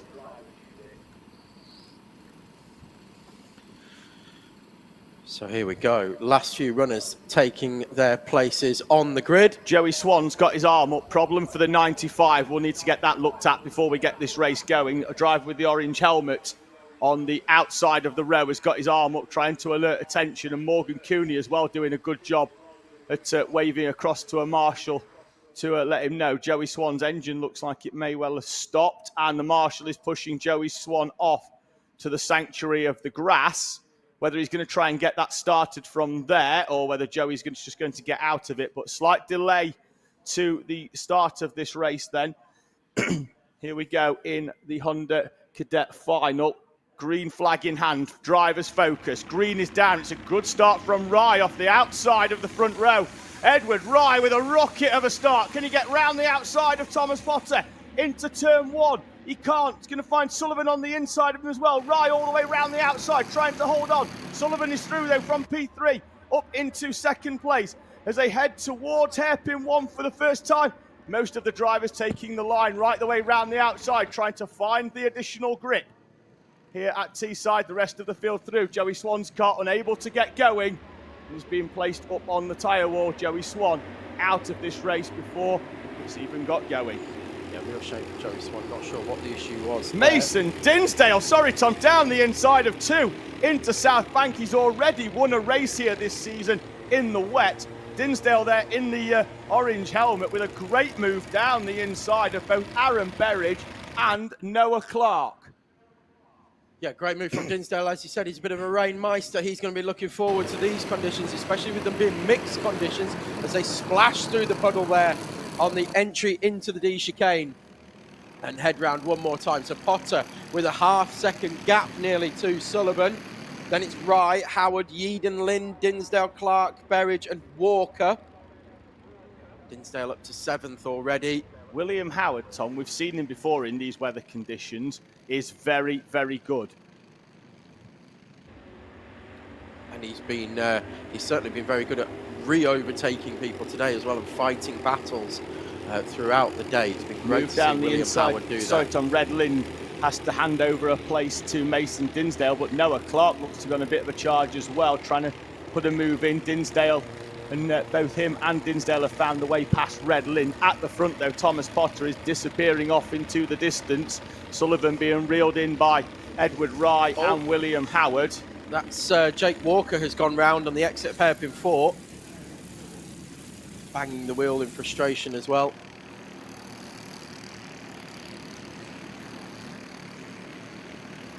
They head round one more time. Fastest lap of the race went to Thomas Potter. That time around, he was a full second quicker than anybody else on circuit that time around. Absolutely flying. Oh, sorry, with the exception of William Howard, who was only 3/10 slower. But Potter pulling away now, a second and a half the gap. Sullivan unable to drop Rye and Howard. Yeadon is then a second back from that, and then another second back is Noah Clark. And then we've got this big train here that starts with Clark and goes all the way back to around about Layla Berryman in 13th. William Howard trying a move over start finish around the outside of Edward Rye, hasn't quite worked out for him.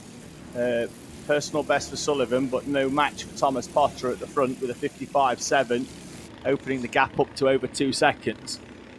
That's going to be very difficult to catch that as well, but another fastest lap of the race, and he was still 0.7 of a second quicker than Sullivan that time around. So it's whether Sullivan can now hold on to second place. I think it's at the moment, unless weather conditions dramatically change and setups for certain drivers dramatically change, I think Potter is going to be clear at the front of this one by enough to hold on. So it's the fight for second place now. Is Sullivan able to hold on? Has Rye got anything left? William Howard has closed the gap, and he's right there. And you called it, David, and said William Howard loves these conditions and is very good in these conditions, and he's now hounding Edward Rye for the final step of the podium. Yeah, still a big splash of water there, though, as they come through the D chicane. So that's Mason Dinsdale and Red Lynn still battling it out between each other. William Howard with a little look down the inside of Edward Rye. I think Rye got into the back of Sullivan there as well, as a concertina effect caught Rye out ever so slightly. Just as the camera cut back, Howard still hounding this. Look at the amount of grip he's got. He's straight around the inside of Edward Rye there. It was perfect, was that line from William Howard, and it's got the move done. It's nearly got him 2 in 2 corners. It has got him 2 in 2 corners. William Howard through into second place. Sullivan with frustration, I don't know why, but William Howard is through. William Howard is flying at the moment. Gap 3.4 seconds to Thomas Potter, but can William Howard close in now that he's got some free track in front of him? Sullivan's going to try and fight back, and does fight back, and retakes the position through hairpin 1. Can he hold it? Runs Howard to the white line. That's just going to help Howard. He's so good on those tight lines through the hairpin. And indeed it does. Look at the drive that he's got out of that corner. He has flown away down the back straight. Edward Rice still there in 4th place, looking to take the final step of the podium away from Joshua Sullivan. In fact, there has been a contact warning for Edward Rice, potentially for the lap previously at hairpin 1.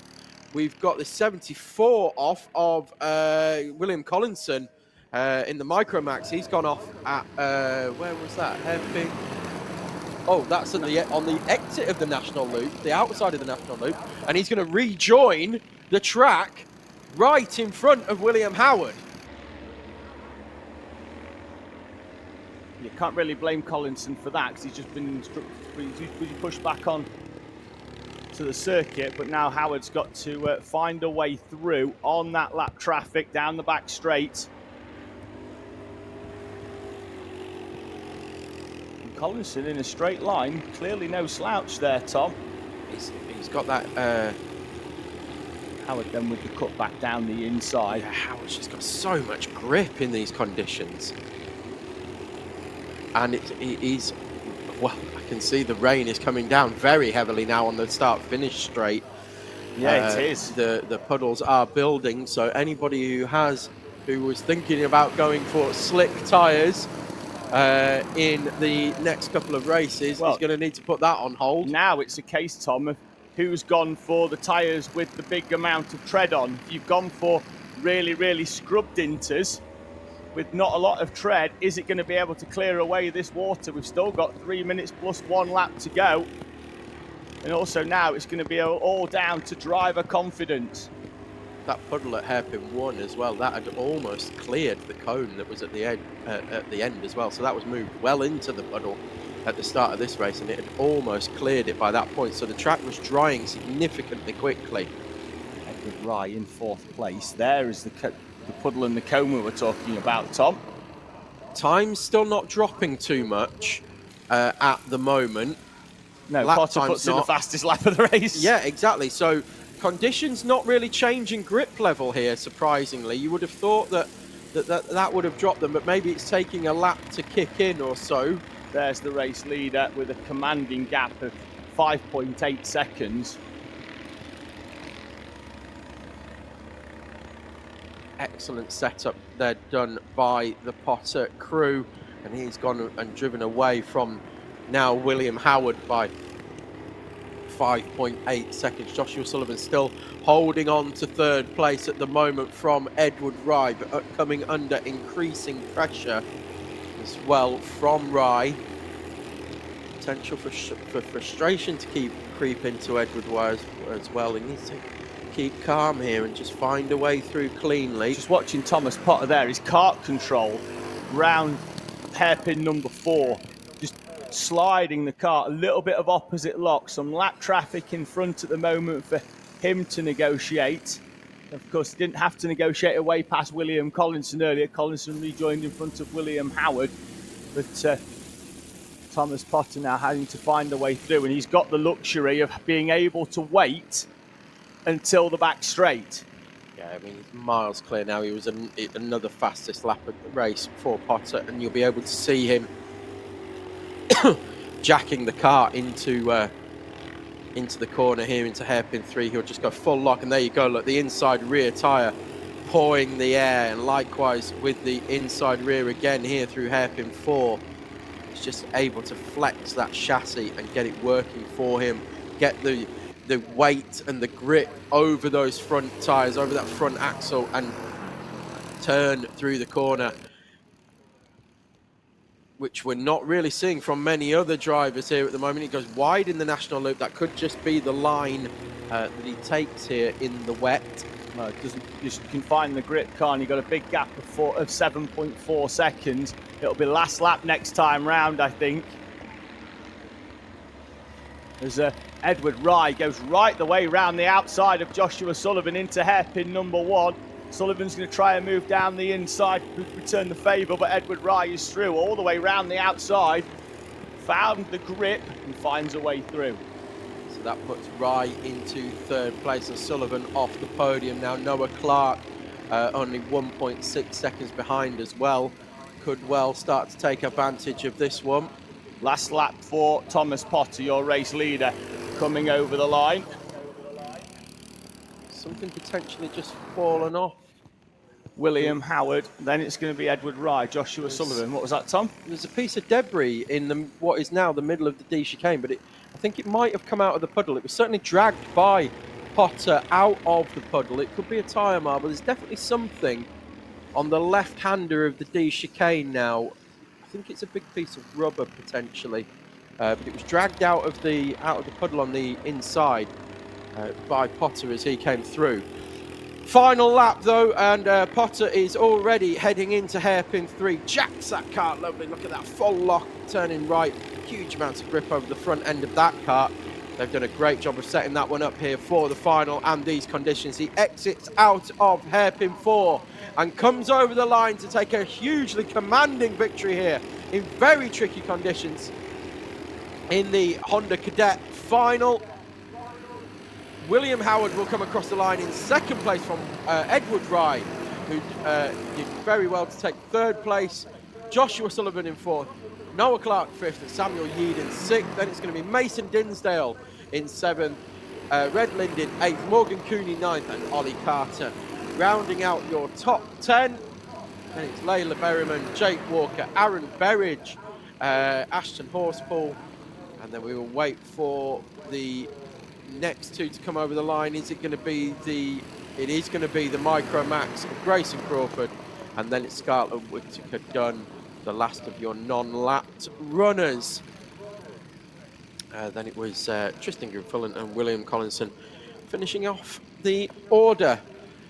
So Potter with a hugely commanding victory, 8 seconds in the end.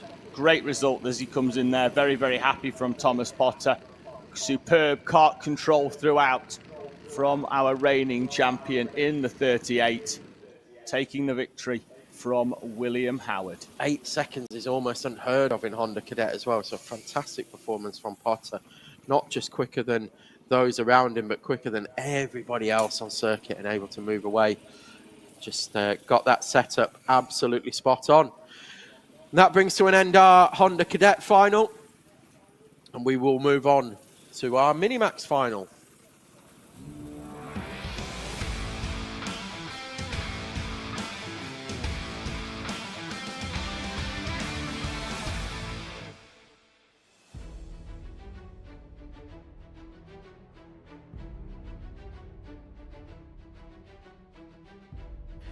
So your grid for the Minimax final is going to be headed, of course, by Ben Adrian, who's led every corner of every lap so far over the doubleheader weekend of round 5 and 6, and now leads off for the final as well, with Amy Peacock in second, Holly Swan in third, and Alfie McBain in fourth, Sebastian Benson in fifth, and Ashton Carmichael in sixth. The rain has eased off a little bit here. I'll tell you something that Ben Adrian hasn't seen this weekend, apart from a bumper in front of him, rain, is any wet track. Yes, so this could be a leveler now.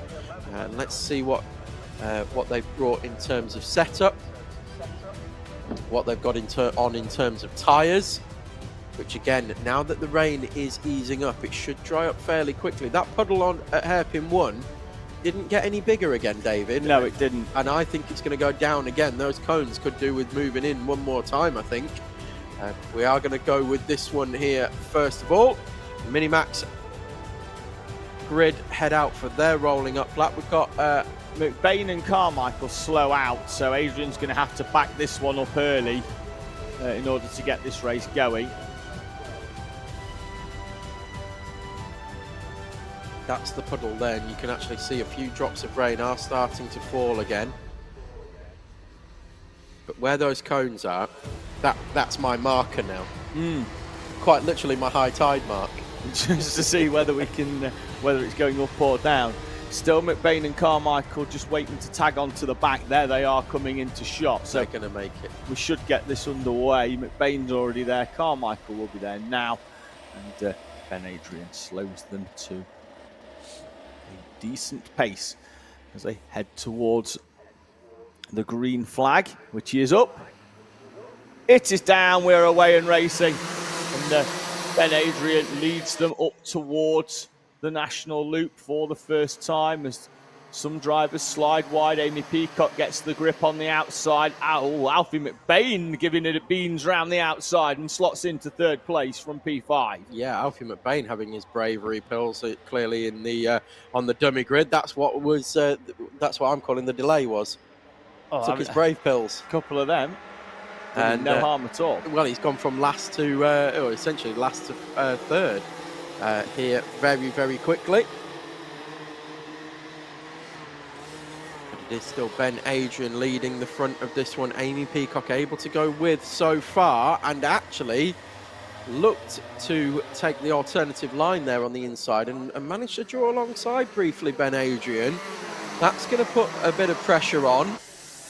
Half a second the gap as they cross the line. Alfie McBain 1.1 back. Then we've got Holly Swan and Ashton Carmichael. And then just crossing the line now is Sebastian Benson. Had a slow lap, must have had an off somewhere that we've missed. But 10.6 seconds back is Sebastian Benson. Amy Peacock's really going to have to go some here to catch up to the back of Ben Adrian. But as we said, these conditions can be a real leveller. Who's going to come out on top? I think Alfie McBain is going with as well, as we've got Holly Swan, I think, had spun out there at South Bank, but she's back underway again. Has that allowed Ashton Carmichael through? Yes, I believe it has, yes.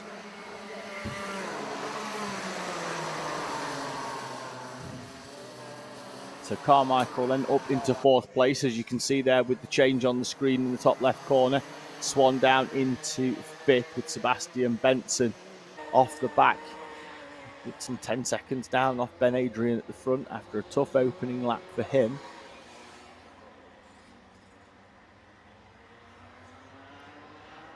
Out onto that back straight, and there was a gap of around about the second between Ben Adrian and Amy Peacock, and Adrian seems to have opened it up slightly. It could well be more that Alfie McBain is closing in on the back of Amy Peacock.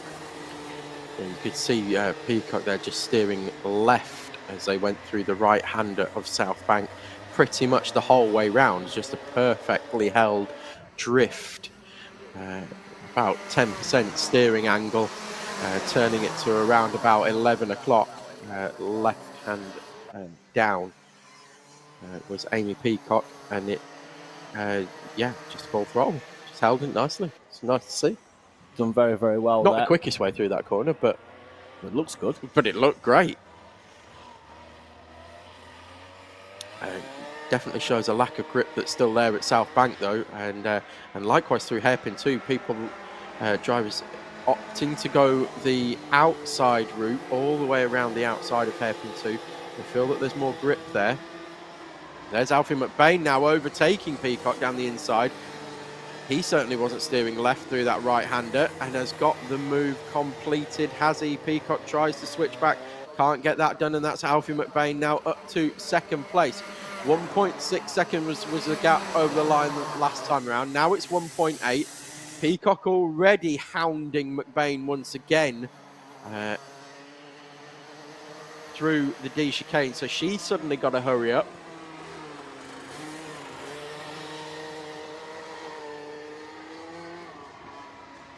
Times seem to be dropping slightly, although all the fastest laps were on lap number 1 where they didn't have to take the D chicane. Normally that's not the case. They do have the laps go further into the race, but I think on this occasion I don't think we're going to get anything better than the lap 1 time where they didn't have to take that D chicane. D chicane obviously in the wet a lot slower than in the dry. In the dry it's, you know, maybe adds half a second or so to the lap, and then they make it up through the rest of it, whereas on the opening lap in the wet, compared to a wet D chicane, you're looking at maybe 1 to 1.5 seconds. Alfie McBain pulling away from Amy Peacock at the front, and still half a second off Ben Adrian's pace though. Needs to find a little bit more to try and reel in our race leader.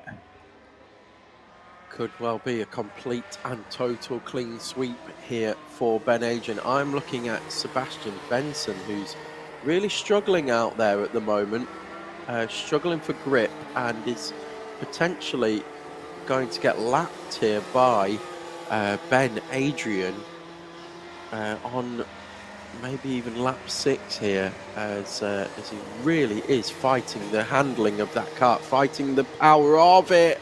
So I thought he was coming straight into the commentary box there. He's he on was slicks, that sideways. He's on slicks. Oh, he's on slicks. Yes, I've just seen a red ring round the outside. 100% sure he's gambled on slicks. Okay, is it a gamble or is it a? Well, we didn't have any wets. Well, I don't. Or we didn't bring any wets with us. Don't know, but at the moment, yeah, he's definitely on slicks. Well, in that case, I give him huge amounts of credit for holding that slide as he came over start-finish line by the commentary box. It was Grinsel-esque.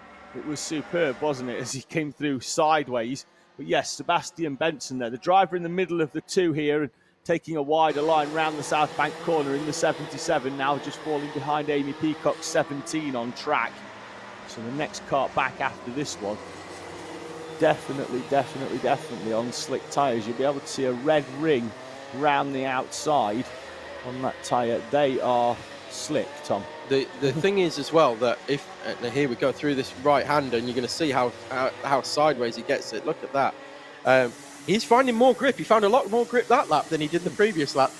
If that sun comes back out again, I mean, he's not going to find a lap's worth of pace, because that's going to be the difference. He's going to be quicker and could even set the fastest lap of the race if that sunshine comes back out again. But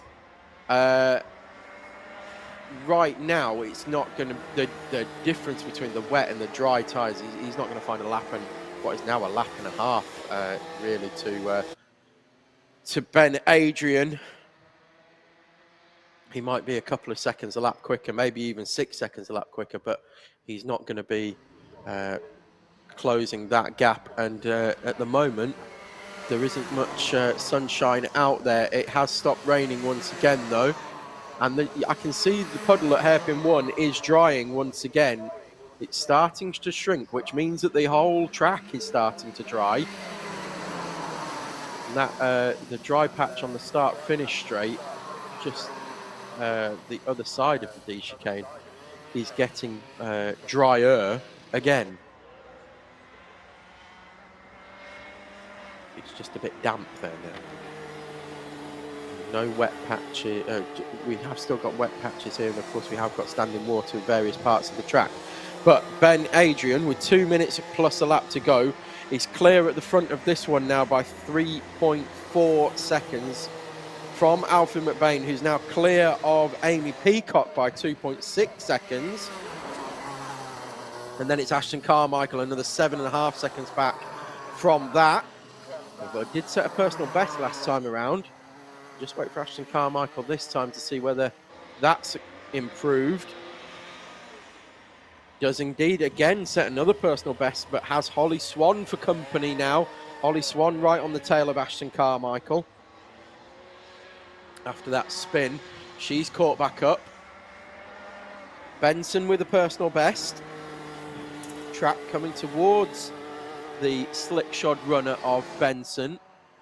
Just looking at his lap times, he started off in 102s, and then he went out into the 104s, and he's back now into the 101s. He's done a 101.9 that time around.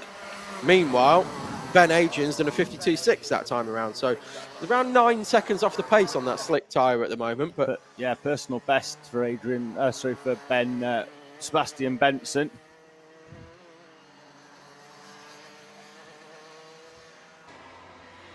So times are coming down, and they are coming towards those slick tyres, but nowhere near at the point of the switchover yet. I think senior Rotax might have a chance. Don't think any of the juniors are going to take any unnecessary risks, particularly those at the front. Well, the gamble, if it stays dry, is what do the junior pro karters do? Yeah, that's a big one, isn't it? Because they can run wets. Of course, the seniors will have to run slicks regardless, because they don't have wet tyres, but the juniors do have the option of running a wet tyre. So they will be keeping their eyes on the heavens very much so. As Ben Adrian crosses the line, we've got We're going to get 2 more laps here. So this lap plus 1 more. 5.5 seconds the gap. Then it's Amy Peacock, Ashton Carmichael, Holly Swan has dropped 3 seconds off the back of Ashton Carmichael. So potentially another half spin there. Yeah, lap 10 lost 4 seconds or so to her normal lap times. Was doing 53s, did a 57 on lap 10. So that kind of explains that one. So we've got Ben Adrian still at the front of this one. He's about to come through and take the last lap board. And here comes Ben Adrian now sweeping through. Final lap for Ben Adrian as he heads round the D chicane and the national loop for the final time here. Barring any mistakes or issues. Ooh. Barring any mistakes or issues, sorry, that was an ooh because we've just been delivered an ice pop.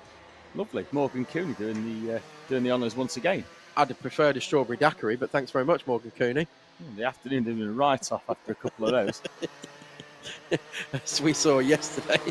But I must stress as well, it wasn't Morgan Cooney drinking the daiquiri. It was not, it was his mum. There goes Ben Adrian putting Benson another lap down on the slick tyres. Ben Adrian round the final corner for the final time. Every corner, every lap on a double-header weekend takes victory here in Minimax at round 6. Did exactly the same at round 5. Congratulations to Ben Adrian. There has been no flies on him this weekend. Alfie McBain, a well-deserved second place, was the second quickest runner out there in these conditions. Amy Peacock taking another podium here in the Minimax class. She finishes 3rd. Then it's Ashton Carmichael in 4th. Holly Swan over the line in 5th. And then Sebastian Benson has also crossed the line on those slick tyres in 6th place. Valiant effort from Benson as well, and some superb kart control on the slicks as well, particularly over start-finish. And on Puddle Watch, that cone's now dry. Oh, yeah. At hairpin 1. It is dry. It needs another little... It needs another kick in. Get a kick. Get a kick in. It needs pushing in, does do those cones again. So the track is significantly drier than it was around about 20 minutes ago. I want to see the Marshall slide tackle it. It's heading over there now, No, and indeed it is. It's gone in by another foot now. Just give it a gentle nudge. I wanted it 2-footed. Take it out at the knee. 2 foot in or 2 foot in? Same thing. So there we go. That's been adjusted now. So again, this is opening that corner up the whole time that the track is drying out. By the time we get the start of the next race, it's potentially going to be even drier again. So I don't know. We've just seen what did Benson do in his last lap at 1:02? So he was still 10 seconds off dry weather times. Wet tired times of Ben Adrian. So it's still fully wet here. How'd you open these without slicing your... Yep, we'll move on very quickly to Junior Rotax.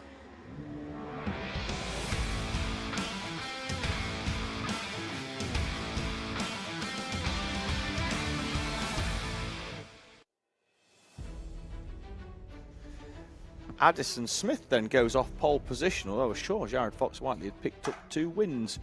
So it's Smith off the front row, off pole with Fox-Whiteley in second. Then it's Warren Wilkinson, Adrian and Robinson on row number 3. Then row 4 sees Sam Robson and Maya Simpson, Luke Walton and Joseph Yao on row number 5 with Harry McLaughlin, the final runner, and he is back out, which is good to see. Through they come then towards the green flag. Into the right hander they go. Fox-Whiteley wide, trying to get the grip round the outside of Addison Smith, and Fox-Whiteley does indeed sweep round the outside of Addison Smith. Oscar War in 3rd place. So Max Wilkinson looking interested, trying to nose it down the inside. Fox-Whiteley very, very wide into hairpin 2. Just going to get the good run. It's Oscar War right the way round the outside of Max Wilkinson. into third place. Wilkinson P4. And it looks like Ben Robinson up into P5 with Maya Simpson now down the inside into hairpin number 3. You'll catch her in a few moments with the orange helmet coming into shot. There she is. In front of now Ben Robinson, Melissa Adrian and Joseph Yao. Yao looks like he's got round Melissa Adrian. He has. He's having to come through from the tail end of the field, having retired from one of the previous heats. Yeah, hairpin. Heat 3, Joseph Yao was retired, and we look at Smith and Fox Whiteley able to jack the kart right up as a hard turn through the hairpin 1 and then hairpin 2. Smith opting for a much clearer visor than he normally has. You can really see the eyes of the driver in these conditions. Much darker as well. It helps the camera lenses out a bit as well. You can almost see facial expressions. Just had some in the ice pole there. Yeah, I could hear. Didn't mean to make quite so much noise. Sorry, Tom. Carry on. I was resisting the temptation to say you suck. Touche. Fox Whiteley leading with a gap of 0.6 of a second from Addison Smith, Oscar Warren, Max Wilkinson with Maya Simpson in P5. Then it's Joseph Yao, Ben Robinson. So Joseph Yao making good inroads at the start of this race. Up into P6 already. Smith takes that really, really wide line round the outside. Behave yourself, Tom. I can hear you as well. Sorry about that. They are really good. Thank you to the Cooney family for our ice pops. Keeping our voices lubricated. Throughout the day. And yeah, keeping us sounding lovely.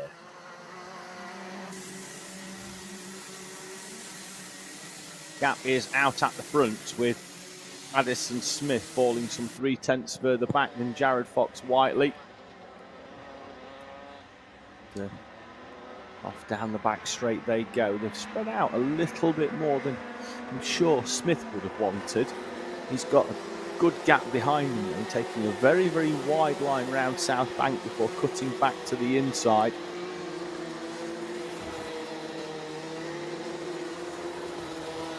Seems equidistant between the front 4 or 5 drivers now. Equal gaps right the way down to Simpson, who is though being hounded by Joseph Yao, who I think has had a potential change in bodywork at some point today. I know Heat 3 he was running this bodywork. I don't think he was running that Nassau panel in Heat 1 and 2, but I could be mistaken.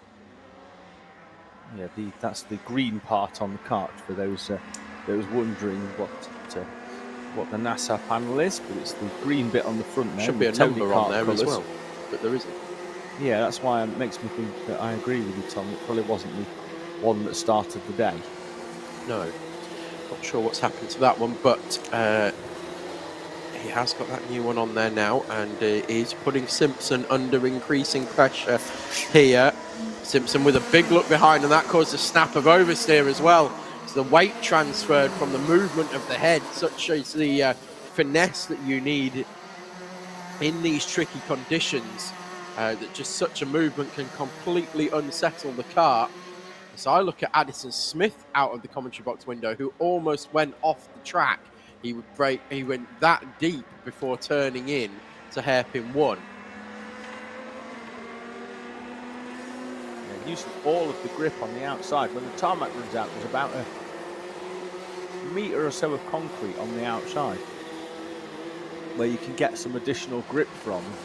That appears to be dry far more than the tarmac is, so maybe he's just trying to find it out there. But generally, all the way around the outside, offline. Good move by Joseph Yao there on Maya Simpson to move him up into P5. Slightly banked hairpin 1 as well, ever so slightly banked. So the outside of the corner is slightly higher, which is why we end up with this big puddle on the inside as the track drains down that way. So the outside of the track is going to be the first part that will dry, and it will dry even more with some warm, wet tyres running over it. Yeah, Fox Whiteley's a little bit tighter than Smith around that corner. Seems to go in a little bit deeper as well before making his turn than what Addison Smith would, who runs all the way around the outside. Yes, he does. And it clearly helps Fox Whiteley as well, because he was 4 times quicker that lap around. Comes over the line now, 51.2, so not able to improve on the time that he did last time around. Addison Smith also went slower that time, and it's because it's raining again. It is raining again in front of the commentary box. You can see it in the puddle, so times will start to come down. Whoa! Addison Smith was off at hairpin 1 that time. He went that deep and turned in that late that he actually did go off the circuit. Using the concrete rumble strip on the outside of hairpin number 1 there. Addison Smith, leader Jared Fox Whiteley's got a gap of 2.9 seconds from Addison Smith and Oscar Waugh. And Oscar Waugh still within a second of Smith. And Smith keeps running it wide at hairpin number 1. I'm sure he'll be hopeful that he can close up, but Fox Whiteley coming through in front of Addison Smith.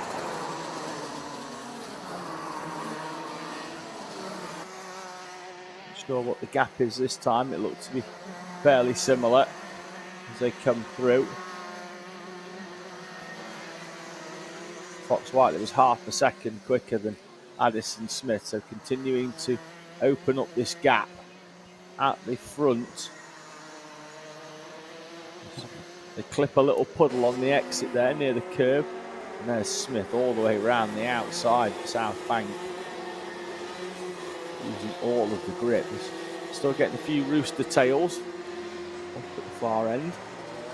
And again, there is a splash through one of the puddles. It is still raining here at the track.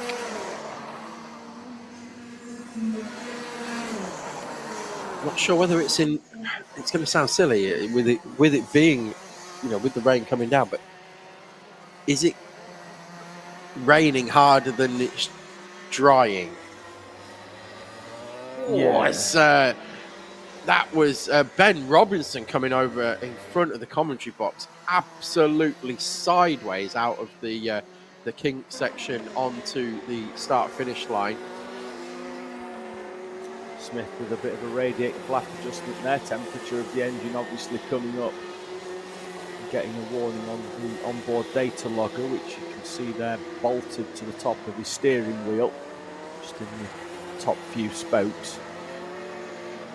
I'll get an indication on there that the water temperature is up, and they'll be lifting that flap up to get some more air into that radiator to bring it back down. Something I've noticed, coming up next is Senior Rotax, and I've noticed that Ashley Savage doesn't have a lap timer, or didn't have a lap timer on the steering wheel earlier on.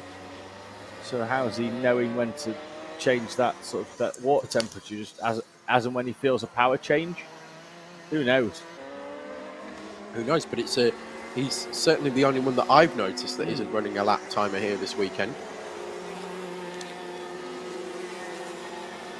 Helpful as well for post-race, where you can have a quick look at your times and have a look at your data. You can download stuff onto laptops as well and have a look at data traces. It's all done by a GPS, so you can see whereabouts you are on the track and where you are gaining or potentially losing. So I look at our second 8-legged friend of the day crawling along the roof of the commentary box. Yes, the first 8-legged friend scared Tom quite a lot. Well, he was tickling my elbow. He was trying to say hello. He was tickling my elbow and saying hello. And that one did give me quite a fright. And absolutely huge as well. Climbing up the wire of my headphones.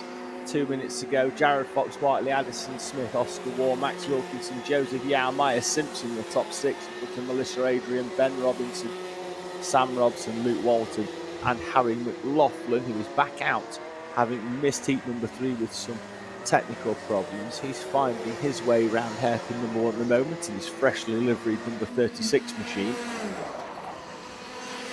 There's Oscar Waugh.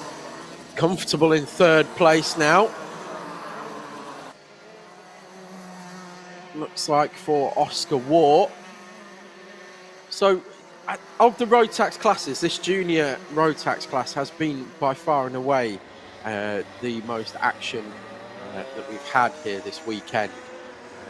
These conditions, it's just spread the field quite significantly, in fact, as I look at Melissa Adrian just coming through in front of the commentary box, and she had her kart pawing the air as well with the inside rear tyre. You can see it just trying to do that with Oscar Waugh. He's nowhere near as aggressive on the steering, certainly as Melissa Adrian has been, but it's not doing any harm for Oscar Waugh, keeping all four wheels in line, because he's very comfortable there in third place. Looks like he's about to take a podium here. Got a gap of 2.4 seconds in front and 3 seconds behind for Oscar Waugh, looking comfortable in third place in front of Max Wilkinson.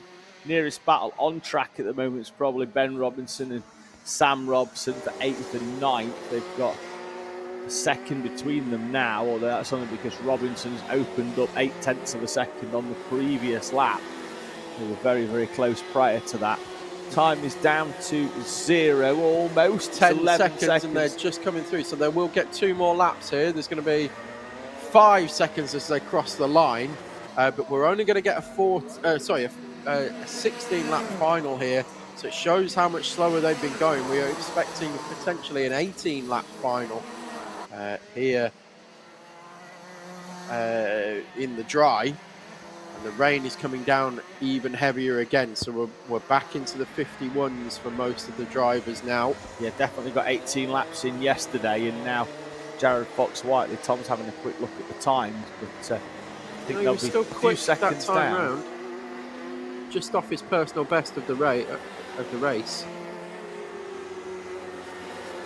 was down in the 50s, wasn't it? And then his fastest lap will be lap 1, as with most of the drivers that run into the first corner in the wet weather conditions. Here he comes then towards the start-finish line to commence his final lap. Still 50.1.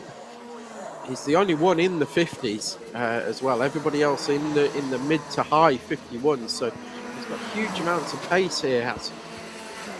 Still in hand as Fox-Whiteley. Melissa Adrian setting a personal best, as did Sam Robson, but both of them in the 52s. Such is the pace of Fox-Whiteley here as he heads down the back straight one final time into South Bank Corner. One final time as the rain continues to fall here at Teesside, and it's getting heavier once again. It is going to be Fox-Whiteley through hairpin 3, through hairpin 4 as he overtakes one more. That is the 36 of Harry McLaughlin, puts the lap down, comes over the line and takes victory here in Junior Rotax for Jared Fox-Whiteley. Second place is going to go to Addison Smith, who's going to be over 6 seconds down, 6.2 in fact. Then it's Oscar Waugh, 9.4 seconds behind. Then we're going to have Max Wilkinson, and Joseph Yao was right on his tail at the end. So great job from Yao to close that gap, but unfortunately they couldn't find a way through Wilkinson to take 4th place. Simpson taking 6th place. Melissa Adrian taking 7th. Then it will be Ben Robinson coming over the line. Now it is Ben Robinson. Then we'll have Luke Walton and Sam Robson, although they are side by side, but it is going to be Luke Walton, then Sam Robson, 9th and 10th, and Harry McLaughlin, of course, crossed the line with Fox-Whiteley. So another win in the bag for Fox-Whiteley as the rain gets heavier and heavier once more here. The junior Rotaxes have just about called it right and got in before it starts getting really wet. But Fox-Whiteley taking 2 finals here over the doubleheader weekend. Smith winning heats, but not taking either of the finals. Rain is proper coming down now, as you'll be able to see when we cut back to the start line camera in a few moments' time. The rain is very, very heavy. Definitely wets for the juniors.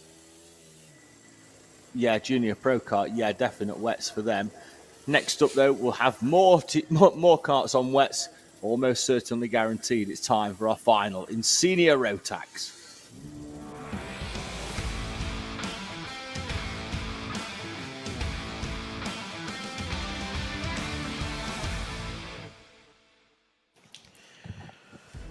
So your grid for the senior Rotax final. It's going to be Monroe Renard going off pole position. He's clean swept the weekend so far. Didn't have it all his own way in the final yesterday, but has clean swept every single race in the dry so far this weekend. Arthur Lowthian will go off the front row as well in second place. And it's Ashley Savage in third and Paul Swan in fourth. Alexander Walton in fifth, and Owen Spears will go from sixth place. But as we said, Owen Spears has been getting quicker and quicker throughout the weekend, or throughout the day, albeit that was in dry conditions. So we thought it might not be too bad for Spears being in sixth place for the start of this one. Still the potential even for a race victory. But that rain is coming down harder and harder now on the circuit. One or two brollies up there on the bank. Cone/puddle watch at hairpin 1. It had dried off again, so that cone was fully dry. I don't think it'll be staying that way, though. I think they're better off leaving it where it is this time around. It's coming down pretty hard again now.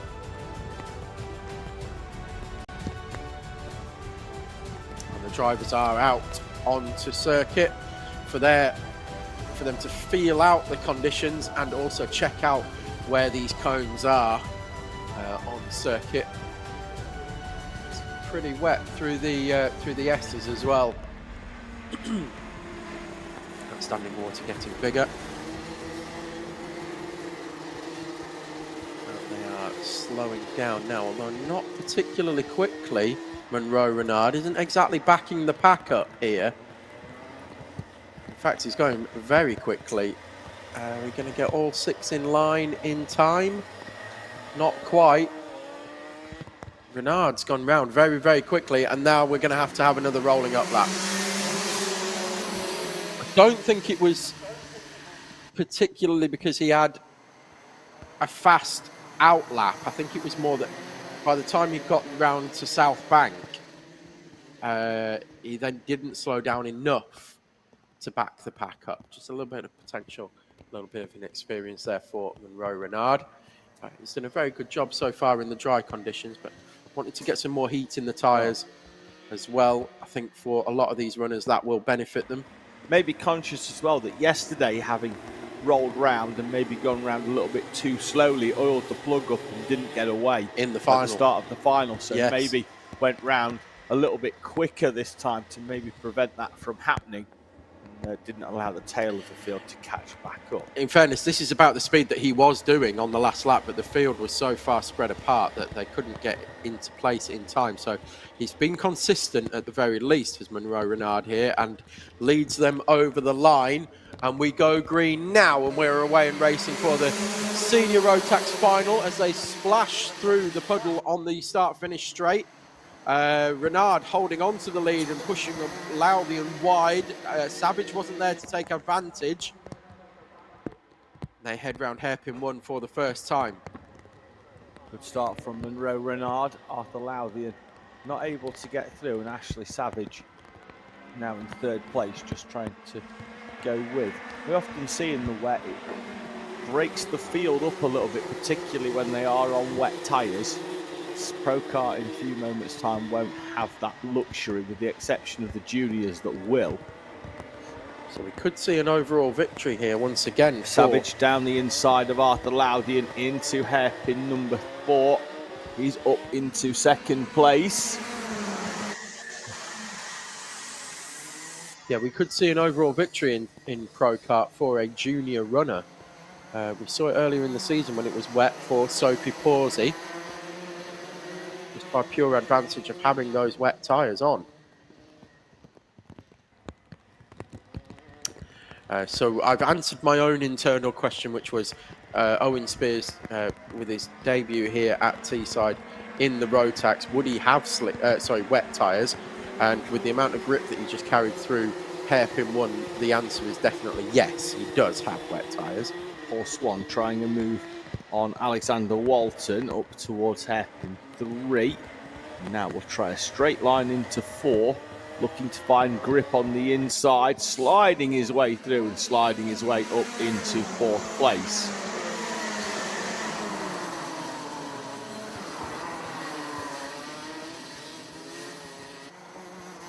Paul Swan looking good here in these conditions, it's got to be said. Quite as good as Monroe Renard, who's heading off at the front, but Swan has got huge amounts of grip going through hairpin 1 and through hairpin 2 as well. He's definitely got the wet setup dialed in to that kart. It was almost bunny hopping, he got that much grip through hairpin 1. For Paul Swan, he's there again. He's already caught Lothian now. It's only going to be a matter of time before he makes a move, and there is that matter of time. It was the matter of time was seconds, 2 seconds probably. Although Lothian gets great drive off the corner and does the alternative switchback, the switchback of the switchback. Swan did exactly the same move on the previous lap on Alexander Walton and made it stick, made it work, but Walton wasn't able to get the same sort of drive that Arthur Lothian did out the corner, and I think Swan as well was sort of struggling for a bit of grip on the outside. A lot more than he was the lap before. That move down the inside, clearly working for him. He's going to get great drive down the back straight again. He was on the power early, but then Arthur Lothian already pulling away down the back straight. He did get a good drive though, did Lothian, and maybe geared slightly differently as well because of the wet conditions. Could have got a little bit more for pure acceleration, and there goes Lothian with the switchback, but didn't quite get it done as well as he did last lap, and he's going to go drive around the outside of Paul Swan and hold on to position. Swan had that more done than he did on the previous lap. That's 2 laps now that Paul Swan has tried that move on Arthur Lothian. Got through on both occasions, but Lothian has come back at him. Now Swan's going to get a switch back in the hairpin 2, but Lothian's going to drive away down that back straight. Swan, though, a lot closer than what he was on the previous lap. Trying a tighter line to the inside. Lothian will sweep all the way around the outside. Swan, though, is going to keep it hard on the brakes to the inside. Now, Lothian's going to have to straight line it into 4, and Paul Swan could have got this one done. It's taken 3 laps, but finally, Paul Swan is up and into a podium position. I think Swan is still geared for the dry, but he's definitely set up for the wet, and I think Lothian's gone the other way. I think he's maybe not set up for the dry, but he's not got as good a wet setup as Swan has, but he's certainly geared for the wet.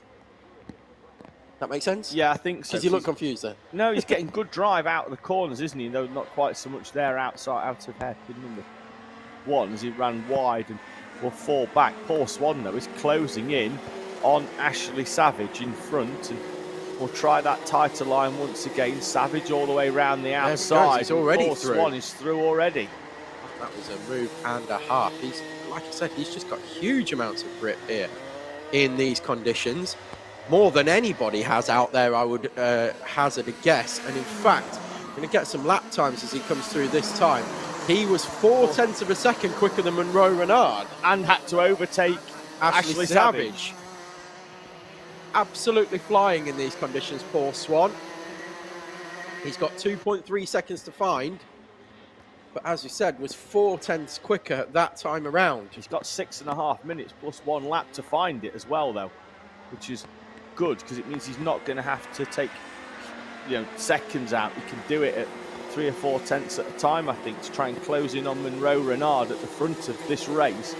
And Paul Swan flying in the 95, finding a way past Ashley Savage down the inside of South Bank on the previous lap. As he just turned into hairpin 4, he just flicked the steering and the car just followed. It's like he's on slicks on the dry, isn't it? Yeah, he's just got that much front end grip. 4 more tenths out of Monroe Renard for Paul Swan. This time he's wide round the national loop, probably wider than he has been on the previous few laps. Maybe just seeing whether there's more grip out there than what there has been on the inside. But this, for me now, is a case of keep doing what you're doing. If it's not broke, don't fix it. And he's got his eyes fixed on P1 with Monroe Renard in front, taking 0.7 of a second out in the last 2 laps alone. He's going to see Monroe Renard just getting bigger and bigger and bigger in front of him as he closes in. Look at the amount of grip he's got into hairpin 4. It's just unbelievable. And then just out, because he's then got the kart turned, he can just get on the gas and just drive it almost in a straight line out of the corner, minimum steering angle. So that then reduces his amount of oversteer. Gap's out though by 2/10. The Swan was closing in. Went very wide through the national loop there that time round. So wider than he went before.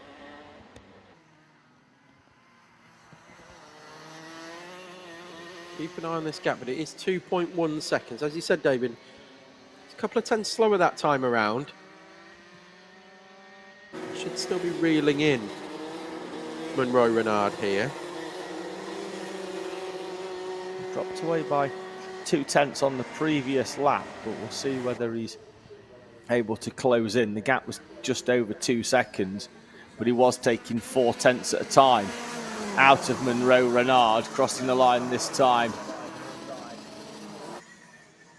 And the gap's down by 2/10. Yeah, he brought it back down again now, so it's under 2 seconds this time around. 4 minutes plus a lap to go. He's not using the wide line that Renard uses at either hairpin 1 or hairpin 2. He does go wide at hairpin 2, but nowhere near as wide as Renard does.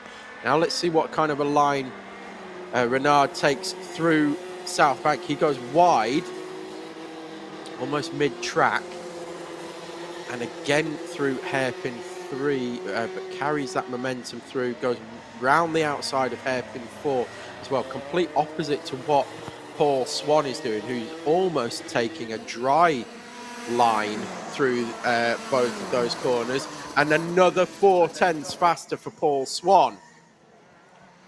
This one's going to get very, very interesting. The sun now starting to come out, even though it is still raining. There's still water coming out of the sky in the puddle in front of the commentary box. You can see it there on the puddle in the inside of hairpin number 1 as well.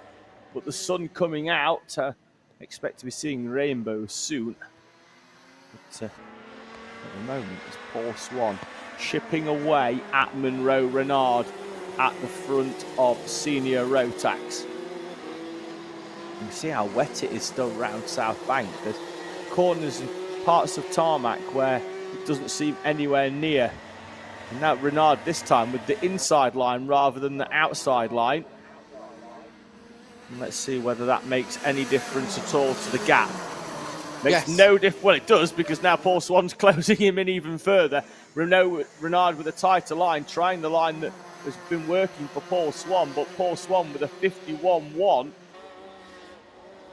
Fastest lap of the race. He was 1.7 seconds faster than Ashley Savage on that lap, who was matched by Arthur Lowthian. So Savage and Lowthian setting the exact same times, near enough, and they're 3rd and 4th. Walton was half a second quicker than both of those, and then even Owen Spears is matched at Savage and Lowthian. So it just shows that how much pace Swan has still got. He's 1.7 seconds faster than Savage, Lowthian, Walton and Spears, and now right on the tail of Monroe Renard as they head out of hairpin 4. Yeah, things closed up there quite a lot as they crossed lines. Monroe Renard opens up the gap ever so slightly, but as they changed lines down there at hairpin 4, they came very, very close to each other. You were expecting rainbows, David. Paul Swan is going for the pot of gold on top of Monroe Renard's helmet. I see what you've done there, Tom. I'm quite impressed. Minute remaining in senior Rotax, and Renard with the wider line, Swan tighter to the inside. Then they cross over, face full of spray for Paul Swan. He's going to go tight here. No, he doesn't. Well, he does go tight, but so does Renard.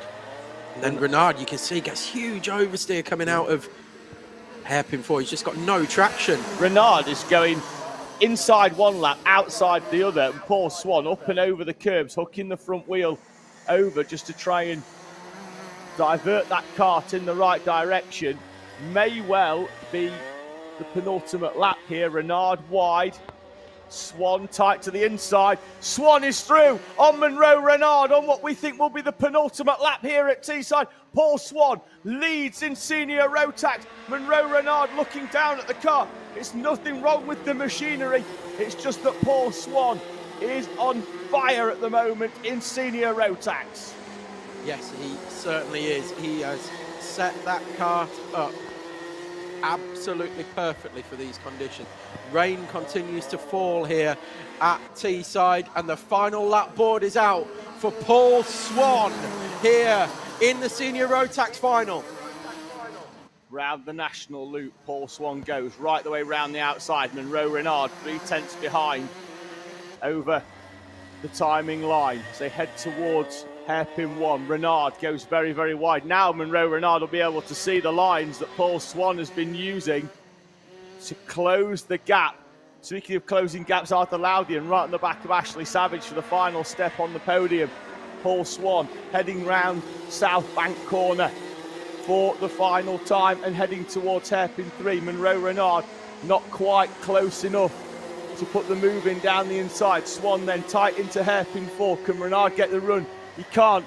Tom mentioned earlier, no luck catching them Swans. Paul Swan, for the first time, will win in senior Rotax at Teesside from Monroe Renard.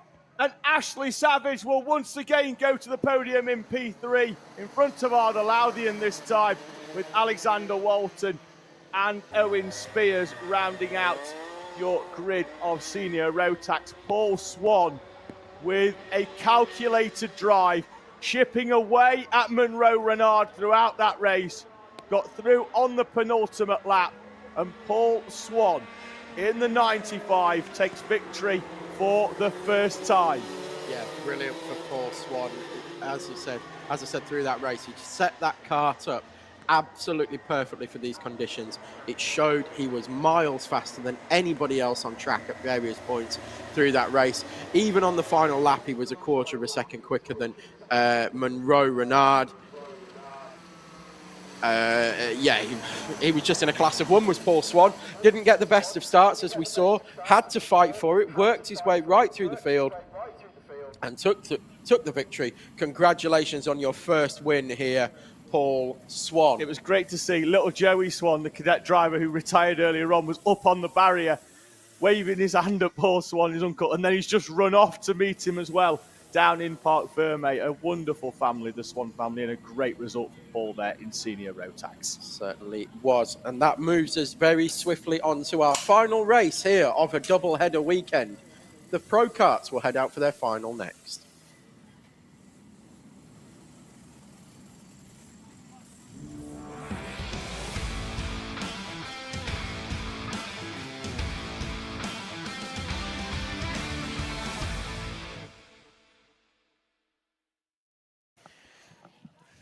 Just going to check on our grid situation here in the commentary box. See if we can pull something up, because we don't believe we have one to be able to bring you on screen. So bear with us while we work it out. Don't think we're going to be able to have one, because unless, let me just do a little bit of work. So that will be our final race here of a fantastic double-header weekend. We've loved every moment of it. I hope you've enjoyed watching with us. It's been very mixed conditions for these finals here today. It's really changed the order of things as well. Certain drivers have hit the front. So we've got a few Pro Karts have headed out. Oh, we've got our juniors.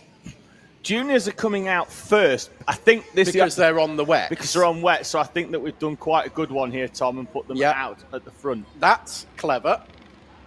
I like that idea a lot. So it's going to be Isaac Needham from Sophie Pawsey, Oliver Watson, Harry Brown. Then it's going to be Catherine Potter, Leon Wilson, and Joseph Williamson in our juniors. Senior Pro Kart then. And I think the likelihood here is they're going to do an actual full-on split start. It's going to be Shields from French on the front row, Grinsell and Thompson Mack on row 2, Richardson and Blythe on row 3, Oblag and Lucas on row 4, Ludwell and Bolkus row 5. Then it's going to be Hewland and Kadani in front of Roddis and Dougherty. And the rest of the field we're going to have to give a miss, because juniors are underway right now. Is Needham moving away immediately from Pawsey. At the front of this one, our seniors are still heading through hairpin 4. on the slick tyres as well. So they're going to be, well over half a lap behind, and I think the juniors will probably be catching them in the next couple of laps. But they are about to get underway as well, headed this time by Shields and French, and Grinsell already sideways coming through over the start-finish line. It is going to be Shields holding on as they head into the National Loop for the first time. Big French slotting in second. Big puddle on the outside that almost everybody went through. And now they'll be tippy-toeing towards hairpin number 1. The juniors already heading round hairpin 4 and heading towards the timing line to complete the first lap of their race. There's a decent chance they're going to catch most of and make their way through most of this senior pro kart field on slicks. I would imagine so. So Isaac Needham leads from Sophie Pawsey, from Oliver Watson, Catherine Potter, Harry Brown, Joseph Williamson and Leon Wilson in your juniors.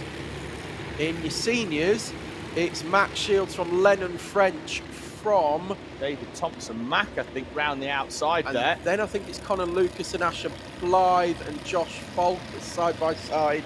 Falkers went down the inside of 4, but then was so tight that the other 4 went back past him.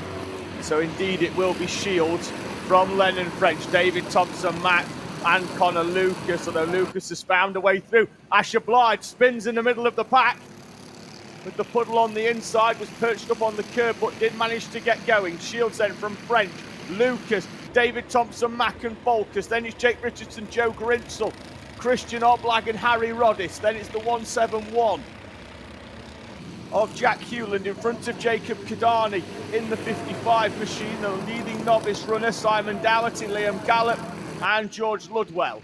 I've just seen Marty Gilfillan pull into the pits as well. I think we've got the 8 of Tom Hewland off on the grass on the outside, struggling to get back on as well. No yellow light board on though, so I don't think our juniors, there are now, but our juniors won't have noticed it because they've just passed it, and then Hewland now will rejoin, albeit after our juniors. Hey! And a handbrake turn. And another. Hey, there we go. That's one way to do it. Oliver Watson was putting Sophie Pawsey under increasing pressure as they came through the S's on that lap around, and again closes right in at hairpin 3 in a straight line. No, we've got a contact warning going out for the 172, which is James Wilson. Oh, David Thompson, Mac Tom, off at hairpin number 1. There he is, up in the tyres, struggling to get the kart going. The rear wheels spinning up on the wet grass. Thompson Mack, who was just behind Connor Lucas, hard on the brakes and then hard into the tyre wall on the outside. He's all the way down to the tail end of the senior pro kart field for David Thompson Mack, who was running inside the top 5 in class. Yeah, and Isaac Needham now pulling away at the front of this field as well. Sophie Pawsey still still coming under pressure as we look down into the senior runners. We've got Blythe side by side with the 171. Lucas up to second place, having found a way past Lennon French on that previous lap. Now sets off in sight of Max Shields. David Thompson-Mack, of course, tumbling down the order because of that off.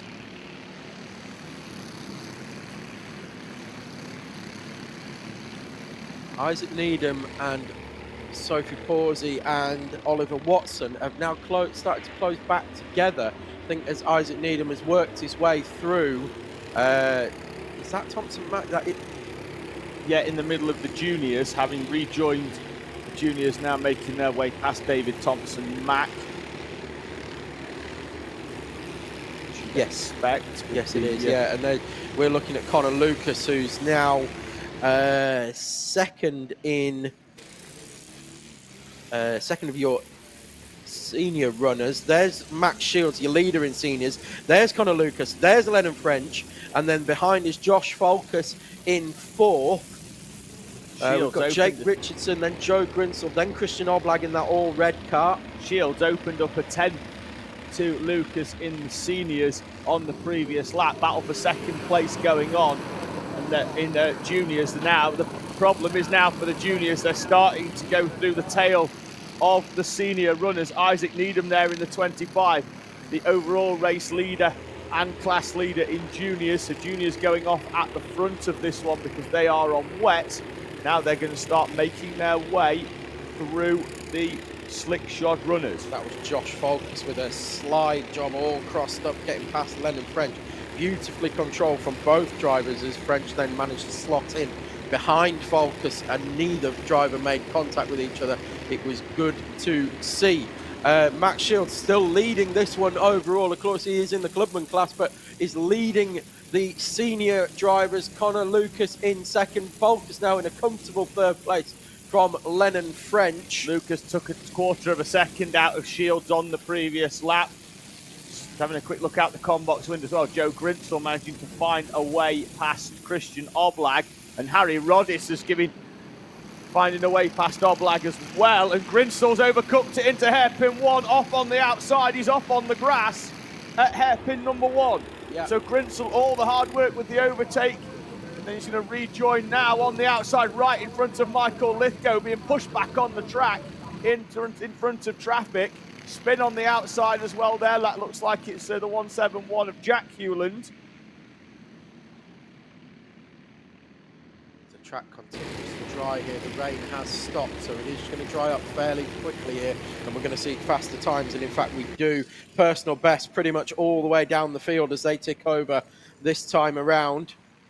In fact, we've taken just over a second out of our previous time, so track really starting to ramp up now that the sun's back out again. Shields closing it, Lucas closing in quickly now on Shields in these conditions. Times are starting to head towards the 59s for the seniors. Still definitely wet conditions. We're doing 59s at the back end of the juniors, so we're at that crossover point between the really quick runners on the slick tyres in seniors and the tail end of the wet shod runners in juniors. Grinsell off at hairpin number 1 again this time, Tom. Straight on this time into the tyre wall. At exactly the same place he went off on the previous lap for the 199 of Grinsell. Lucas continuing to chip away at Max Shields. Chip away he did. It was 0.3 of a second this time, but Shields in turn was a lot quicker than some of the junior runners that are on wet, so very different for these runners. Pawsey and Watson now putting in their personal best laps of the race. They're only, Oliver Watson, in fact, almost set the fastest lap of the race. He was only 100th of a second off the overall fastest lap of the race. So time's really starting to come down now all through the field.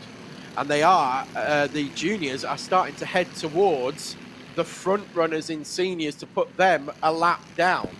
Yeah, Isaac Needham just found a way past Asher Blythe, who's 14th overall. And it's just gone very wide at South Bank corner. Gets a cut back down the hill, but it's too late. And there goes Pawsey putting Oblag a lap down, with Oliver Watson still there for company. Isaac Needham as well is not able to get away from Pawsey and Watson here at the front of the juniors. Asher Blythe used that as an opportunity as well to find his way past Christian Oblag. Good driving from Blythe, saw a chance and took it. Good driving as well from Harry Rodis. He is inside the top 10 in the senior ranks.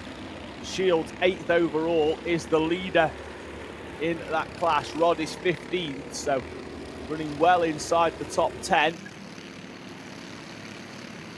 So Needham now heading down the back straight with Pawsey and Watson for company. There they are. That's Pawsey in the 77, Watson in the 5. They head into hairpin 4, and they've had a clear lap this time around. Driver off at hairpin 1. Sorry, Tom. Yellow flag out hairpin 1, so that will negate an overtaking opportunity.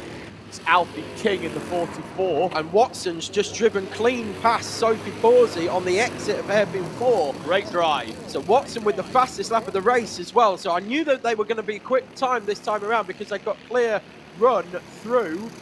At the head of senior pro Kart, Connor Lucas has caught right up onto the back of Max Shields as they go down the back straight. Isaac Needham still leading in juniors, but Oliver Watson in the number 5 is coming to the first place party, closing right up on the back of the 25. Look over the shoulder, Sophie Pawsey there as well. All three juniors nose to tail. Taking different lines though, so that splits them round South Bank. Oh, he's going for it, it's Watson. He's come from a mile back. Just going to say, Tom, we've had a spin out of hairpin number 4 with Dalton McCarthy. That split Max Shields and Connor Lucas. They had to go side by either side of the spinning cart. Because of that, it's opened up the gap at the front ever so slightly.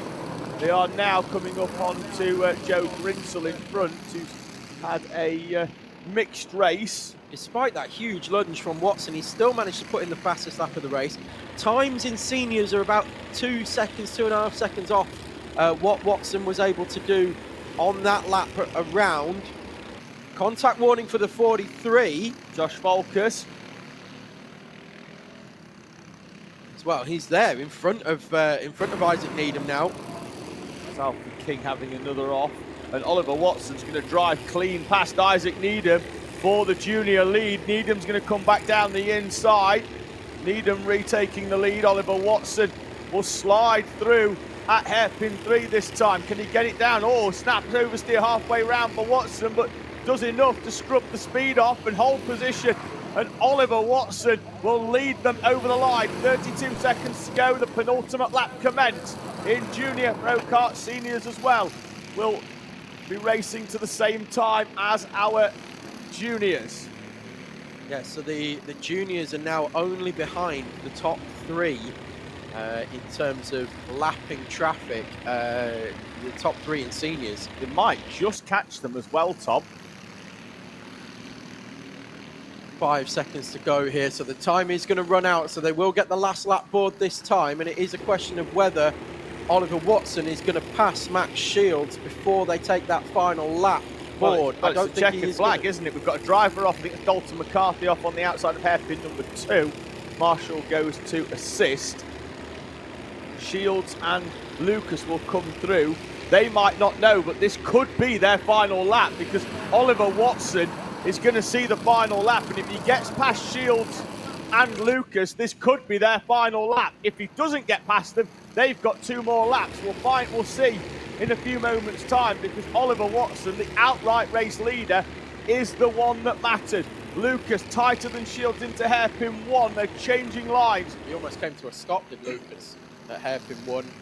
Such was... Oh, Shields just dropped a wheel off the track on the outside of the circuit. Shields has thrown it away. He's gone wide at hairpin 2, dropped a wheel on the grass and handed the outright senior pro kart lead to Connor Lucas.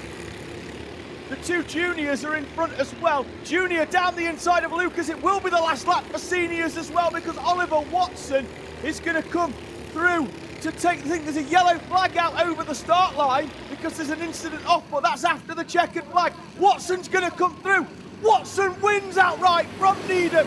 Then it's Lucas and Shields. We're waiting for Sophie Pawsey to come through. She's going to be 3rd overall, and does. She's 3rd overall, 3rd in juniors as well. So it's Lucas, Shields and Volkus, your top 3 overall in our senior pro kart class. So to run you through your classes, of course we'll go with juniors first because they were the first ones across the line. So it's Oliver Watson taking the first win here in junior pro kart final. Isaac Needham in 2nd with Sophie Pawsey in 3rd. In Owner Pro, Senior Pro, we've got Connor Lucas. Then it's Josh Falkus. Then it's Jake Richardson taking a podium here as well. Then in Clubman, Max Shields from Lennon French from Christian Oblag. So Oblag again on the podium. In Novice, it went to George Ludwell, just from Jacob Cardani, who just beat off Amy Frame. There was less than a second separating those 3. So Ludwell, Cardani and Frame in Novice. Those are your class podiums here in Pro Kart. And that brings to an end a double-header weekend. And a quarter of the season done. A quarter of the season done in one weekend. We'll be back in September, of course, for round number 7. October for round number 8. What a way to end, though, always exciting when we put the juniors on the on the wets rather than the seniors on the slicks. They went off the front this time and made their way through the field. My cone's dry again. Your cone's bone dry, Tom. Even though it was raining during that race as well. It's crazy how this track dries in certain parts and quicker than others. Anyway, it's been a brilliant weekend. I've loved every moment of it, as always. It's brought to an end, as David said, one quarter of the season done here in one weekend. We hope you've enjoyed being with us for every moment of it. Once again, thank you very much to our medical team who weren't even required today to even look at anybody, never mind be active on the circuit, which is great to see as well. Thank you to our marshals, our clerk of the course and our race directors as well, who always do a fantastic job here. Of course, the camera people and production crew at Alpha Live, as well as yourself, David, for being the better half of this commentary duo. Thank you. I will take that. Although he's not the better half at karting, as we found out last night. For now. I have to take my wins, David. I have to take my wins when I can get them. Certainly do. What a weekend here at Teesside Autodrome. Thank you for being with us, whether you've been here at the circuit or watching from home. Thank you so much. And we look forward to seeing you again here at Teesside Autodrome on Alpha Live.